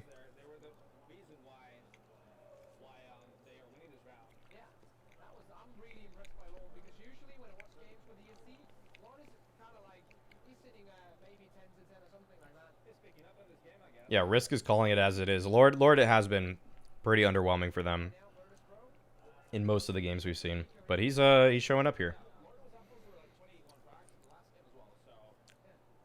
If this were NIP or Very Games, they would just, yep, dude. The playbook of those teams was pathetically small.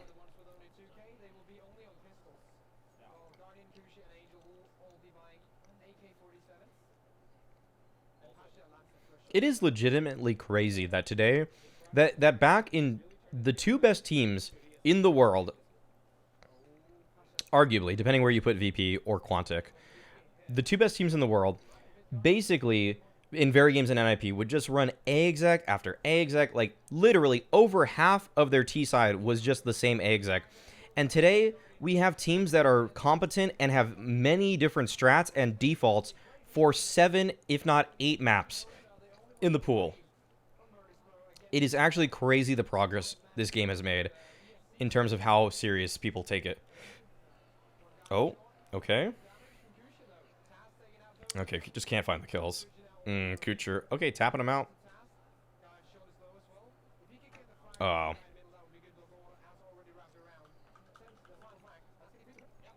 I think VP might have to save here. Ooh, Young Guardian, though. He's putting his... He's sitting really close up to that.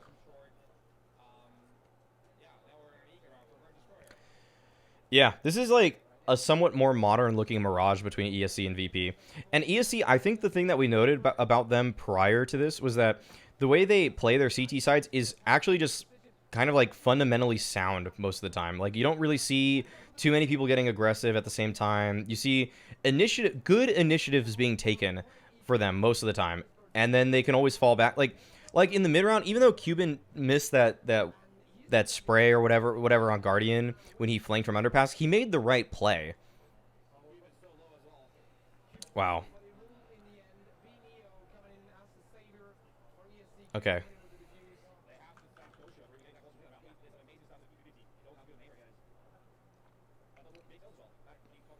Doja, how good of an aimer he is. That is something you don't hear today.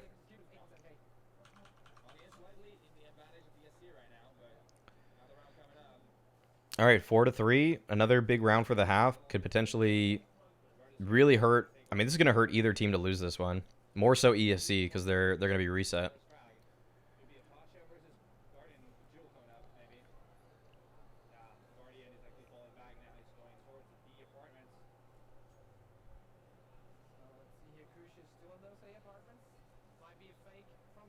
Wow, this is like a really modern looking T-side take.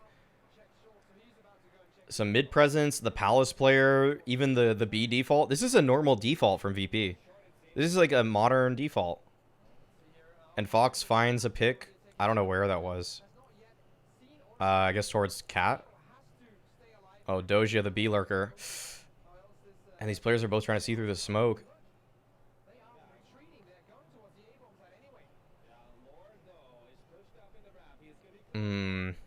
5v4. Good, again, good initiative. Like, this is what you should be doing as one of those A players. Just finding some space, you know, holding it down. The thing is that he's going to be challenged by 2 because VP actually are doubling up here. Oh, good info, though. That's a good flash, too. Oh, he's just going to play sandwich? Wow, this is a really well-played round by Lord. Like, I almost feel like he deserves a little bit more. He's probably only going to find 1. Oh, he gets 2. Wow.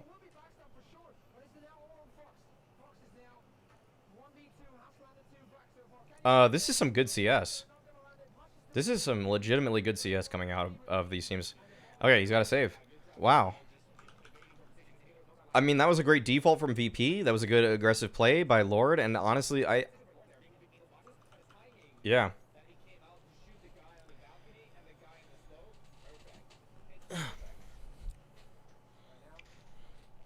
All right. I think this is the last.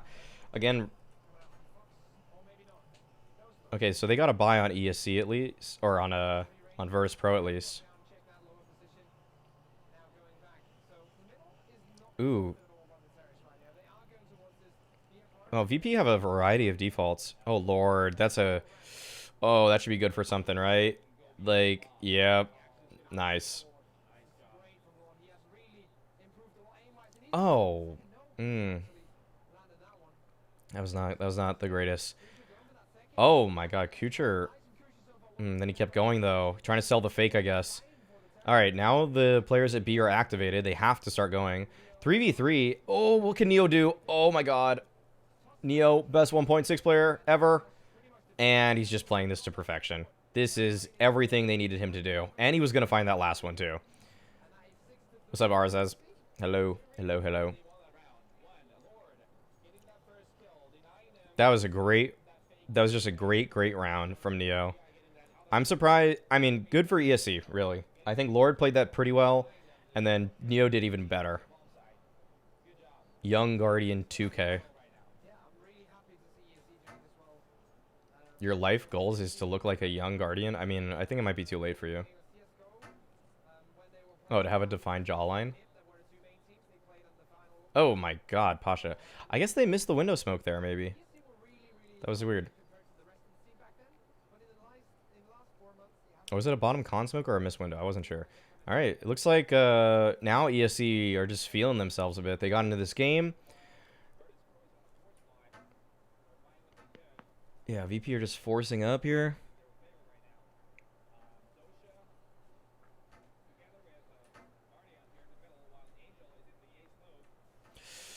They're just looking for solo picks.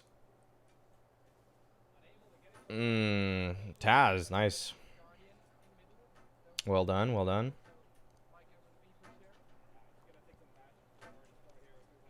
Can't really see this going their way, though. How many CS matches have I watched in the last week? Jeez, that's a good question, dude. I don't know, a lot. A lot. Nothing new, though. It's nothing new for me. Used to watching a lot of CS. But it's old CS, that's the difference. Are they going to finally save? Alright, VP are finally going to save, so I'm going to throw away my banana peel and my cheese wax. So I'll be right back. But I'll leave it playing.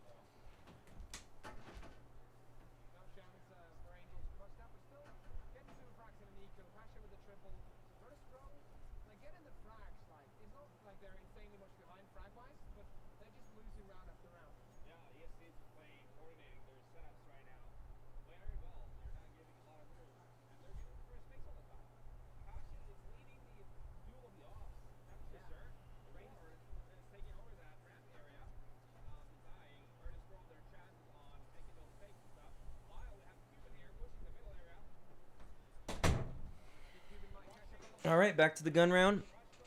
Oh, wow. Oh, my God. Good. Dude, that's what I'm saying. The ESC initiative is really good. That's really some good CS. And VP were trying to go for like a fast cat split, it looks like. That is a pretty shocking.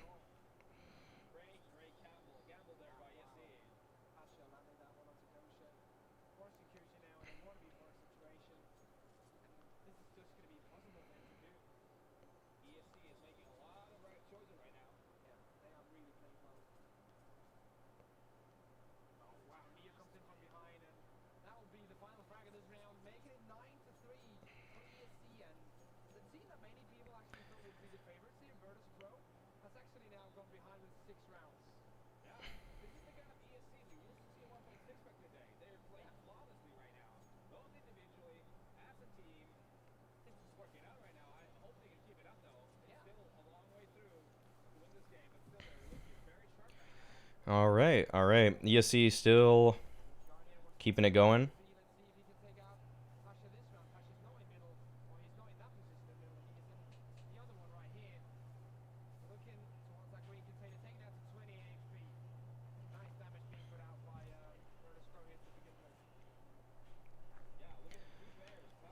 So now ESC move it into a more passive setup. They probably feel like they need to get some control or they're going to lose this one, though. So I'm interested to see if VP can convert this, because I feel like this is probably the worst ESC I've looked on a CT round in terms of positioning.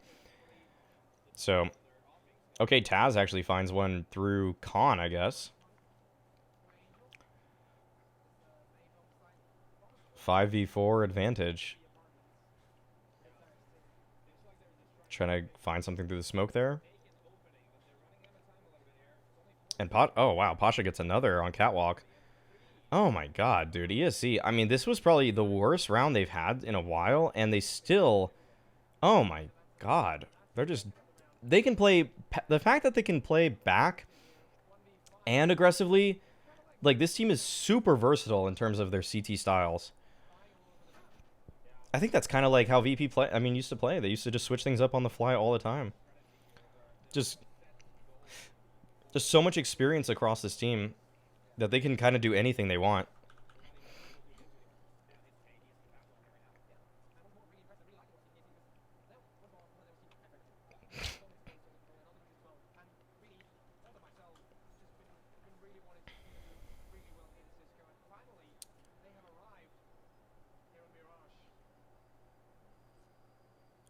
I feel like once we get the T side, though, that's where the cracks for this team. Yeah, I mean, surely, because they don't win. Yeah, we'll see. We'll see. All right, Lord, underneath balcony. I can't. He's going to get killed. He's going to get killed, right? Oh, wow. That's a good little play from him, but good clear. Okay, Pasha. Oh, my God, that nade with... Oh, they double naded default right then. That's crazy. Is Cuban going to do... What is Cuban doing? He's in the... Yeah, he's peeking out of the smoke. Oh, man. That was a That was... he didn't know where the smoke ended. All right. All right. Finally, VP get one on the board. The fact that they get 3 alive, by the way, is huge for them. Because if they only had like 1 or 2, they wouldn't have had a good buy in this round, even after winning that one. And it probably would have been 11-4 half. And now, wow, wait a second. ESC have so little... Oh, no. Jeez, I hate this UI, dude. I still hate this UI. The fact that I couldn't see their guns and they have a full buy, basically a perfect buy. For a second there, I was thinking, what? Wait, they have P250s. Oh, Lord. Ah, man, this is... No way, he passed them all? Oh, my God, what a play. Oh, my God. Wow, Lord really stepped up today. That was a massive play from him.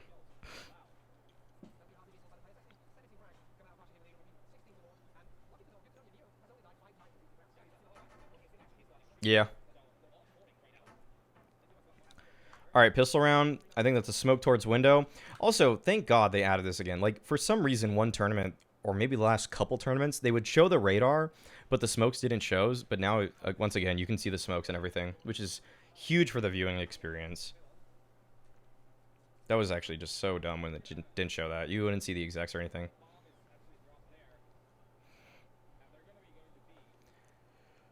Okay, Fox is doing the jump spot. Notice he's hitting his head on the top of that ceiling thing. Okay, wait.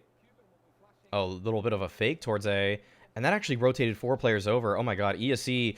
Oh, they have full control of B now. They have full control of B.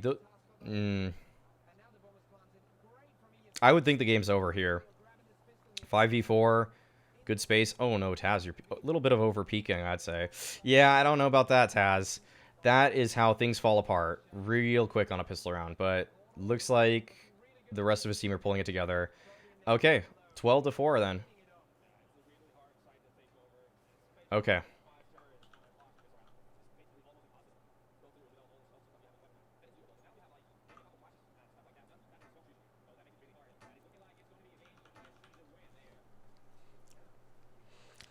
Two guys with nades, 3 with Kevlar. That's not bad. That's actually more modern. I feel like, well, we were seeing literally like 4 or 5 sets of utility. Yeah, modern buy. Yeah, that's cool. Okay. Smoke towards window. Looks like ESC should have a pretty clean anti-eco here. All right, we're gonna fast forward.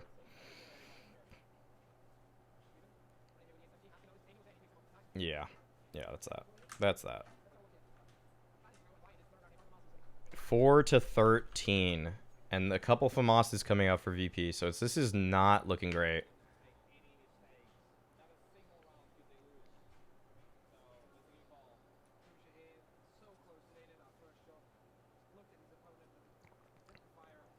How do they lose in regulation? All right, here's the full A exec coming out. Yeah, Exist pops out of the woodwork and just destroys it. Wait, what? This is a 5v4? Okay, Kucher has to do something crazy. Oh my God, what? Wait, was I wrong? Does ESC win this? Wait, no. No, we saw what happened.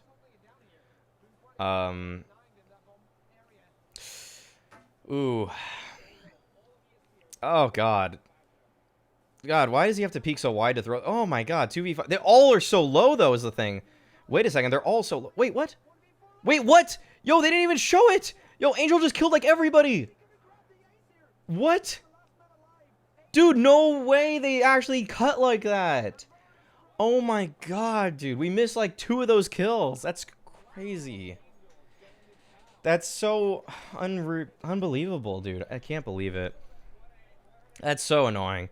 That is just so frustrating. But I mean, all right, we got it. Like, that's it. That's how they start doing it. What the? Wow, that op flew. I don't think it does that anymore. And this is an eco now for ESC.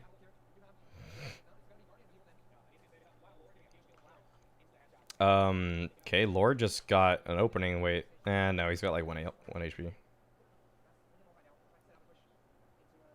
Yeah, that's understandable though, that you would want to just show Dojia's face instead of actually showing a guy in the clutch like that. That's pretty typical. That's some really, you know, modern observing. Okay. Oh. Well, they're making this round competitive. Like, I'm wondering, like, right now, is this comeback for VP gonna be just look really easy, or is ESC just gonna collapse? Like, is ESC gonna collapse, or are these gonna be like really neck and neck rounds that VP just fought all the way through? And right now, it looks like they're making them earn everything on CT side. Oh my god. Oh, that's a good spray, dude. I kind of feel like I'm pretty sure most things in this game were more like, I'm pretty sure most of the stuff in this game was like spammable compared to now. Also, good crosshair, by the way. I didn't mention that earlier, but we're back to the decent crosshair. It's not the best, but it's decent.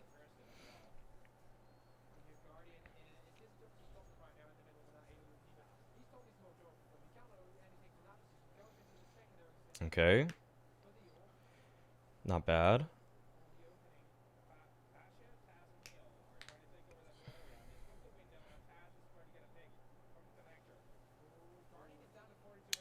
Freeman, thank you for the follow. Welcome to the Maui Club. Boop. I just call these when I see them now, because I'm not always looking at the follower stuff. But thank you for the follow. Much appreciated. All right, 5v4. Opening found by Doja.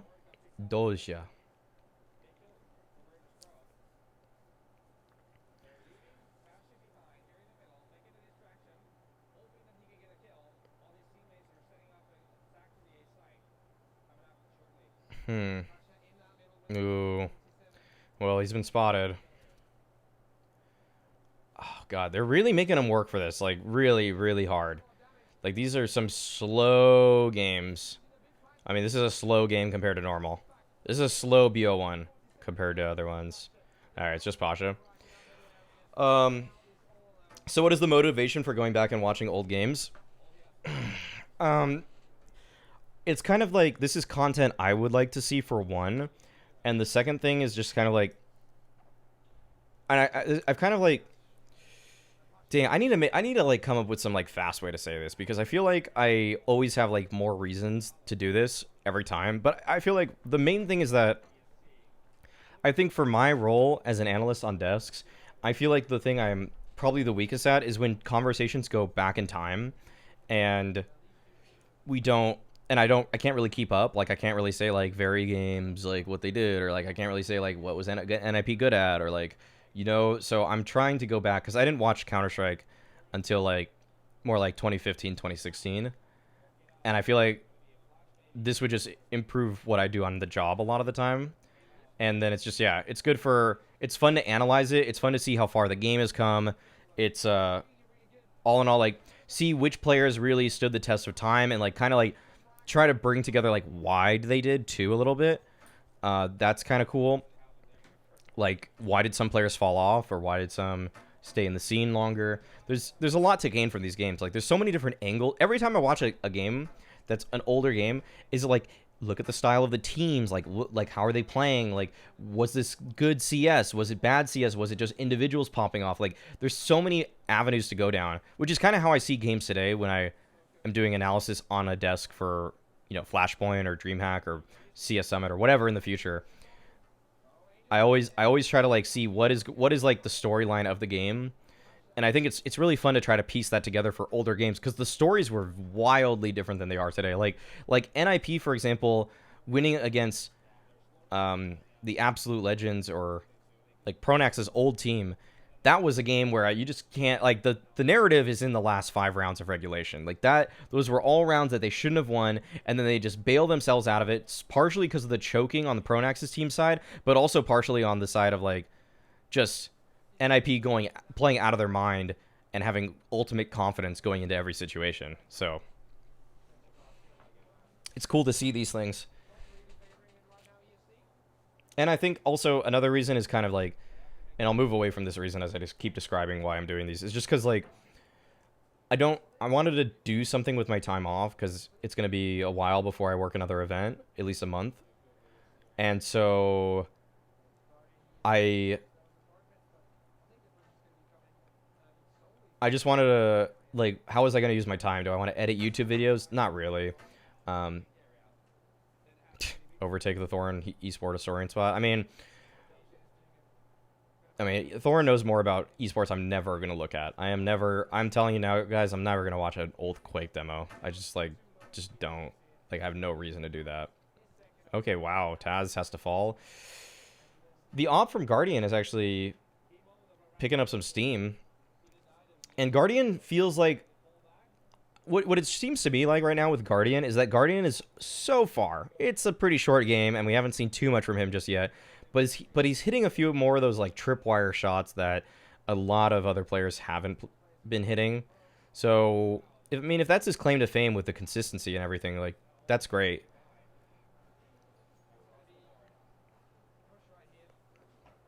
But yeah, there's a lot of reasons that goes into this. Okay, VP, they're just cleaning up house. Like, ESC is just kind of forcing something here that's just not happening. Wow, I can't believe Doja recovered there to get one more. That was actually huge. Pasha is making a super proactive play. Okay, Cuban's going to get hunted down. That's really good by Fox to recognize that. And now Pasha, he got one, but... Oh, I think he spotted this guy. Oh! Okay. Oh. Oh. Fox doesn't know. Oh my god, Fox. Wow. That was so hard to play against if you're Pasha.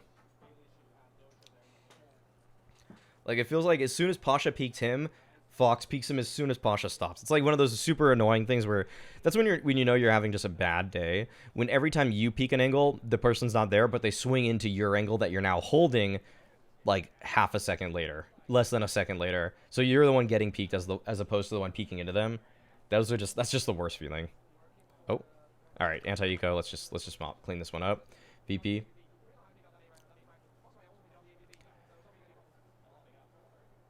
But Freeman, I'm glad you enjoy that we're going back in time. And I also, that's kind of the thing.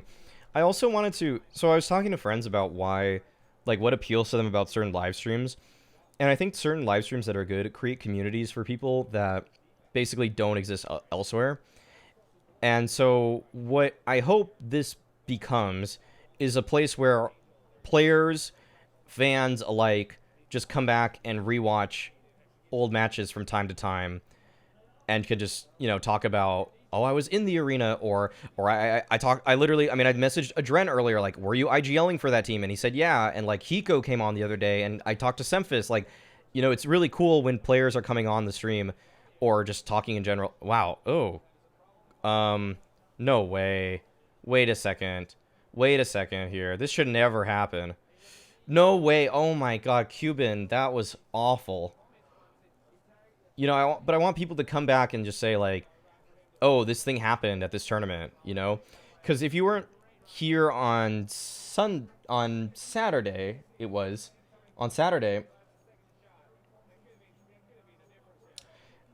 Hiko came into the stream and actually talked about how when they beat ESC on LAN at the ESEA Global Challenge in 2013, in April of 2013, ESC went outside and like fist to fist fought each other because they were frustrated they lost. And ESC, that was ESC's game. Like, they were ahead.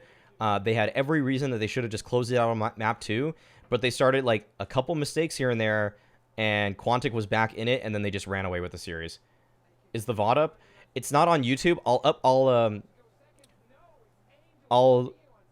He just types it. But I mean, you can watch the game back too. Hiko types it like kind of an hour into the stream or something like that. He drops by and types it in the chat.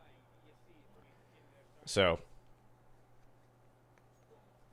a lot of aggressive mid fights though for this version of Mirage. Pretty much like half of the gun rounds, it feels like, for the teams that are better on the CT side, I'd say, are pushing a player up middle. They want that space. Have I watched the CSGO VODs with voice comms? No. Well, not on this broadcast yet. Not on this broadcast. I don't think they're even available just yet. They did show at one of the tournaments that they showed some comms for the players, but there haven't been like pure VODs for just player comms. I don't know when. I thought that comes in like late, a little later. Oh, that's a good nade. Wow. Oh my god. But are they gonna, like, in these moments where other teams feels like they collapse, it's like, oh my god, Pasha got 2. It's like, is he gonna get more? It's like, for somehow. Okay, that was weird. Oh my god, he just pushed through sandwich. What? Wow. That's just crazy. Yeah, let's look at that, because let's look at when he became a coach. So Cuban. Let's see what Kucher went. Cuban and Kucher. Kucher was still involved with teams for a while. Cuban became a coach. Well, actually, he took a break from the game at the end of this year, and then he became Virtus.pro's coach for 4 years. So it's kind of like they brought him back and were like, let's make, like, I kind of feel it's kind of like they made that 3-year contract. You know, I don't know if you guys remember that, when they had the huge contract coming out for VP. I feel like that came out, and they probably got Cuban back for that, for something. I don't know. All right, this is kind of an eco. Well, it's a fast B split play. At least they're trying to. Ooh, that's a weird smoke. Oh my god, Angel just mops him up. Wow. Okay. Taz get. Oh. He's just trying to challenge. He's trying to thin the numbers out more. Ooh, Lord. Not ready for it. Taz. Has to be an ace. Wow. It just feels also like when you watch VP, everybody is capable. Yeah. I was thinking that too. I was thinking like 2015 was when the full voice comms came out. Apparently at some tournaments, at raid call sponsored tournaments, they allowed people to listen into the pros comms though via raid call, which was like their Ventrilo, Mumble, Discord, whatever you want to call it, their voice comm, so that like as part of their sponsorship. No, this is on LAN. I'm not watching online stuff. I'm not gonna watch any online stuff for this.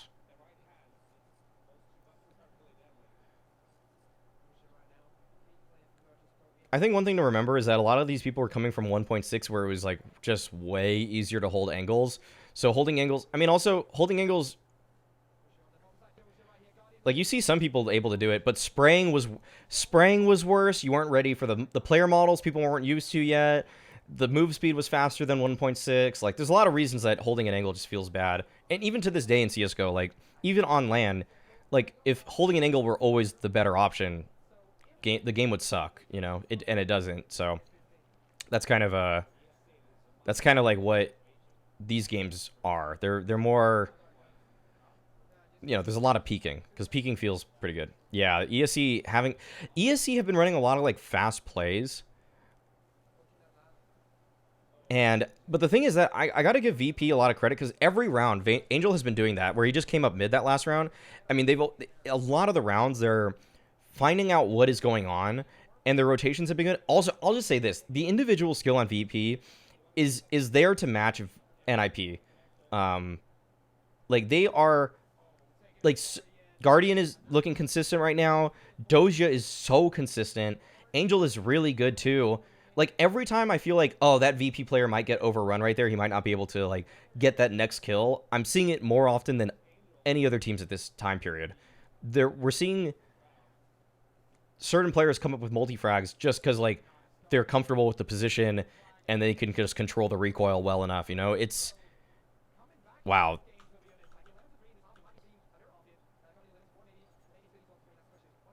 Wow, ESC actually gonna choke this one. I think the one thing for ESC for me is that they didn't actually run the A exec enough, I think. I feel like they went for mid control a few too many times against this Virtus Pro team, and they're getting picked apart because of it. They keep trying to split, but like the thing is, I think their splits are really obvious. They make a lot of noise. They're throwing a lot of... Dude, like that's what I'm saying. Like how does that get 2 kills? Like I feel like so many other players at this tournament or at this time period are getting just 1 there and getting traded. So maybe, I mean, that's a fault of ESC's players that they just aren't finding that kill. But like, oh, ooh, Doja, try and just end the game right then and there. Yeah, this is so tough. But like VP are already kind of rotated into position here. They got 2 players towards A right now. A player who's off of Cat. So he knows that it's likely to be an A play. Guardian right there, like he can rotate very quickly too. So VP just, I feel like their comms are just really good. I feel like they know what is going on all the time in this game. On CT side at least. T side I can't say the same about. Oh. Oh my god. Oh, gets blinded. Dude, that's really good counter util right there, by the way. Really good. Oh, Taz. Oh, Guardian actually missed a shot. So low time. The time is so low. And he goes out again. He swings into him. Dude. That's it. That's got to be it. Taz, no HP. He's got to plant right now. 10 seconds. Is he going to get walled? Oh, he's trying to fake it. Oh, my God. And then Angel takes him down. Guardian didn't speak Russian? Huh. Well, I feel like they're just on point with their chemistry. Oh, they said that?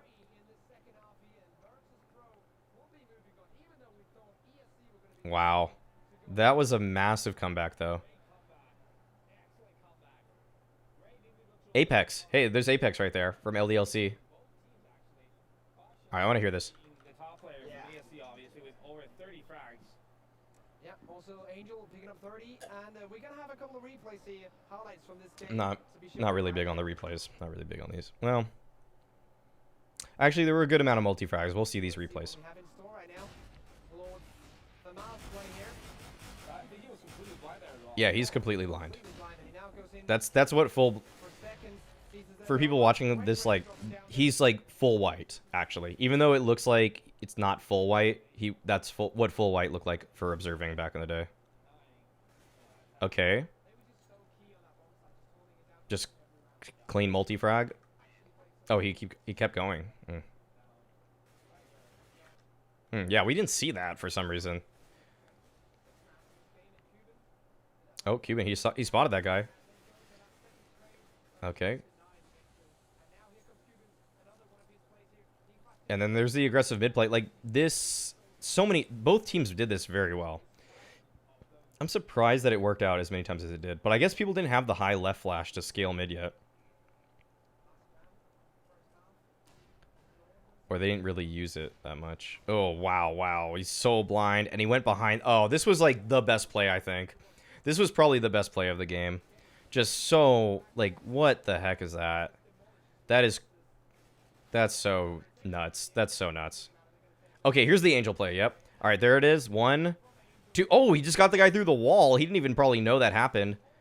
And now he presses tab and he's like, oh, there's only 1 left. Wow. That, I mean, I don't know what's the play of the game. The Lord push or that. I think the Angel one is more impactful for the game, but Lord's play is just better, you know? So, all right, that's game 1 of this. We're going to watch ESC versus Cursive now. Another Mirage game, but what's nice about this one, they already faced off against each other on Mirage. ESC dominated, but Cursive are a team that you will recognize some of the players on. Sunny and Alu are definitely the main people here. Falsu, Revisor, and Sagerton. I don't know these guys at all, and doesn't look like they really do much in CS after this fact. Oh, well, Sagerton was in the scene, I guess, for a little longer on that iGame roster. Okay, that actually is like some decent tier 2 CS in EU for a bit. Okay, but really just never really broke past tier 2, I would say. But yeah, that's that. So some familiar names. We'll see if Alu's opping. We'll see if Sunny is the best player. So let's get into this one. So, boom, close these out. And then let's just see the stats briefly here. Is this the... It's the Russian one again, man. ESC Cursive, though. Neo goes crazy. So does Cuban. Everybody, actually pretty much everybody does well from ESC. The only player doing well is Alu, actually, on the side of Cursive. Let's see if we can find this, though, in English. PGL. Is this going to have it? Okay, that's enough run. Oh, I think this will be it. I think, well, we'll see. We'll see. This does not look like it's going to be in English. Okay, jeszcze. Nope.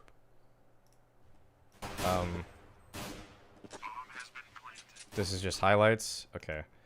Yeah, I think we're gonna have to go for the... Oh, wait a second. This should probably also be Russian, given that it's Star Ladder. Also, that's Hunden right there. Dude, what is with Hunden and making it into all the B-roll for every DreamHack? Like, the dude is like... I have heard so many times on DreamHack broadcast this year, they play that little stinger of, like, the hype video thing, and it's like, at the very end of it, it ends with, woo! And it's like Hunden just, like, raising his arm, like, yeah! Like, it's like, Jesus, man. He makes it into everything. I guess he's just very expressive, so it's easy to get that kind of stuff. All right, let's see. English? Negative. Yeah, I think... God, I think that's it, guys. I think that's... Yeah, I'm just getting... Why am I getting Fortnite? I don't even watch Fortnite. Like, what? Why am I getting any of that? YouTube algorithm, please. All right, so we will just watch it from the PGL broadcast. It's not the end of the world, but we will put it on low volume. Oh, they're called... Wait, what? See, that's not even the right game. Oh, their name was Raiders. Their name was Raiders here. Wait, no, it's not. Is it?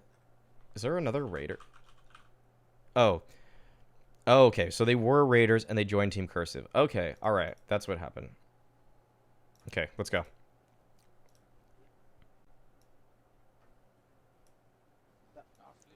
Wait, pistol round already happened. All right. So 8. This is the wrong... Okay, they're going to change it. ESC versus Raiders. Pistol round starts. Wow, look at this HUD, by the way. What is this? This is, like, actually more modern looking, but it still has that problem where the primary weapon out is the one that you don't really know. I mean, you don't know what their weapon is. All right.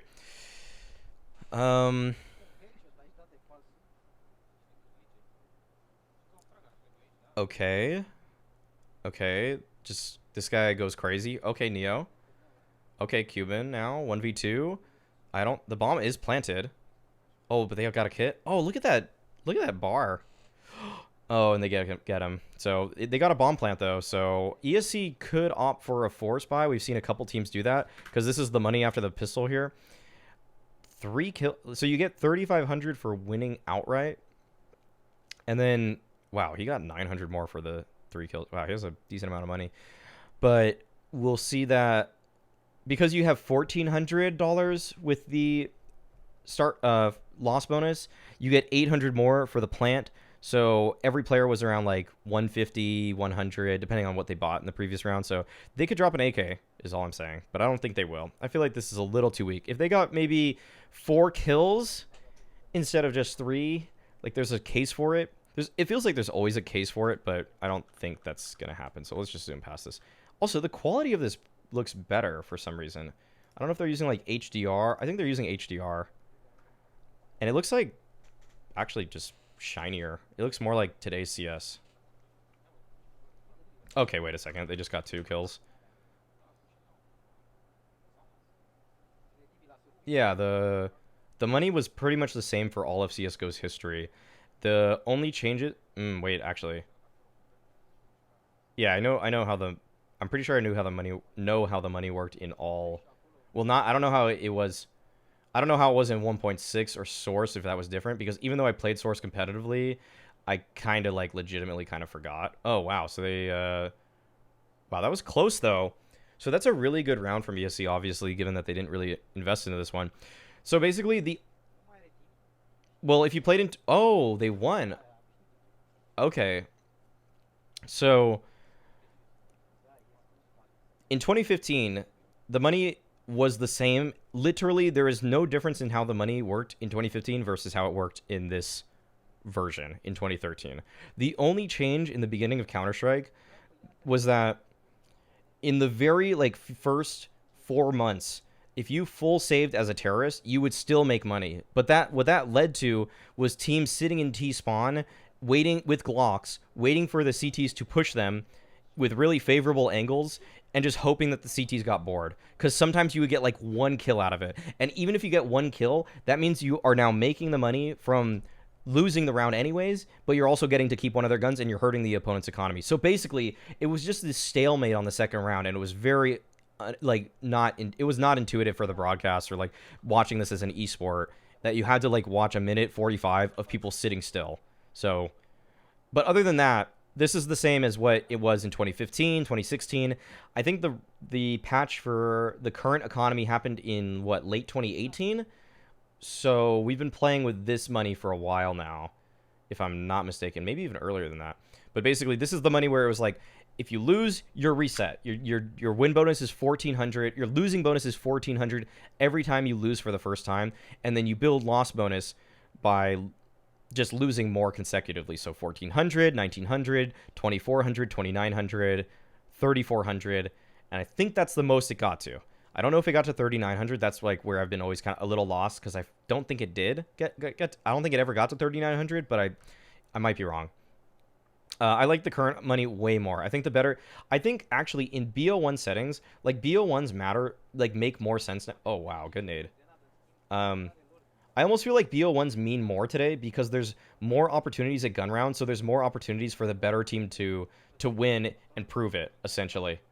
Like, there's just more gun rounds for both teams, and I think that's just better. I feel like the second round is a little weird. Like, I kind of wish the pistol round... I don't know. I feel like it's strange to me, though, like, the current buys on this... I think the only bad thing about the current money system is that the second round buys for Ts are, like, way too strong still. But still, most teams at the pro level, if they win the pistol, will win the second round. Like, it's over 67%, you know? So, like, it's not like it's supposed to happen that you lose pistol, win the second. But we've just been seeing that a lot, and there's so much confirmation bias that when you see that happen, you're like, ah, this money system's so dumb, right? But it's like, actually, it doesn't happen as much as people think, you know? You just forget all the times where they just lose, is the main thing. All right, full eco for Cursive, though. ESC winning an important fourth round there. But I think that's going to be it here.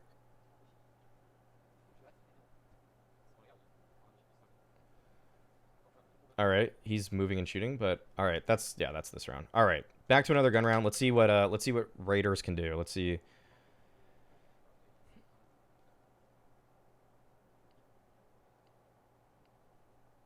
Well, it's not like it's rewarding the losers. It's not like it's not rewarding the losers, like it's actually benefiting winners, essentially.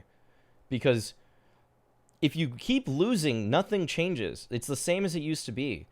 It's that if you win now, it's that if you win one round, basically, like, it's basically what the current economy is doing is trying to negate the effects of the hard reset, where you would win, lose, and you are broke.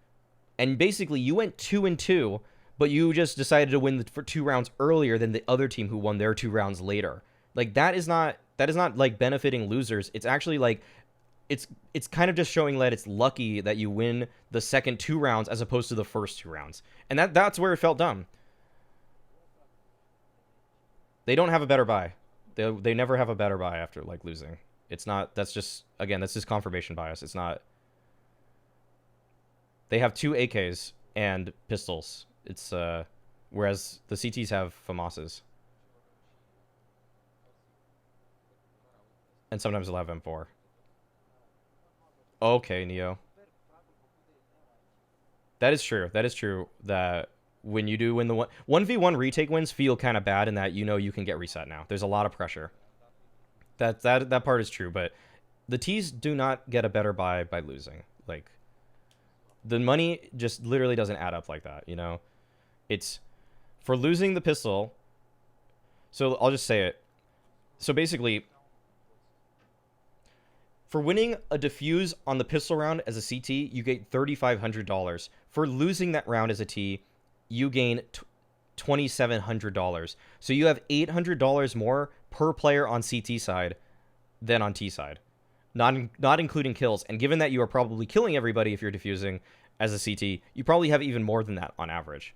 So your buy is about $1,000 better on average to win the pistol as a CT.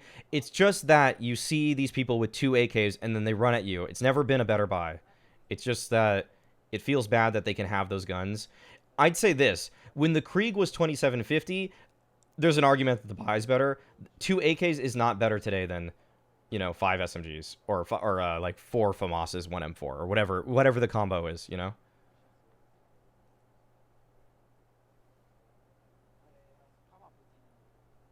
They can't. Okay.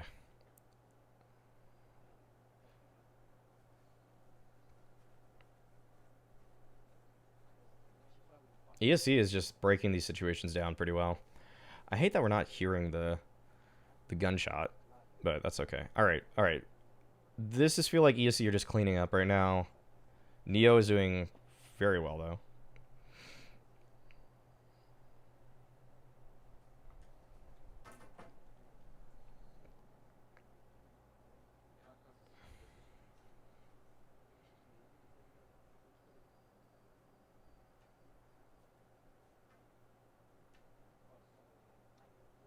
Okay, another gun round though. Okay, Raiders should try to do something here. Like, they need to put this together. I feel like this is kind of... Oh, okay, good timing for Alu there. That was an interesting choice by Lore to just swing out. I don't feel like there's any presence being made across the map anywhere that he felt like he should be able to do that. Also, no one was making, like, noise on the bomb site, whereas normal Palace lurkers will listen for some kind of activity.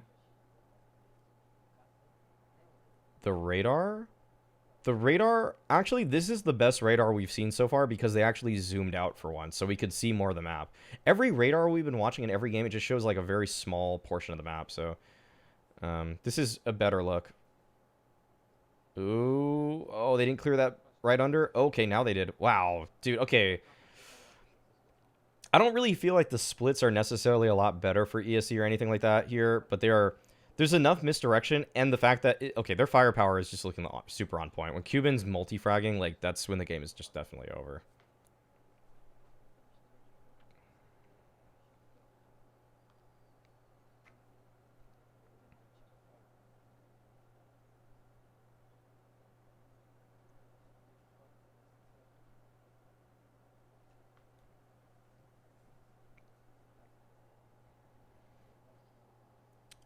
Oh. Okay, this is looking real stompy. I don't even know how Raiders comes back into this at all. This is like not even... These rounds are not even feeling competitive.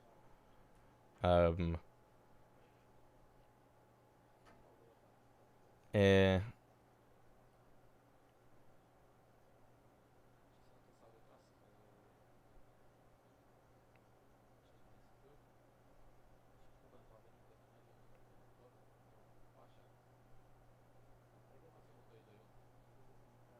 All right. A exec coming out. ESC just... Oh, wow. That's a good counter flash. Yeah, I know, right? It's just feeling like a 16-3. And good night. And settled.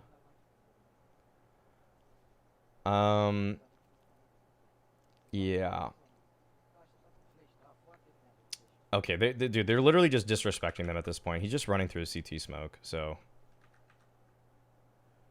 I mean, it looks like it does get closer, given the amount of time left in this VOD. And this is just a full anti-eco. This should be a 1-9. Alright, we're just gonna see where did Raiders do anything this game. Okay, all right. They get one on a 50-50 cat duel, I'd say.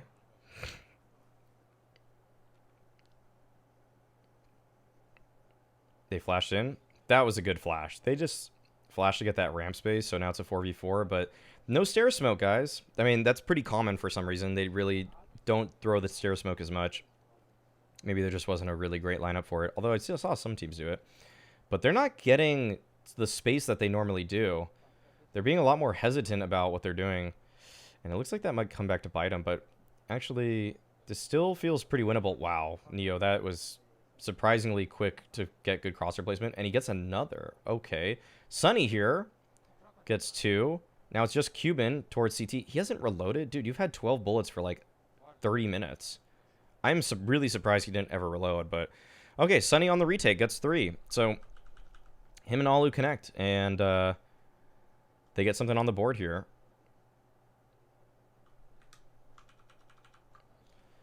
All right, maybe they come back on the CT side.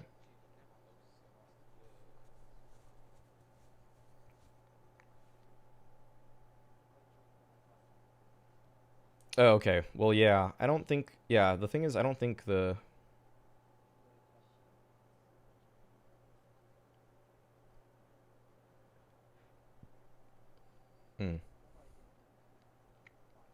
Yeah. The old economy made it... Like... I think people, like... There's like a fallacy in the way a lot of people see it, basically, where basically people say, like... And, like, Unsettled is just... has been saying it, so that's why I'm going to keep going on it a little bit. Like, there's kind of this thing where people think, like, it rewards losing more. It doesn't reward losing more. It just gives more opportunities for people. The one flaw, I think, with the system is, I think, that by the nature of the game, planting the bomb and losing on the pistol round is very bad. Like, but there is a huge confirmation... Whoa. Wait a second. Nice try, Pasha. Like,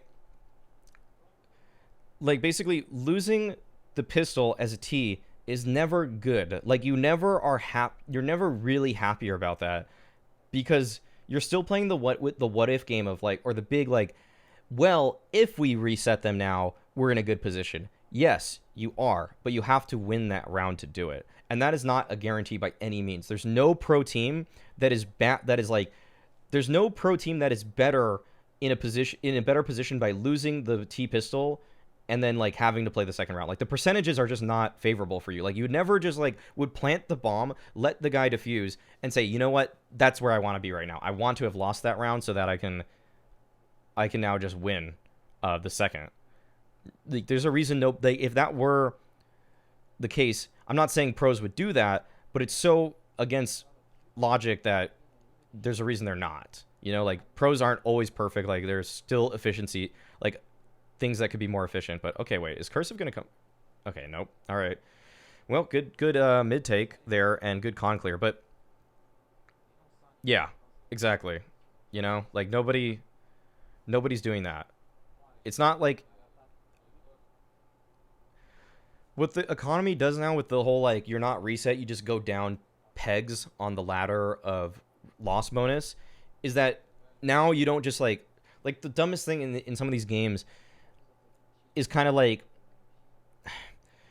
I'd say, like, T-side nuke is probably a weird example of it, where basically, like, if you're T-side, you lose the pistol, you lose the first gun round number 6, you win, then you lose the next one because it's so hard to string rounds together, and now you're just reset for the rest of the half, and you have to play, like, then you're down essentially 9-1 because you lost, because you won one round. It's like, that's where it's really dumb, because they just lost opportunities that they otherwise have today. Now, today, you know, now you have to save one, but you're back. And so you could maybe make it 7-2, right? As opposed to this, like, these just crazy CT-sided round halves or T-sided halves, whatever it is. Like, basically, the team that gets reset is just punished in a way that made the game feel uncompetitive for long stretches of time. And that's not good for the game. You know, it's not good for the game to see 4 out of 7 rounds be uncompetitive. That's just a bad product. It's a bad experience for people playing. It's bad for people viewing. So I am definitely a fan of where it's come.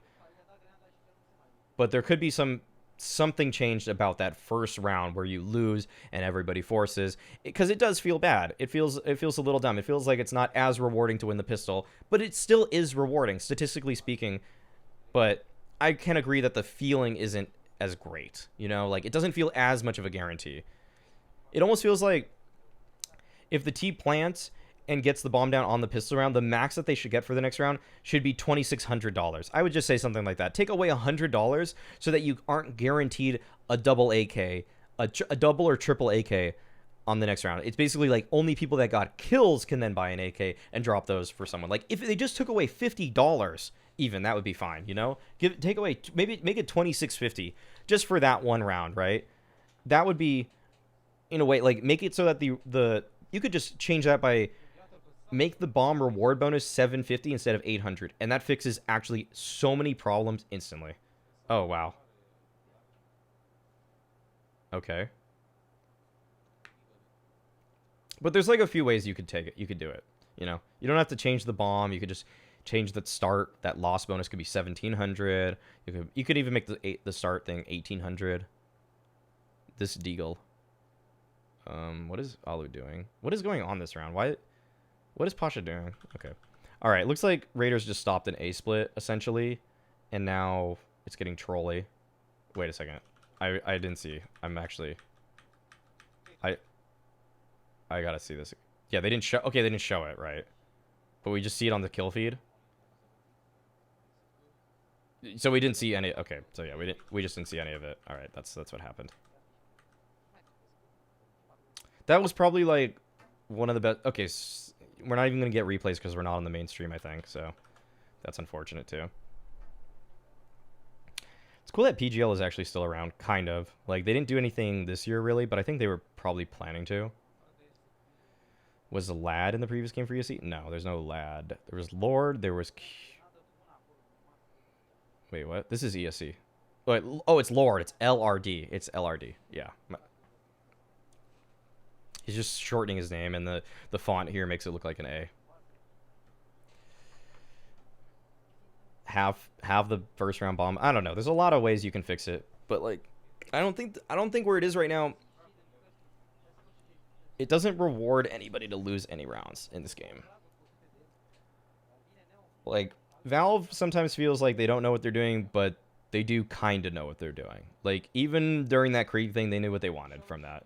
As much as the community kind of didn't want it, they knew what was going on. Like, and I don't have full blind faith in Valve, but I am saying like they were okay with the Krieg being meta for a while. That's kind of like, they were almost like, it was like the hand of God coming down and saying to all of us, you're the voice of God, and saying like, my disciples, you have ignored the Krieg for too long, and it has always been powerful, and now I will show you that power. And then basically like everybody's like, we understand now, Valve, and it's like, but do you understand? You know, like that's kind of how it all felt. Like, they just wanted to be sure. We knew that we basically what that is going to do for the future of Counter-Strike is that now people will experiment with guns forever now, essentially. Like, people will now never, I don't think people are just going to write off guns in the future, because we all were blind to the power of the Krieg until Valve finally said, you will no longer be blind, my child, my children.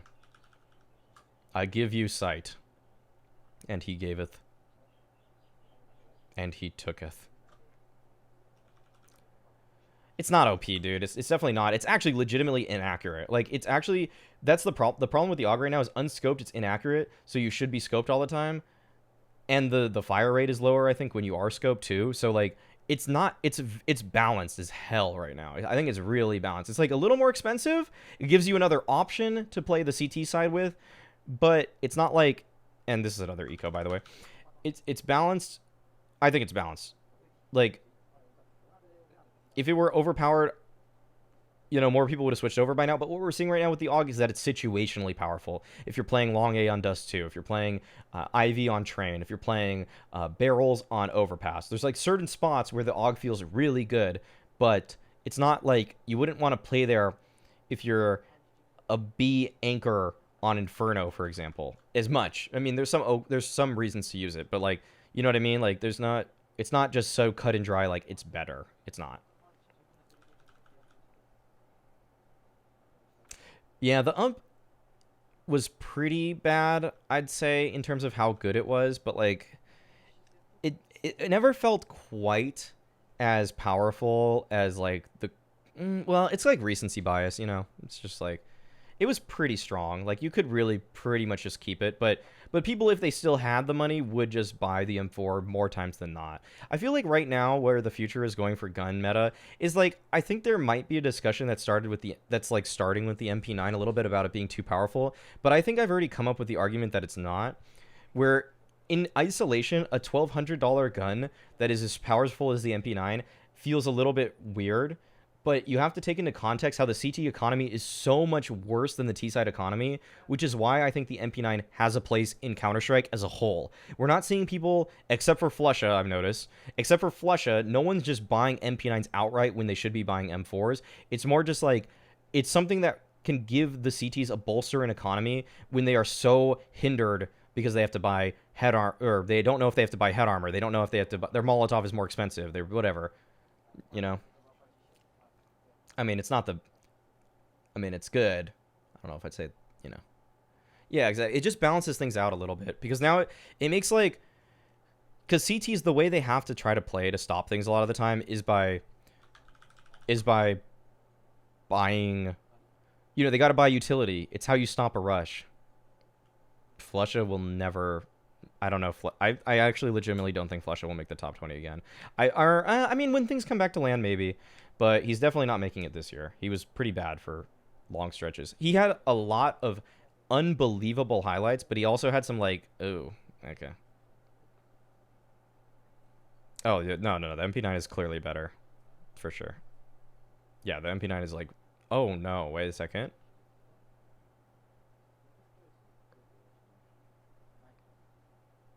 This is a pretty forgettable game, I gotta say, guys. But... Thanks for sticking all along and just talking, chatting it up. You know, makes it fun. Also, I am really glad I'm separating the tournaments now into 2 days because I'm already on 5 hours today and we haven't even made it through the group stage. And these are all matches I would have wanted to see otherwise. So, this is I think straight up Cursive just lose every round here on out. So basically, they just kind of found some momentum at the end of CT, where they won 4 or 5, and then they won the pistol, or they won 4, I think, and then they won the pistol here, you know, strung together more rounds, and now this is just like, ESC's CT side is legitimately really, really good on Mirage. They are, I'm surprised, I mean, VP beat them, as we just saw, but, like, ESC, look at where Taz is right now. Taz is behind them. Like, they just got flanked. I don't even know what Alu's doing here. That bomb is down at, what the hell? Taz? Yeah, that was crazy. Okay. Palace Pop. Ooh, this is one of my favorite strats of all time. If that doesn't happen. Now it's pretty bad. Yeah, that didn't go. Whoa, Lord! You see that head? Dude, those were all headshots. Other than the first. Wow. Okay, good spray control. Not bad, not bad. But yeah, match point, decider point. ESC to move on to the playoffs. And yeah. Other than that, I mean, this has been pretty clean. ESC with that initiative here, are they going to get punished though? They will. 3v5. I forgot the ending scoreline. I thought it was this. So we'll see if they clutch, but I can't quite remember if it were closer. If it was any closer. All right. Well, look at this, actually. This is really cool. Look at ESC CT side right here. The initiative here at the end of the middle round to, like, clear out mid. And then now they can just move towards a bomb site and stack the site. Like, that's just really good theory, all in all. Oh, good Molotov. Wait a second. Oh, he doesn't get anything. Wow, that was a really good Molotov.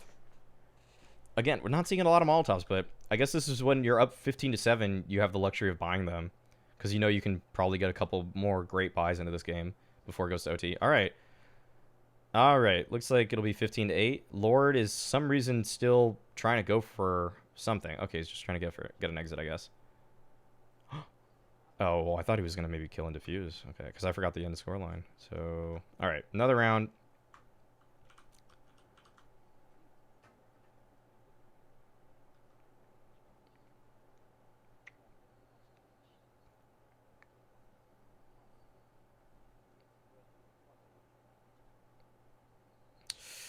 Already have ramp control.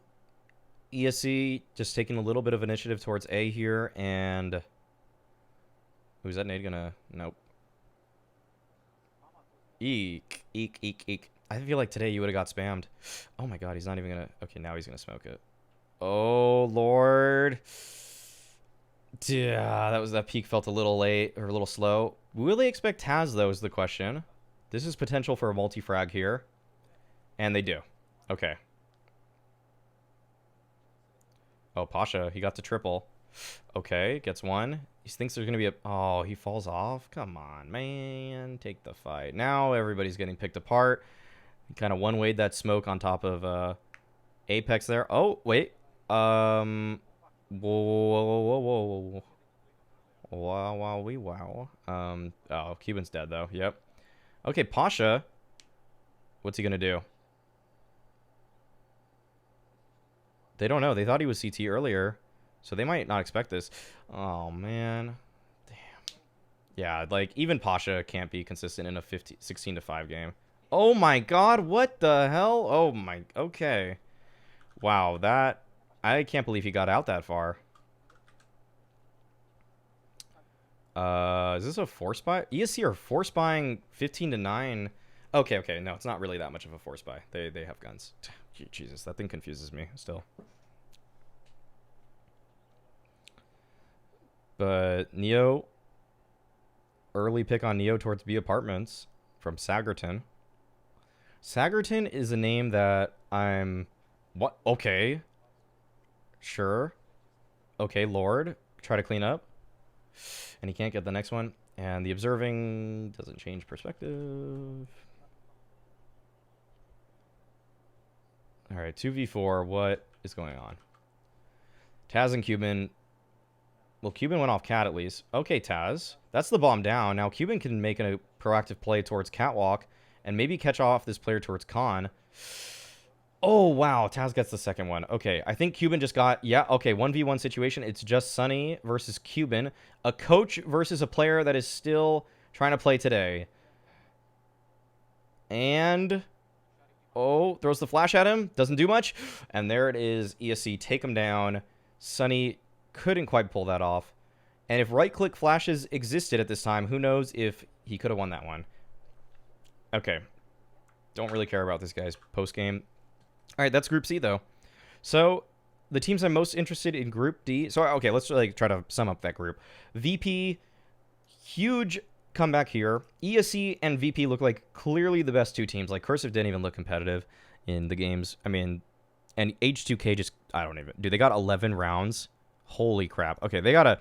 HLTV or Liquipedia might have to update this. They did not lose 321 rounds. They lost 32. But...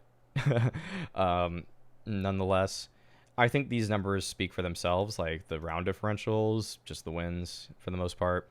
So that's cool. And let's get into Group D. So context for Group D, we've got Lemondogs and LDLC making it through. Fnatic and alternate attacks, by the way. I guess they've changed their name. But basically, this is Crystal's first team and Tizian's team. I mean, I don't know if it's their first, but, you know, some of their first teams here between Crystal and Tizian. Solek, who is not in the scene anymore, really. And Crisby actually still plays to this day on Unicorns of Love. I know this because I casted their Meisterschaft run a while back. And Felix here, he is not playing anymore. Solek is actually the coach of Sparks. He hasn't really been on anything too crazy, but Epic actually is a decent team. Like, I actually think this team shows, even though they're pretty low tier in terms of... I guess they're gone. They're Berserk now. In terms of, like, strategy, this team always looked pretty good. It's just that they just had no skill, like no individual skill at all. So that's where he went. So LDLC, though, highlight of the group. This is basically after... This is kind of like a pre-French shuffle where basically Very Games thought Kenny S was too inconsistent, and so basically they dropped him. LDLC picked him up. LDLC prior to this was... What were they? They were just like putting the team together, it looks like, but they had another player in Atlantis, and he became not much of... Oh, he's actually an analyst still. Wow, he actually is still kind of around in the scene, but he's like really taking a backseat as a coach and a MDL. This is MDL coach and CLG Red, the women's team analyst. So still kind of in the scene, I suppose. But really, the main teams are Fnatic also. So invited team. This is the Danish Fnatic. They actually just came in second place at a pretty big tournament prior to this. And we were just watching that. They came in second place, falling to NIP at the EMS Spring Series, where they lost to NIP in the grand finals. And they took out Absolute Legends, which is basically that other roster we were watching. I keep Publicir. Publicir, yeah, Publicir. So they beat them in the semis, and they also beat some other teams. They lost to I mean, they were still like not the... I wouldn't even call them like the third best team, but they kind of had a case, like, right? They had like a top... They were like a top 6 team in the scene at the time. I would say the teams that were definitely better were like Very Games, LDLC, Copenhagen, NIP, VP. I would say those 4 teams were like definitively better than this version of Fnatic, and then other teams were starting to come up in the scene too. Who left Fnatic for Kerrigan? It was a plus Kerrigan minus Kerrigan move back in the day. So basically they removed him and they added on 12-10. Who did they add? He joined Mouse Sports briefly, and then he came back, and who got kicked? So Stinger, I guess. It looks like Stinger was the player, and Stinger was like a player that was on another international roster. He was on the UK Mouse Sports at the time, which then became a Nexus, and that had a game that had Rattlesnake. He was like the most famous player on that team. So yeah. So we basically Kerrigan back and forth, minus plus, etc. So I think the games we're trying to see here are basically like, we're going to see Lemondogs Fnatic already. Is there anybody on alternate worth watching? I guess we could watch Crystal and Tizian, but like, do we really want to see them lose 16-1? Like, personally, I don't want to see that. Oh, there's no VOD. There's no VOD there. Anyway, so I think we're going to go with LDLC versus... Let's do LD... Oh, this is... Okay, let's watch this. Lemondogs versus Fnatic. No. We want to see LDLC. No, so we got to do LDLC versus Lemondogs, and then we'll do the decider. So we're doing the decider of every group, and then we're just like picking one other game we think is good. So yeah, these will be the 2 games to close out the day. LDLC versus Lemondogs, and by the way, LDLC, Happy, Apex, Maniac, SF, Kenny S, and then they had a coach. They were probably one of only a few teams with a coach here. It looks like they were one of 3 teams with a coach. Copenhagen had one. NIP had Heaton. And then, yeah, they have Moman. So let's get into this one. Did I talk about Lemondogs? We got Emilio, Delpan, Twist, Sipe, and Zelos. I'm not really too familiar with these players other than Delpan and Twist. I don't really know the others, so let's actually click through these briefly. This team has been around for a bit, as in they were at the early East WC tournaments. Emilio, oh yeah, right. This is the Emilio that got banned. So he was on, yeah, this Lemondogs, or he was on the Absolute Legends roster briefly, where they came in top 4 at EMS Spring, but he is VAC banned today, so that sucks. Delpan was like one of the best operas in the world in 1.6 times. I think he was like a top 20 player. Yeah, top 20 player twice. Top 10 in the world, actually, for 2 of the years that kind of closed out 1.6 era. And then we've got Twist, who still plays, actually, on NIP. So he's still around. He's actually still a top-tier pro. Sipe. Not much to talk about here. LGB, so he actually played a major. Yes, okay, so he was top 4 at a major, so not bad. And this LGB team was pretty interesting. So there's stuff to talk. There's some... He goes on for a little bit longer. But kind of, I feel like LGB is probably his last decent team, because the next big event he did anything at was this, I don't even know, Den DD? Yeah, so like Sipe, not really too much history behind him. Zelos actually is on Lemondogs today. What? This team still exists, by the way. Sure. I don't know. Most of these teams, though, didn't look like they did too much. This is a interesting team. Who is on this roster? What the hell is this team? Literally nobody's and him. So he just is using the name still. All right, let's get into it. Okay. So LDLC versus Lemondogs. All right, I want to hear. I like hearing what Anders and Lurpus have to say. I feel like they were actually pretty in tune with the scene at the time. They had some really good takes overall. So I'm actually curious on what they got to say.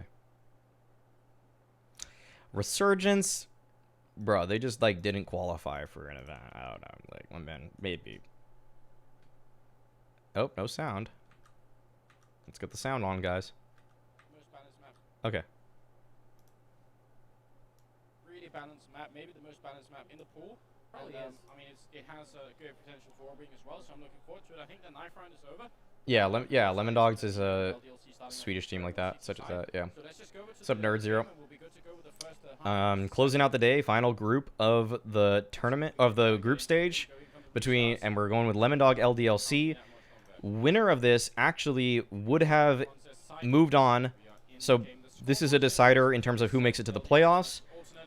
Loser has to play a decider BO1 against Fnatic. This upcoming pistol round, I mean, the Glock's still on this map, very, very good, but here we go, grenades coming over Kenny. Lurpus in this stage was like very robotic with his movements, I'll say. I think his analysis was great, especially like casting. I don't know why all the games are Mirage. Well, they just said what was nice that they just keyed us in on was that this is probably the most balanced map in the pool. For a BO1, that's probably the map you want to play because you just have a chance on both sides. You never feel, oh, Emilio's cheating.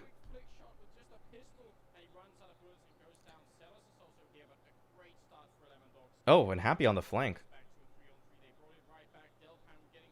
Oh, Delpan.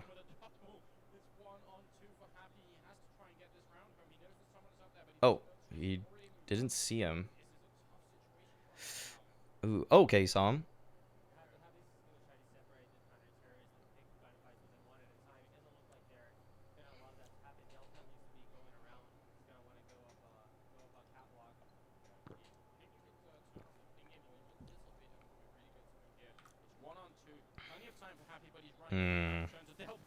Yikes. Oh, no way.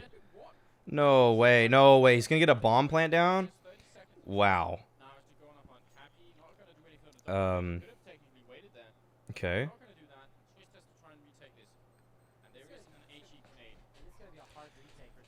I think he gets the vac ban next year or something.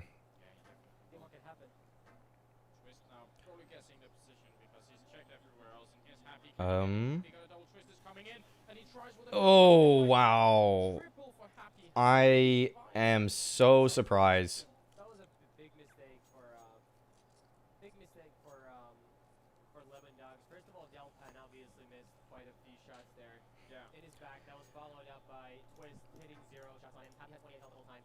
All he had to do was basically connect once or twice. Yeah. And that would have been a game. Yeah. Really a bad mistake there from them. Also, it was a real shame because they looked really good. Oh yeah, yeah. Happy was good. Happy was good in this era.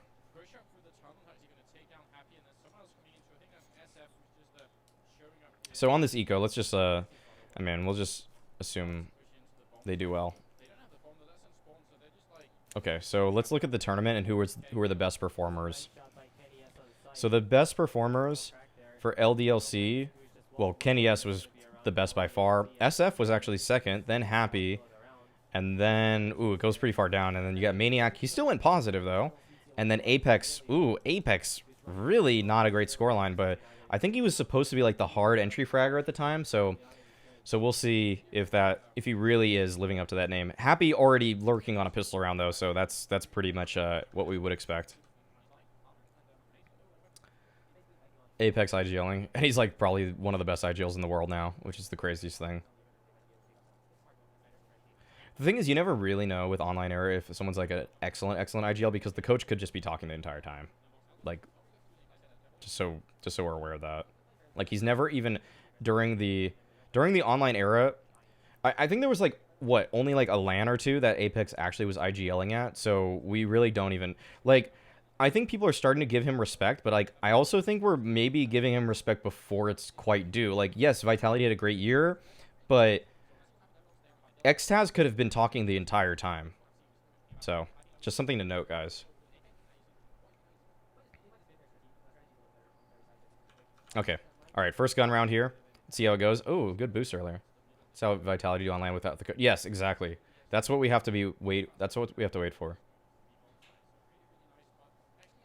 Oh my god, and people think Mirage is outdated now? Well, it's been reworked at least once. Delpan? He got that pick off cat? I don't know where Twist got that, but Sipe, is he going to just keep taking this 1v1? Okay, just utter confidence.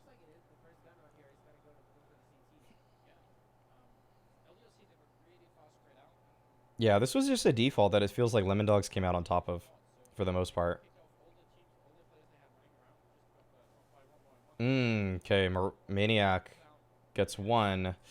This still feels impossible.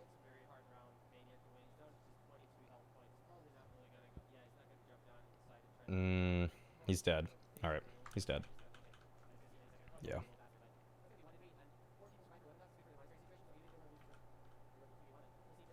Alright, another bye for LDLC. Pretty important round for both teams. Don't want to get reset as the CTs, but also... oh my god. Okay. By the way, guys, this is kind of like one of the tournaments where Kenny S pops off. This is like the start of Kenny S. This is Kenny S with a vengeance. Because he just got removed from Very Games for being inconsistent. And Kenny S was like... inconsistent? I don't even know what that word means.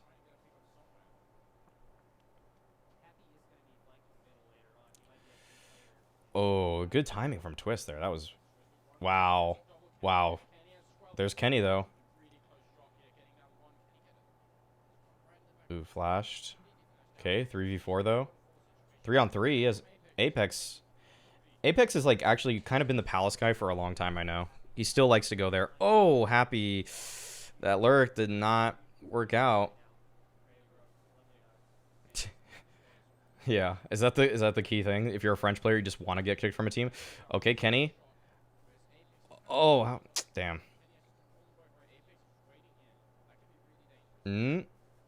Oh, can Kenny S do this though? Okay, gets one. Oh my god, what? Oh, okay, all right. Oh my god. Okay. He's starting to be that guy. He's starting to be that guy just a little bit. The no scope there was nasty. Okay. At the time, that was like unheard of. Also, that was really good. I mean, even today, that's not terrible. That's not even that bad today. Like he maybe could have got the kills earlier, but like, yo, that was good. Okay. Okay, mid default coming out from LDLC here. Actually, 2 players up con. This is actually not a bad strat.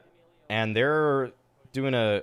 oh, wait, they pushed towards B and got a kill there, I guess. Or one of the CTs did.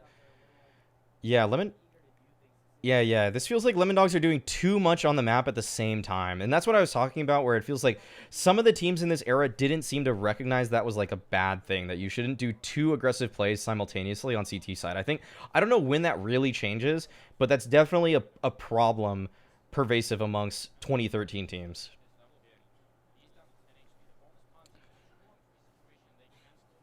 Okay, they're still trying to do this. Okay, Kenny S just shutting it down, though. Is he a cat, or where is he? Is he the cat player? No, he's the site player.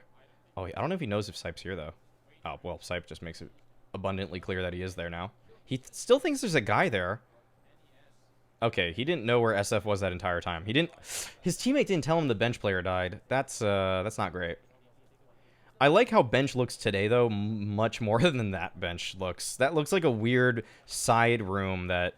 I don't know. It has actually too much cover from flashbangs. It has a roof. Wait, Twist just got DC'd. Okay, I don't know if they're going to reboot this round or what, but this is already a 4v5 to start the round because he got DC'd. So that's kind of messed up. Check the sponsor next to his name. Is it SteelSeries? It's SteelSeries. Every time some team sponsored by SteelSeries, they're just at the top of their game. They are. They all are. They all are the best teams. Like what? That's like what? Was Quantic, NIP, and LDLC all sponsored by SteelSeries, and they all are just dominating. Like what the hell? Dude, SteelSeries either knew how to pick them or they were just given the best gear by a large margin.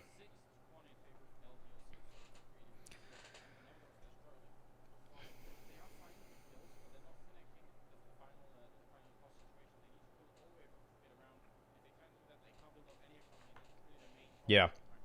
SteelSeries is the key link between every successful team. Okay, wait. Apex not towards apartments this time. Mate, what the hell? Is Happy still over? Happy's still at B? It's kind of reason why bench was called jail back then. Huh. Now jail is just that one position towards bench. Oh, kind of peeked out but couldn't see through the smoke. Oh, Zealous is doing a pretty modern play that he can see over the smoke. Wow, I can't believe he can't see better than that. But that oh my god, he just spammed through it. Okay, by the way, guys, this is even like this version of CS is even worse with that like spectator smoke thing where they can't see but we can see better. This was really rough. Oh, God. I don't know where he can plant. I guess side default here. Okay, just pushing? Okay, that's not even a bad idea. But, oh. Okay. So, 6-2. Guys, I'm going to say it. I don't actually feel like anyone lurking in this era was doing a great job. I think they just got kills. And so when you looked at the stats, they were doing well. Like, Happy has lurked a couple of times and just kind of failed. Get Right on the lurks has been called out already for multiple tournaments. I feel like it's just a super selfish style. I don't think it was ever good. I don't know. This just doesn't look good. It doesn't look like it's doing anything. Oh, man, Kenny. I thought you were going to get that. Oh, well. Okay, that's that. And that's why it's important to look at these things back. Like, what is Happy really doing other than picking up, like the kills that you get in these like huge heavy lurk positions are like they're win more kills, and I feel like that just I don't know. I just feel like they're not actually accomplishing anything. They're just consistently fragging, so they don't look as bad as they really are. Get Right starts to do worse now. Like this is the Forest and Kenny S tournament. Ooh. I mean, okay, so Happy's just here on a split. Like, this is where he could succeed, Like, he's just in a normal split, a normal pinch, as opposed to, like, on these crazy flank things, Oh, my God. I don't even know. They just cleaned up, though, on the bomb site. That should be it for the round. Amelia will try, though, but he's in a 1v3. Now, Kenny... Wow, good recovery by Kenny there. That's surprising. And then this is a full reset.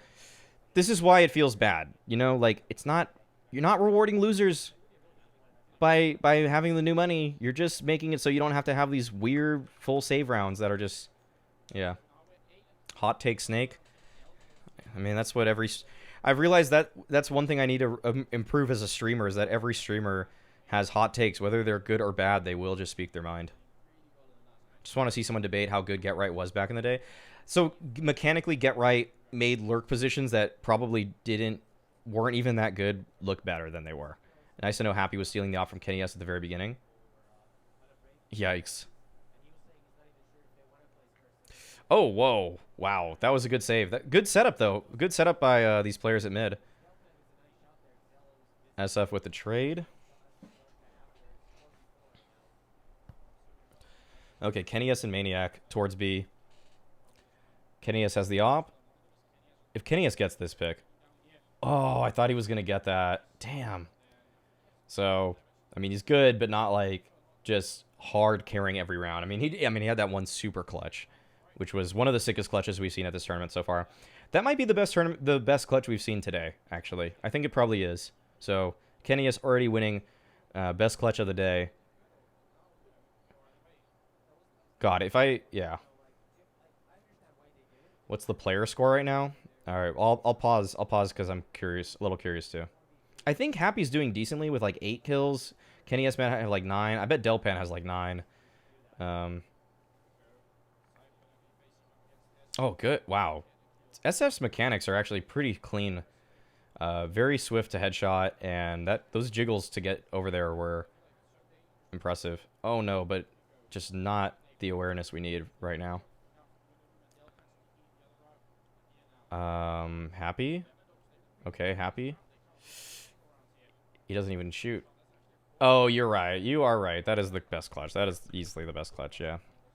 Best mechanical clutch from Kenny, though. Okay, here's the score lines right now. We've got Happy on 11, Kenny on 12, SF 9, Maniac 8, Apex 6. Twist only has 2, but his 2 kills look so good. Wow. Delpan with 11, but okay, that's pretty much it. And everybody else with 7. I'm glad you caught that, Markster. That it was surely the best clutch.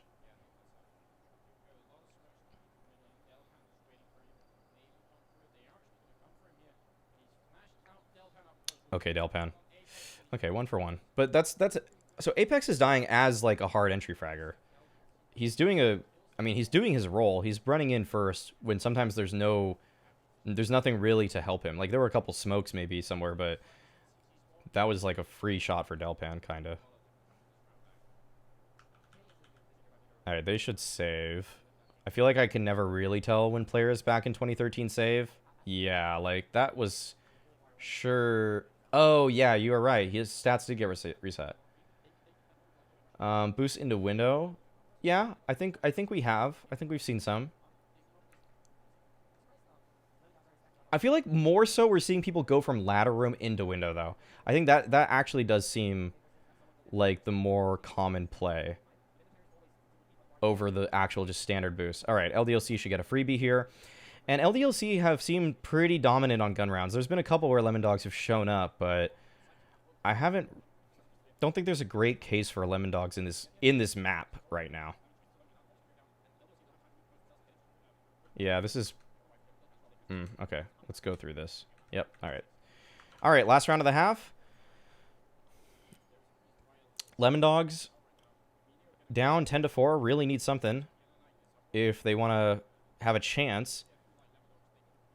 Ooh, SF. Oh, I think he spotted him. Yeah, he did. Okay, nice shot from Emilio. Right now, LDLC are just taking it slow. They lost their first player early on, so they kind of just resetting all over the map, trying to figure out what they want to do on this round. Okay. Oh, whoa, why'd they go with the radar? Yikes. Okay. Well, they cleaned up on Apex there. Everybody on LDLC, when they go man down, it looks like they're just trying to make all these solo plays. There's not really any kind of plan here. So again, like, this has me, in a way, kind of like underrating Happy as an IGL, because, like, what did he actually call this round for them? You know, like, they died, one player died, and then another player died. And what's, like, where's the mid-rounding? It felt like if LDLC just didn't get onto the bomb site initially, they weren't actually even that good at breaking rounds down. If Kenny S didn't win that clutch towards default, this really has been like, that was just Kenny S taking initiative right there.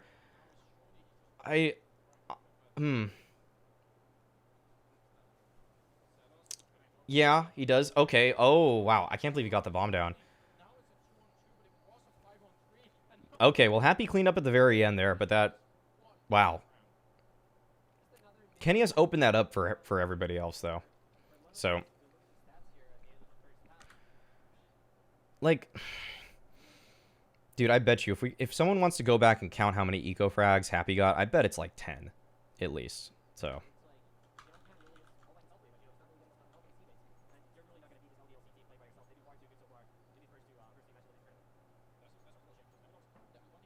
So yeah, so far I've been like underwhelmed by most IGLing, but like that's kind of because in the beginning of the game you're not going to expect that everybody has the game sense that they do today, so that's the context. But like this has been particularly questionable.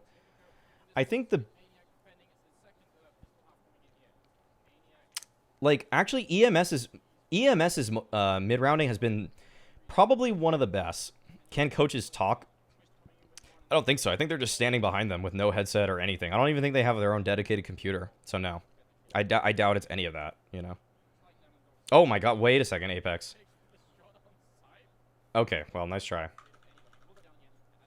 Should be an eco coming out. Yep, so eco comes out. Let's see where they throw their nades. It looks like it's an A stack for the CTs here.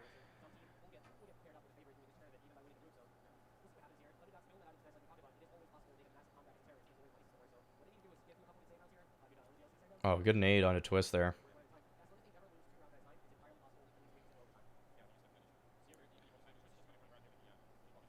And I guess they cleaned up the B side. All right, that's going to be that.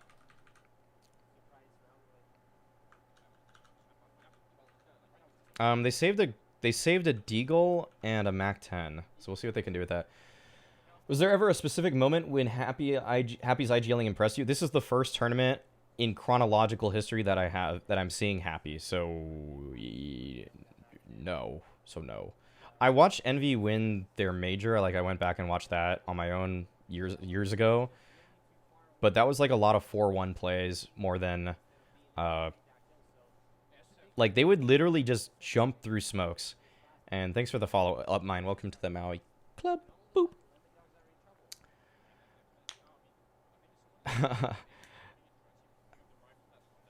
Yeah, like I said, I kind of got into the scene, or I started like casually watching more so and everything in like 2015, 2016, and I started using my brain much more in years after that. I think 2016 is where I turned my brain on a little bit, but compared to what I know about the game today and how I can see it, it's like I can't even really trust the memories I have. It like honestly, I don't even trust what I thought back then. Yeah, for sure. All's doing well here. Just keeping up with this this stream of rewatching these old tournaments.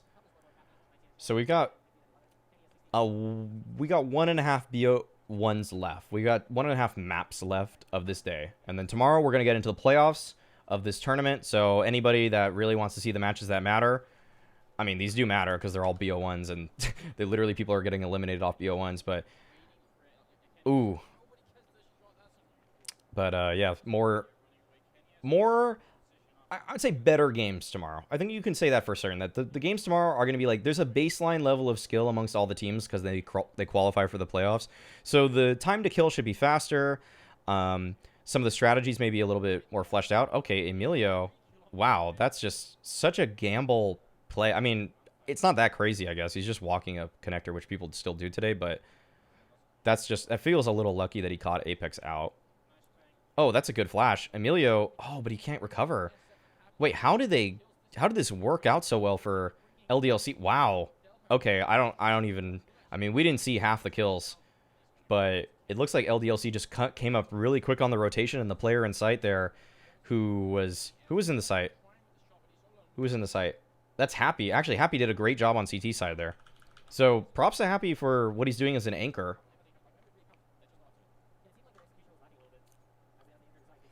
You know what? I think that's where Happy probably maybe goes underrated, his CT sides. I'm going to have to guess because, like, yeah, like, I mean, that T side was not very, even though he had the highest kills, like, it wasn't impressive in terms of, like, how he was functioning in the team. But, like, okay, this is just eco-fragging and then going 1-for-1. That's not actually a good thing. So, maybe not. But, I mean, I will say he did a very good job last round. We'll hold off for the... You know, let's hold off on extrapolating. And by let's, I mean myself. Okay. This is oh, wow. Is he gonna get... Oh, that's so... He's so screwed now. Yeah, he's just half blind taking that fight. Good flash.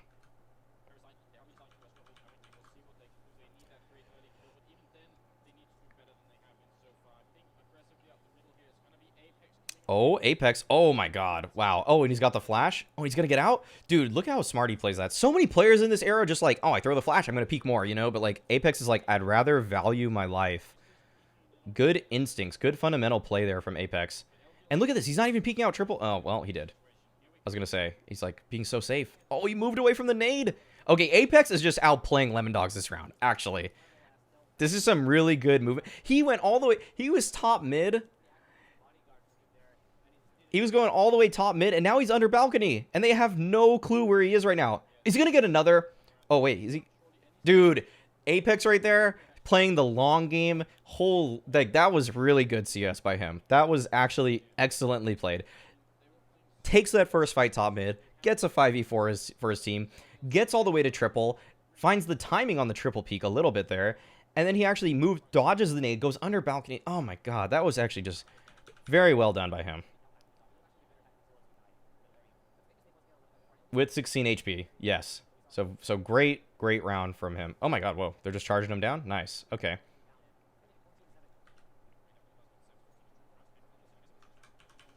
Okay. Let's see if we can see a little bit more brilliance here. I think that's what we're trying to get out of LDLC, because this is supposed to be the game that they solidify their spot in the playoffs. It's a map that they care about a lot, and they want to play their best. Apex, though, okay. Okay, I don't know about staying here, but if he just... Man, if he's just feeling it from the previous round, I can't blame him too much. You know what? Actually, securing the Palace position... Oh my God, Apex is just a genius, dude. Okay, what the... Dude, Apex just got 4! He just stayed in Palace and got everybody! Oh my God, is he gonna ace? Oh my God, dude. Okay, Apex is playing out of his mind. Even though his scoreline is so bad, that's because he was the hard entry on those T-side rounds where literally just dying for free. And then just everybody gets to trade off of him. So Apex deserves, like... Dude, 15 and 16, the impact this guy has had already on the CT side is just tremendous. Remember, this is still the era where 1.6ers weren't taking Go serious, while many of the CSers were full-on saucing. There's some overlap, but I feel like at this... we're reaching the point where I think people are taking CSGO seriously, actually. I'd say, like, the ESEA Global Finals, like, there was kind of some back and forth, but then we saw, like, even then, the 1.6ers weren't taking ESEA Global Finals that seriously. Like, there was a team with Neo and Lurpus and like, Semphis or something like that. Like, they all played on the same team. They just made pug teams to play 1.6 tournaments. They weren't, like... They weren't taking it seriously in terms of, like, how they viewed the game. Like, this game isn't good. Get Right was not playing 1.6 at this point at all. There was... I don't think anybody on NIP was playing 1.6 anymore. They were full on salaried in a gamer house to play CS:GO, and which is why they succeeded at CS:GO. I think ESC was kind of 1 foot in, 1 foot out, but so we can get some more context with some interviews, but like, my bad. Wow. Yeah, armor's overrated. Armor is the lesson. The lesson we have learned over the last few days is armor is just simply overrated. Most impressive rifle work and just opting from Kenny is from them in comparison to any other team. It does look like LDLC might have the skill advantage. Oh, these over are all... just about everyone. Obviously, NIP sort of has the highest potential because when Forrest and Get Right and Exist are playing well, and even Freiburg.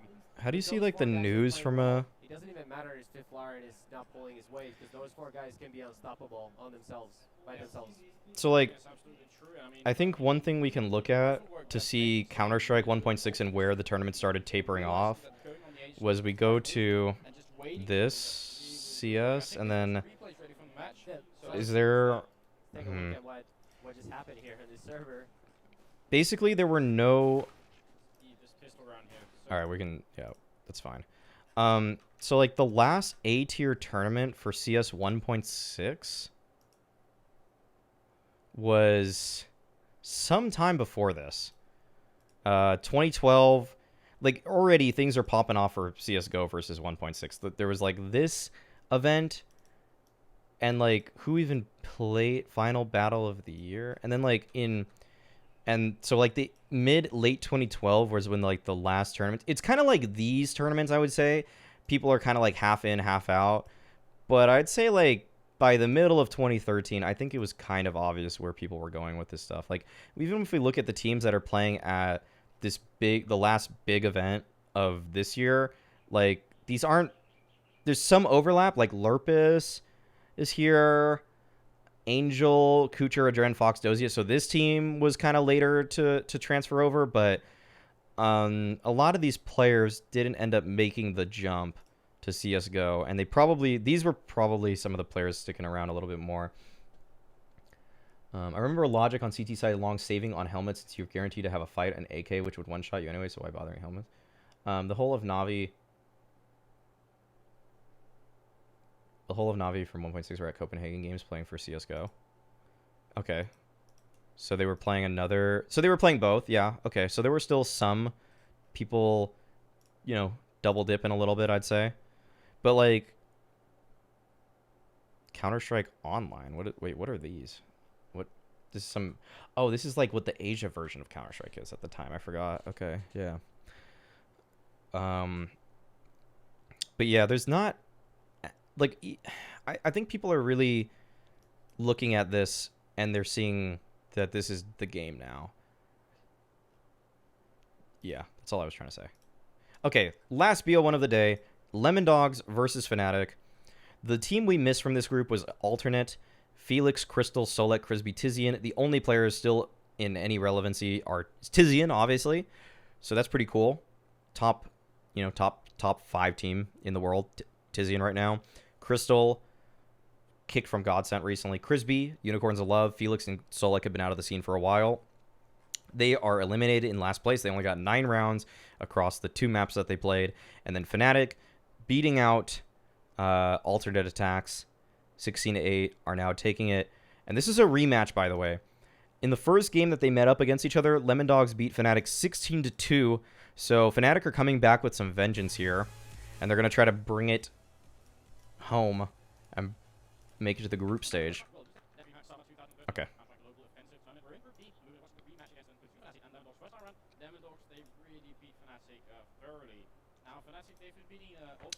So yeah, that's the context there. Sorry if that was loud. I don't know. Oh, worst players at the tournament, though, by the way. The alternate attacks players just got... I mean, that's understandable when you get bodied like that. And,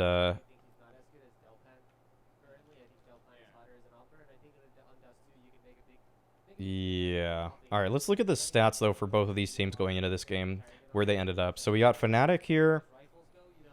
I hate how they have all these question marks, though. Like, we have the logos, guys. But basically, hottest player, Freese. He was the opper most of the time, I'd say, for... Well, Freese and Kerrigan both had some opping duties, I felt like, on this team, from what I've seen. Or maybe it was Kerrigan was opping actually very briefly when he was on another team. But Freese is, I think, their main primary. Zipnix was very underwhelming at the first tournaments we've watched. But it looks like he's getting a little better. And Madi was actually probably the best overall for Fnatic. He was in discussions for being the MVP of them in another tournament. And Trace, I thought Trace was really good. He was making some really good plays too that I've seen. So let's just get into this one, and we'll check out the stats for the other team. Wait, what? Okay, we'll check out the stats for Lemondog after this round, and we move on to the eco.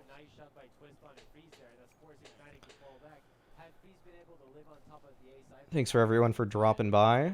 Don't be sure to leave a follow if you've been enjoying such and such. You know, the viewership was good today, but I didn't get many follows or subs or anything like that. But still appreciate everyone for just being here. So good stuff. Swish, thank you for the follow. Welcome to the Maui Club. Boop. TY. This pistol was kind of all over the place. Crazy shot to pull off. Twist in the middle here. Can he get a third? Ah, Almost taking down Carrigan, but not quite in the sight. Sight is waiting. It is a 2-on-2 situation. Oh, yikes. He should know at this point they're both through window. Oh, wow. Trace. Okay. Okay, all right. Not bad, not bad. Good round from Kerrigan. So, Lemondogs, we go to them. And Twist was their best overall player at the tournament. Oh, no. And Emilio doing pretty well. Sipe did okay along with Delpan and Zelos. So, Delpan, not really the most convincing opera in terms of stats alone. This should be a full eco. So, we'll zoom through that. So, I think it'd be fun to look at who are the best operas at this tournament. And actually, it's by far Kenny S. None of these guys are operas. Device didn't even op. Guardian is the second best opera with a 1.19 rating. And then JW third. And then it goes down to Pasha down there. This was a... No, they're not going to... Okay, they got some nades. Let's see what they played. How much in donations to analyze Crystal's career and why he is/was so poor? I want one... So, the only thing I'll take here will be whatever the... If you can find out the monthly salary of Godsent, I need 1 month of that salary to tell you why Crystal's bad. So, whatever... That's probably like, you know... $3,000 to $8,000 to $10,000. I mean, I'm giving out a pretty wide range here, but I literally have no idea what Godsent was paying those guys.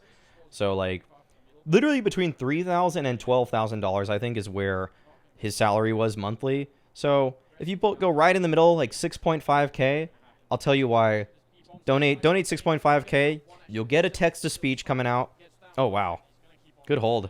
They just ran through a smoke, by the way. No, I don't think he was smoke. No, I'm pretty sure Madi was the IGL. Very, very sure Madi was the IGL of this roster.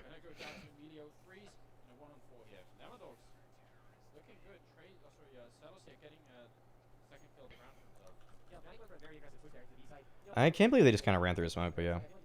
Yeah, so...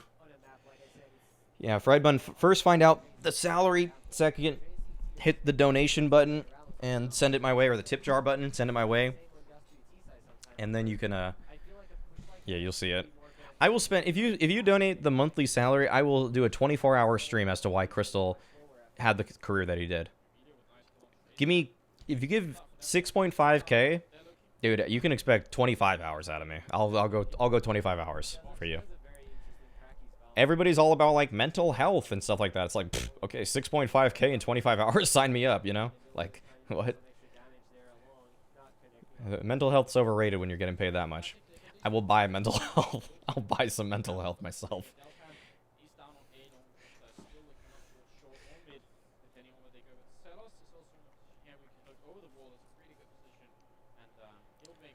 Dude, I'm such a sellout. I'll do a 24-hour stream for $500. I'll do a 24-hour stream for $500.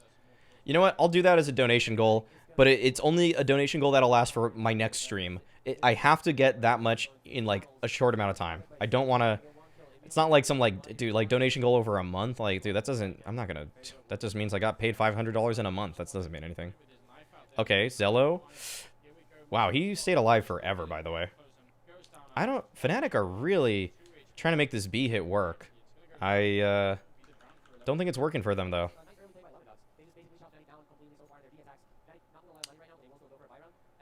So, Morgster, I think tomorrow I will look at more side content.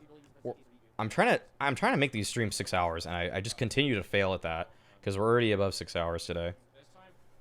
So we'll see.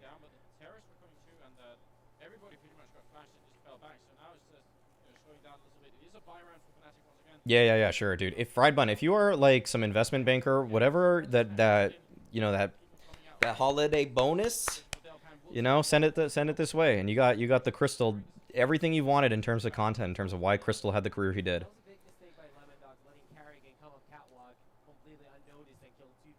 You guys got your tax kickbacks.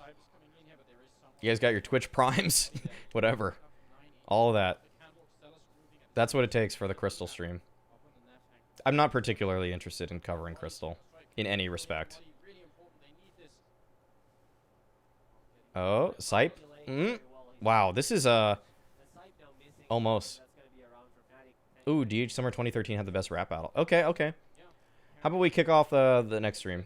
I'll give you my bonus to not tell me Crystal's history. Also, we'll take that Swish. But the thing is, if Fried Bun outbids you, I will just have to do whoever spends, pays the most.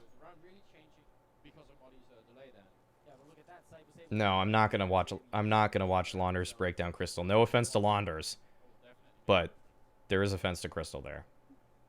I did a okay, so I kind of stopped with like doing, because when I used to do player POVs on my YouTube channel, I did the Dick Stacy one.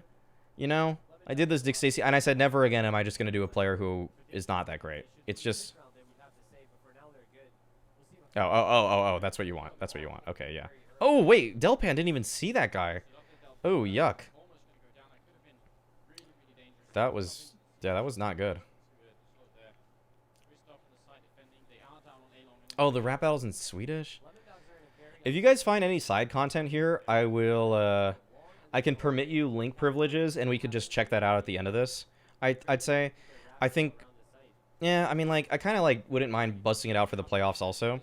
And, okay, Fnatic are doing some really good A-splits. They're actually putting a lot of pressure on them, and they're using flashes to gain space. Like, look at the utility right now left for Fnatic. Like, they use 2, 4, 6, at least 6 flashes to get the space that they have right now. So that's pretty impressive. They're actually having some nice, like, map control procedures, it seems like. I'm surprised Delpan didn't find that kill at mid. That could have changed everything, honestly, but we are seeing that Fnatic has, like, a level of care to the way they're playing this Dust 2 thus far. That is, that is nice.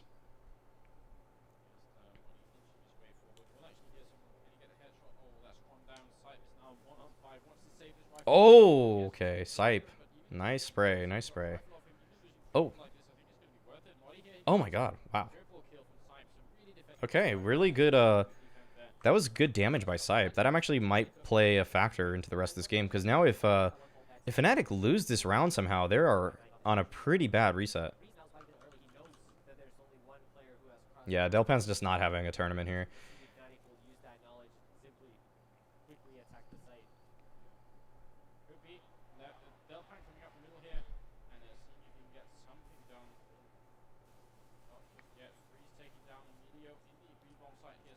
Okay, looks like Fnatic are starting to get a hold of this one. The greatest moment in Crystal's career was the 1v1 to win the game, 16-14, where he made the drop from Heaven on Nuke without making any sound versus Montu. I actually casted a really nice Crystal round at CS Summit this year, where Godsent was playing on Vertigo, and he got like it was like a 1v3 or something like that, and it was on a gun round too, so that was pretty surprising.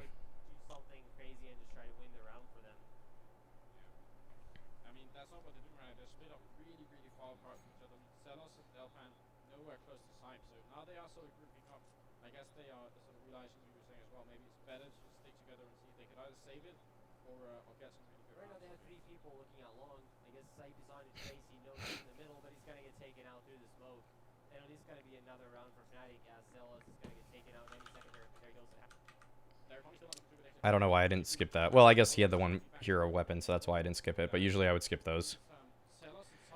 We need to figure out how to renovate off my bonus too, so maybe see if a GoFundMe works. I'm not an investor; it's kind of different. Sure. I mean, I'm not gonna do it, so it's like whatever. I'm not gonna do a GoFundMe for why Crystal's career is where it is. That sounds like the biggest like troll.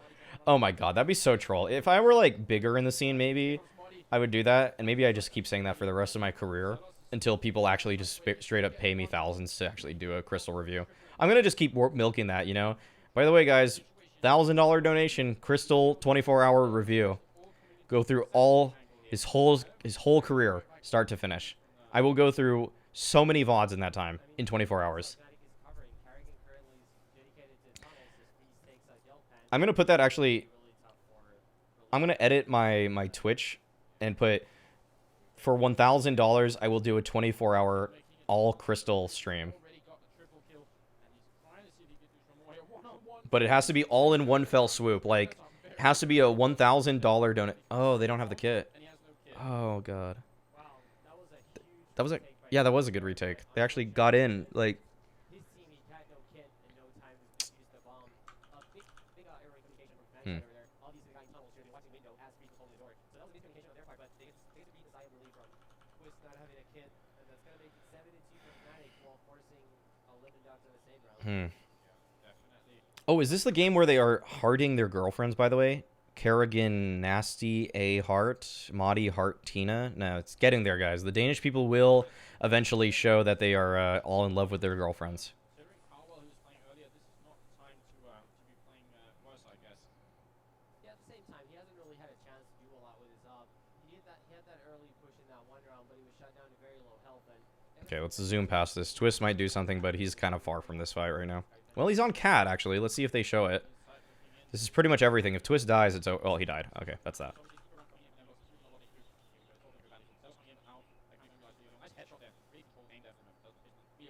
Two kills, not bad, but that's pretty much all they're going to get.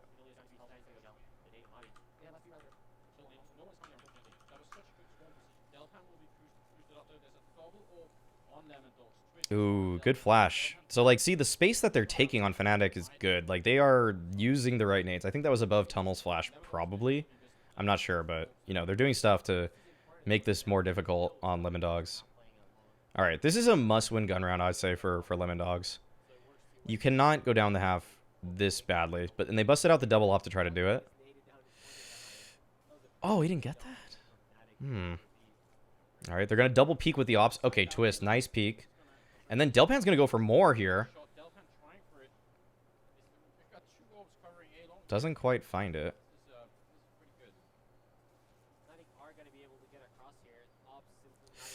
Yikes. Okay, Fnatic are all over this now. Yo, how can you...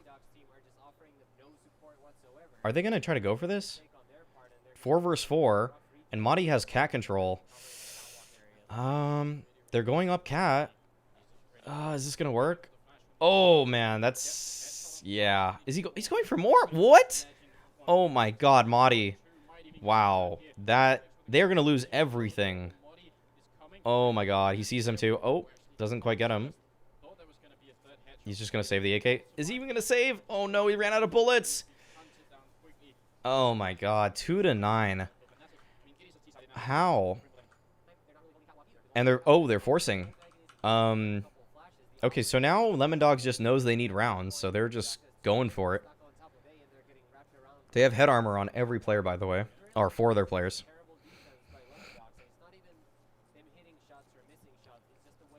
Yeah, I know. I know. It's still a problem in this era of Counter-Strike in 2013 and 2012 that people just have their nades out all the time. They just don't expect people to swing on them a lot. This is like a really tough force buy. Lemondogs don't have any utility other than this one nade from Twist, and he just used it, so it did some damage actually. But like no kits, no nades. Oh.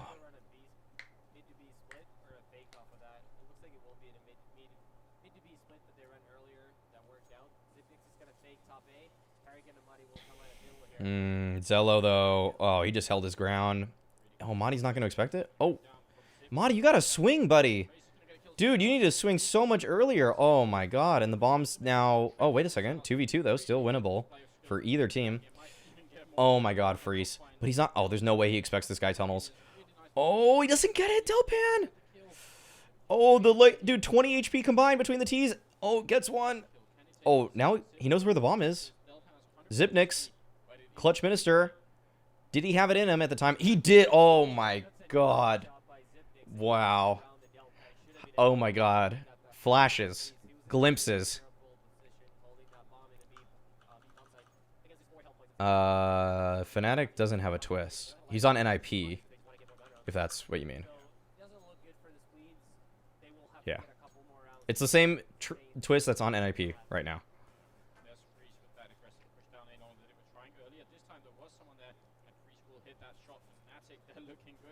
No, it's okay. It's okay. I think he was on it briefly, so. Or at least they were trying him out at some point, or trialing or something. I don't know. 5 on 4. Oh, what? How does he get 2? Wow, that's really good. That's crazy control with that FAMAS. Dude, I don't understand. If there were wooden walls back in the day, I would just be spamming these like crazy with all these rifles. Knowing that now you pretty much, I don't know. That's just weird to see that he didn't, you know. Oh, you can see that through this little gap right there. There's a little pixel angle. That Zealous, you can see right by his hand, right by his fingertip, you can see that little gap that he's staring at. Yep, he just saw him. Yep. That is such a cheeky angle. That is not... I think they did patch those, though. I think they patched a couple of these, like, pixel angles that you could see through. They did it on Mirage, I know that. I'm pretty sure before this Dust 2 went away, they did it here as well. Take his head down. That is a 10-3 lead for Fnatic. It's been a total of 7 rounds since Lemondogs last won. It's been a while, so right now Lemondogs definitely want to win these last 2 rounds. How Twist would have developed. Well, now he's on a top, 15 team in the world, so at least he made it. At least he made it. It's cool to see that. Kind of a mixed buy from Fnatic. Oh, they messed up that smoke.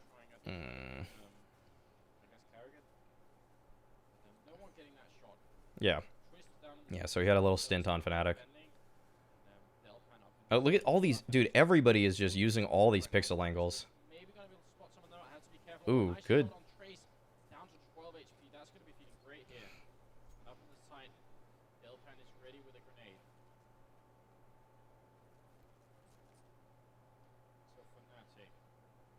All right, they're just going to go for the cat play. Lemondogs are in a pretty good position to defend this. The Twist. Oh, Delpan or Freeze didn't get that? I thought Freeze was better than that. Oh, whoa.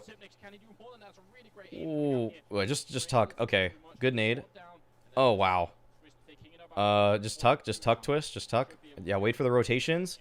Wait, just all you need to do is wait. Okay, well, I think there was a flash coming out from his teammate, so that's why he did that.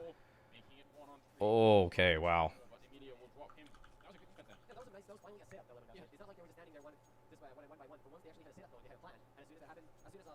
Yep. Yes. Yep, good breakdown. Good breakdown, Lurpus.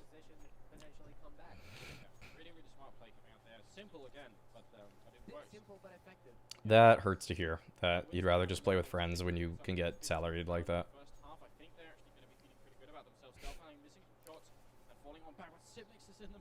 Ooh, Zip. Oh, Sipe. Oh, wow. Oh my god, what the hell? Well, that was a good setup with him and the guy that's close tunnel, but oh my god. Oh, he's full blind. Wow. All right, Lemondogs, they put it together at the end there.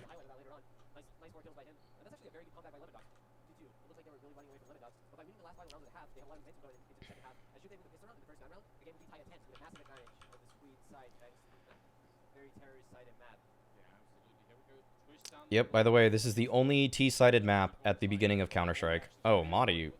Yo, excuse me? Wow, he stayed alive forever. Wait, Freeze left him? Oh, he just got blinded by his team's flash. That's so bad. Oh man, then they're all dead. Okay, I'm gonna get some more water. I'll let the anti-eco just play out. You guys can listen to it, because I wouldn't really watch it that closely anyways. And I'll be right back.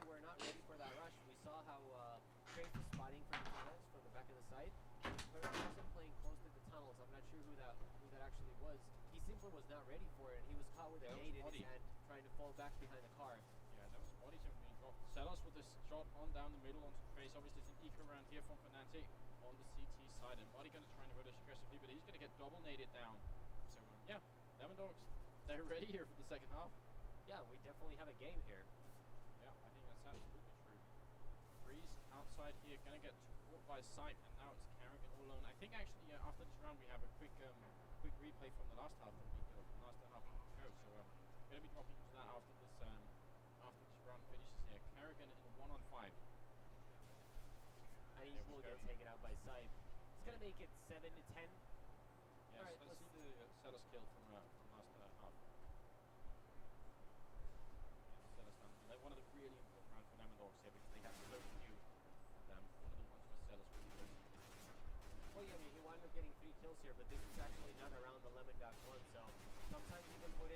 nice individual effort without actually getting anything to show for it. This is Sidnix's 1v1 against Delpan. That was a nice shot, instantly connected on Delpan's head, despite having only 4 health at that time. Indeed. Here, this round, Carrigan already going down. Obviously, it's another eco round. Fnatic, we haven't missed anything at all.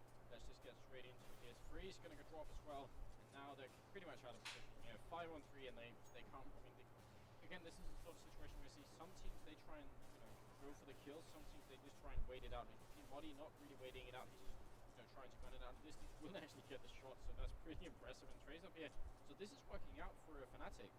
And I was going to try and advocate for them to wait and get the exit kill, so to speak. But they're just proving me wrong here. Looks like Madi will get taken out there. I mean, Lemondogs lost 2, but Emilio only had his block. Okay.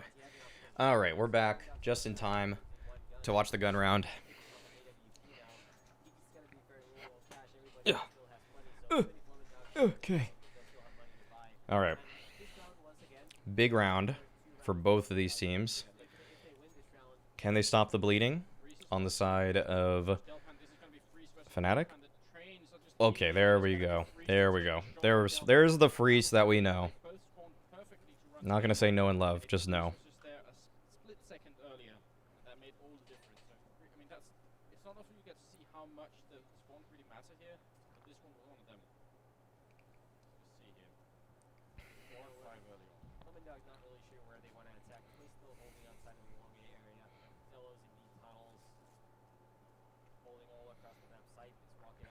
Lemondogs unsure of how they want a mid round here. I think they're just going. So it did feel like in the middle of Dust 2 rounds a lot. If T's were down, they would just try to take 50-50s towards middle because you could shoot through the wood door so easily. Yeah, like they just look for a fight there because if the CTs give them one, AK is a little bit better at that, I'd say, and if you could just spam someone through the box on top of that. So, okay, wait. Oh, man. They just went for a B hit off of it. But it's a fake. Oh, my God, it's a fake. Wait a second. Look at this. The bomb is coming out long right now. Oh, my God. Wait a second. No way. They don't have time to go back to B. What? He can't make it to B. He has to go cat. He has to go cat. They won't have time. They gotta find him. Oh my god. Oh my god. Wait, he got it. He got the plant. I think he got it. It's so close. Oh, wait, he had time. Oh my god. He just ran right past him. I didn't think he would go. Okay. I didn't think he went that direction. Oh my god. What? Oh my god. Oh my god. Oh, Freeze really just going in for this one. Wow. This is the winning play. Like, this is... Ah, but he just missed. All right. Wow. Freeze played that about as well as he could have if he just hit one more shot. That was crazy. This was sick, actually. This was sick. We saw this, though, but... I can't believe he did that well. That's just unbelievable.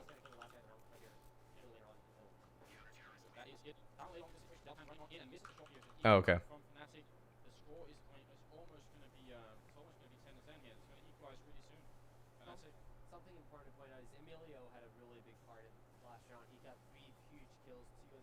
Why are they not going? Dude, it's just a pistol. What?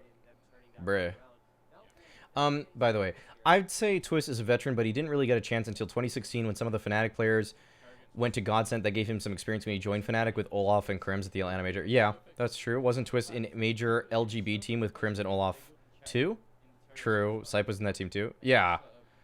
So he's had his shots. It's just like, I mean, I think simply the way you would put it is just like Twist is probably like, you know, the 10th best player. It's like Twist is consistently the 10th best player in Sweden. So you're not always going to be on the best team.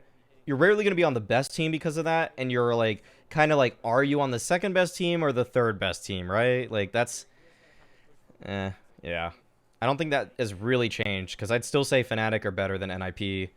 And so I mean, like, maybe he's like 9th now, you know, something like that. I feel like the micros of pros on D2 in this era seem stronger than the rest of the maps we've seen. I could agree with that. Yeah, I could agree with that. I feel like they're a lot more comfortable with this map over others. Like as individuals. I'm trying to think of other ones that are pretty good. Like, definitely not Nuke. Definitely not Train. Yeah, no way Train. No way. And there's like really only 5 maps. Wait a second. Let me see what maps they played here. Nuke does 2 Inferno Train. Yeah, so this is back to the 5 map tournament, whereas ESEA did like a lot of maps. I guess like that's kind of why maybe Very Games didn't look good on Cash, for example, that other day, because they're not used to playing it. It's not really in their circuit. But it should have been in the regular season of them playing ESEA Invite. So that's a little odd. But maybe like Inferno, possibly. But Inferno has a lot of wonky angles that you're not really... So it never is like that comfortable to play. All right, so let's see this one, though. All right. Kind of some mid-control taken by Lemondogs here. They've got some cat space right now. And Fnatic have already fell back into a pretty standard setup. So we'll see how this... I think this is just going to develop by them going up cat. Oh, mid to B. They're faking a mid to B, it looks like.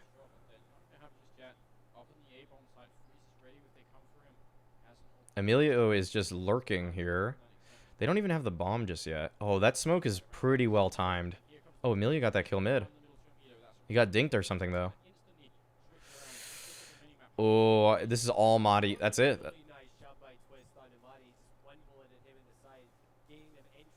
That is clean. That is super clean.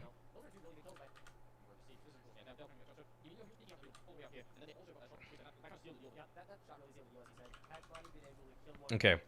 10 to 11. Oh, didn't hit that. Wow. I feel like if someone just runs straight across mid, you should always die at the pro level. Because I can hit that shot pretty regularly if they just run across. Headshot or just straight through the door crack. So I don't know why... I mean, whatever. It's on LAN. It's tougher. You know, okay, this is a full save, though, from Fnatic. So unless this... Yeah, that's that. Okay. I feel like... Yeah. Okay. Okay, 1 for 1 at long. So 4v4. Let's see what the mid round is here from Lemondogs. Let's see. Well, at the same time, also, you want to do one for one trades as a terrorist, so that definitely favors Lemondogs. I mean, it only helps that Fnatic's best player just went out. Lemondogs. Lemondogs are pretty good, though. Like, it's hard for me to get as excited for Lemondogs because I don't really know the players as well. Like, I know Delpan. I kind of know, like, barely know Sipe, I guess. And then I know Twist. And then Emilio got vac banned. But it's like, the name value on the team is just not there for compared to others. All right. That was a pretty clean B hold from Fnatic.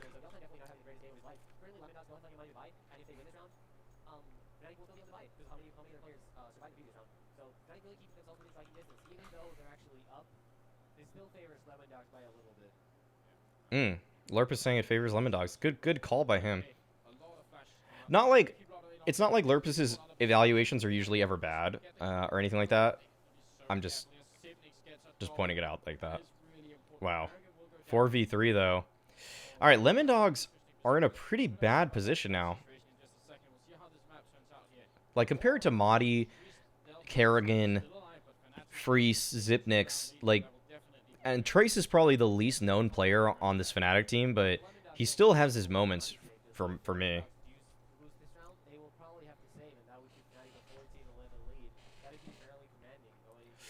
Nice from Freeze. 4 to V2. Good smoke. Delpan just wants to see if he can get something. It's not really a great angle. Like, hugging the smoke doesn't feel good in this sense because you're actually just sticking out like a sore thumb. Yeah, this is almost better to just go wide in this case, but I think he's trying to, like, okay, wow, that works, I guess. Freeze just goes wide and doesn't play the ramp position. Ooh, oh, that's a good flash. Oh, but no one swung from long. It's like the utility's good, but there's no... Oh, okay. All right. 4v2. Now 3v2. What can Delpan get? This is all Delpan. He didn't see that? He didn't see... Oh, wait. Sipe? Oh, Sipe. Oh my god. Oh my god. And the win for Lemondogs. Really, Wow. really good work from Sipe once again. Great work by Cypher. I think Lurpus's analysis is still good though, even though he's not Losing that round would have a caster by today's standards. But you know, Fnatic are I mean, he's not really that. I don't think he's interested in it either. But yeah, but that was good. That was really good from Sipe. That was like they lose the game if he doesn't win that. They just straight up lose. 14 down 14-11. You know, I just. It's pretty good to see Fnatic stepping it up and not just folding instantly. Obviously, whoever loses here is going to go home, and whoever wins is going to advance on. So that's how it works. Twist. Yep, decider game for the group. Last decider of the entire tournament in terms of group stage. Twist just waiting here in the middle. Oh, Sipe's trying to get it done himself. Oh my god, Sipe was just feeling it. That's a really nice shot from Sipe to get it a 4. What the hell is Freeze doing? What the hell was that? Huh? Okay, that was weird.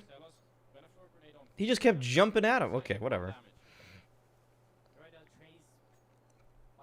Yeah. The pit smoke could help out so many of these teams. I think Madi's going to clean this up, guys.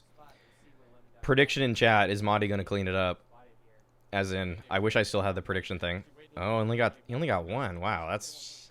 Alright, whoa. There we go, Freeze. That's a good one.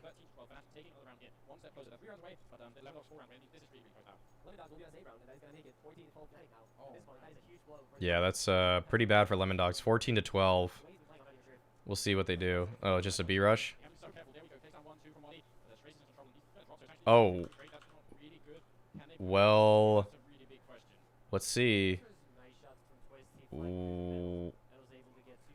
3v2. The tunnel push should end this for them. And it's a good thing that Fnatic did send a player tunnel, because that should be a key... Oh no, Sipe, not again. Not again, Sipe. Holy crap, dude. How? Oh, Zip, the clutch god? Got it. Doesn't lose those. Zip's improvement from the first tournament we watched to this one has been pretty remarkable, because he was like... I would just think he's going to lose all of these before. Okay.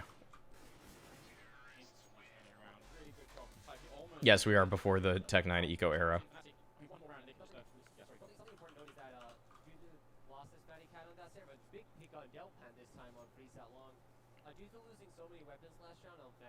Yeah. That does set them up nicely, Lemondogs, that is. The fact that they got so many kills. Oh, wow. Whoa, this tunnel's push, wow. Oh, man, Kerrigan. Nope. That should be that. And Fnatic should save here. Yeah. Alright.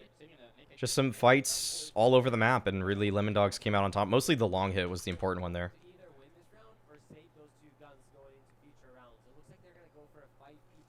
Wow. Oh my god. Oh god. I don't even know if what he saw there. Trace is all lit up also, so pretty unlikely he can defend this. Oh.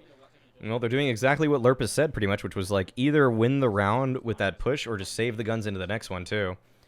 And it does look like they're trying to save. So that should be that. Did they oh, they both die though. Oh, wow. Okay.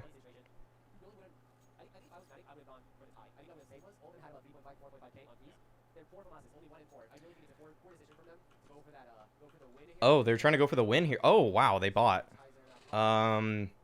This is interesting. Kerrigan, though, with the opener.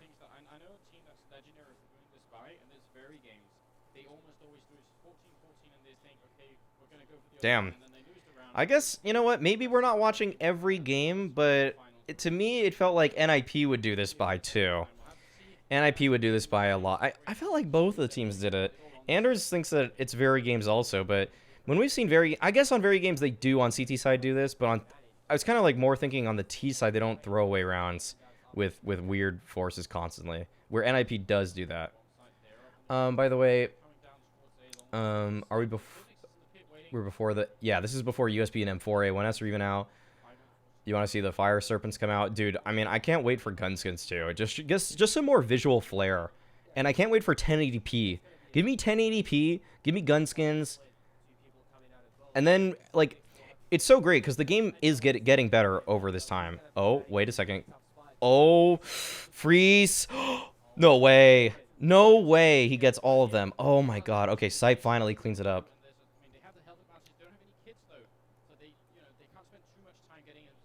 I think the Tech 9 was before, or the CZ was before the Tech, but I don't know.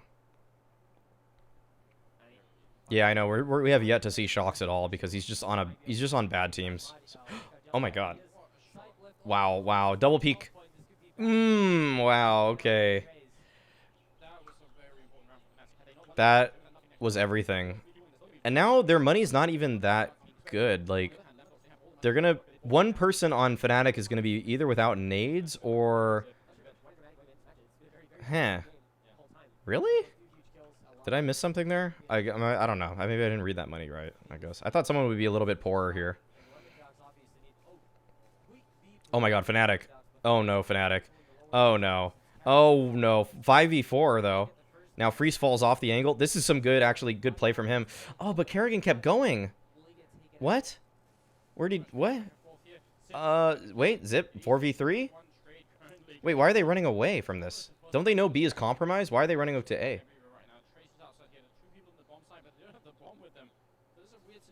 Zipnix just killed him! Oh no! Zipnix just killed Madi, what? Dude, they could have won right there. Holy crap. Holy crap. So, oh my god, Zip with the choke of his career probably there. Not really, he's choked other times, but that... Oh my god, that is so bad. Oh, and the flash over, and now they're just getting bodied. And Freeze missing that shot too. This guy's got to swing. Zip, you got to swing here. Oh my god, dude. Yo. Zip, you had to swing when your Freeze was taking the fight earlier. Oh my god, dude. Zip literally... You're right. You're right. Zip is the clutch god for Lemondogs. And yeah, Lang, thanks for dropping by. I can't... Oh my god, dude. Zip did pretty well in a couple of these tougher situations, but dude, you can tell how shaky some of these players are. They aren't that, like, you know, that super solid force on land that they become. They're definitely, like, they're hit and miss. Really hit or miss for some of them. Oh. Wow. Zip with the TK 4v3 up 15-14. And that's what happens. He just TKs Madi.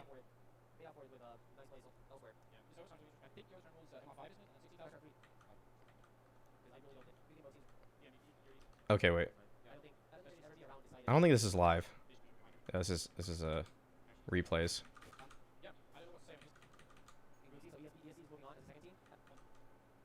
This is still...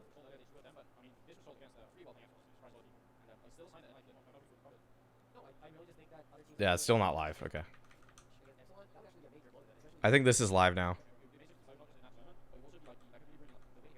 Yeah, they're gonna re-LO3 it.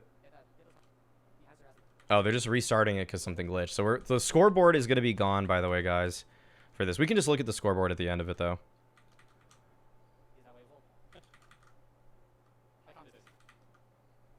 By the way, reminder, this is the last BO1 I'm doing for the day. I'm gonna do the playoffs tomorrow. Be sure to follow if you haven't yet, so that you can catch that stream when the games get real good. And we're in some real BO3 Counter-Strike.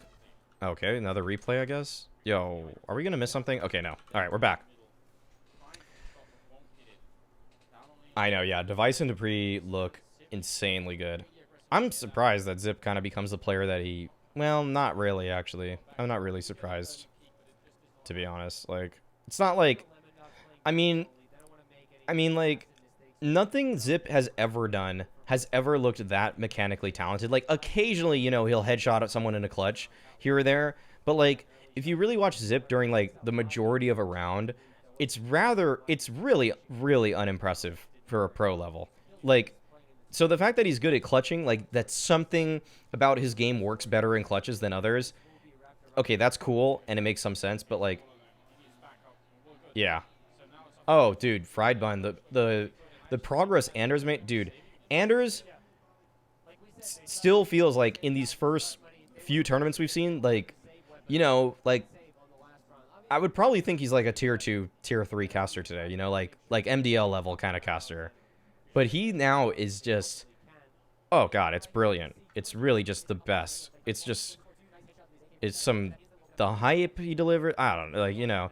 I mean, it's up to a lot of individuals say who their favorite caster is or whatever. Like, he's still top. He's still just excellent entertainment. So yeah, for sure. Because, like, he doesn't even, like, in this tournament, he doesn't even have much inflection in his voice. It's not like, oh, what is that? Are you kidding me? It's like more like, oh, wow. You know, that was, what a shot there. That really turned the tides of this round. It's just like, he's kind of talking. He's still talking as opposed to casting. What we think of today as him casting, I'll say. Yeah, it's pretty monotone. Ooh, there's a weird smoke there. I don't know what that is.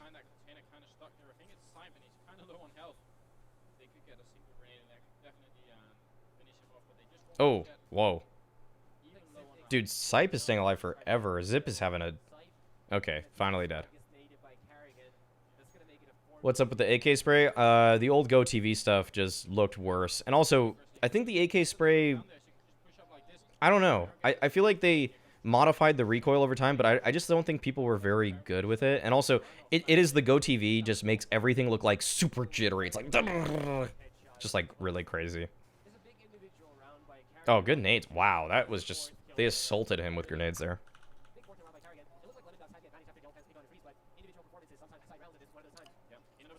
By the way, MR3 10K, if you haven't been watching these.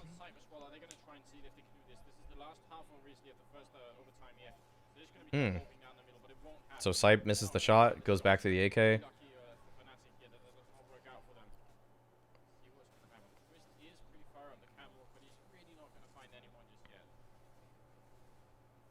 Lemondogs might be going up the catwalk together in this round.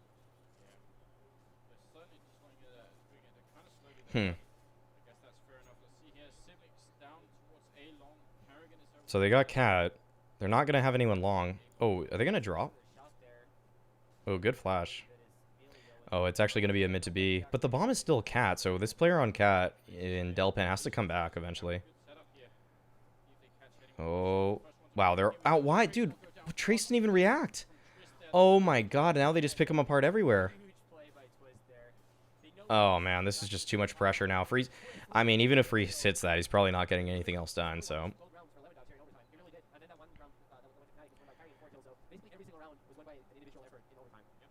Yeah, I mean, CSGO has been really good casting. I think it's definitely better than any other esport. I mean, the only other esports I watch are like Melee and Dota, and I can say for certain that the CS casters are just better. Like, just way more entertaining. Okay. All right, Lemondogs, though, shutting down the long play. Oh, man, Freeze is kind of choking right now, dude. Oh, this is so hard to watch. You just know their tournament life's on the line, and they're not getting it done. Wow, Emilio turns around and gets that. What is this? Dude, Sipe with the huge fast flank, though. That is crazy.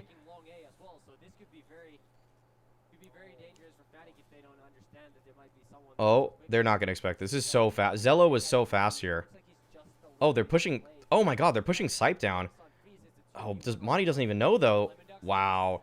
Lemondogs are playing with an assertiveness at the end of this game that it just feels like they're the more experienced team right now.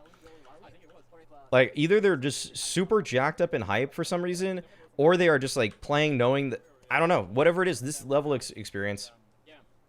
It's really entertaining to see how they're actually really taking this game by the balls. They're just going for it.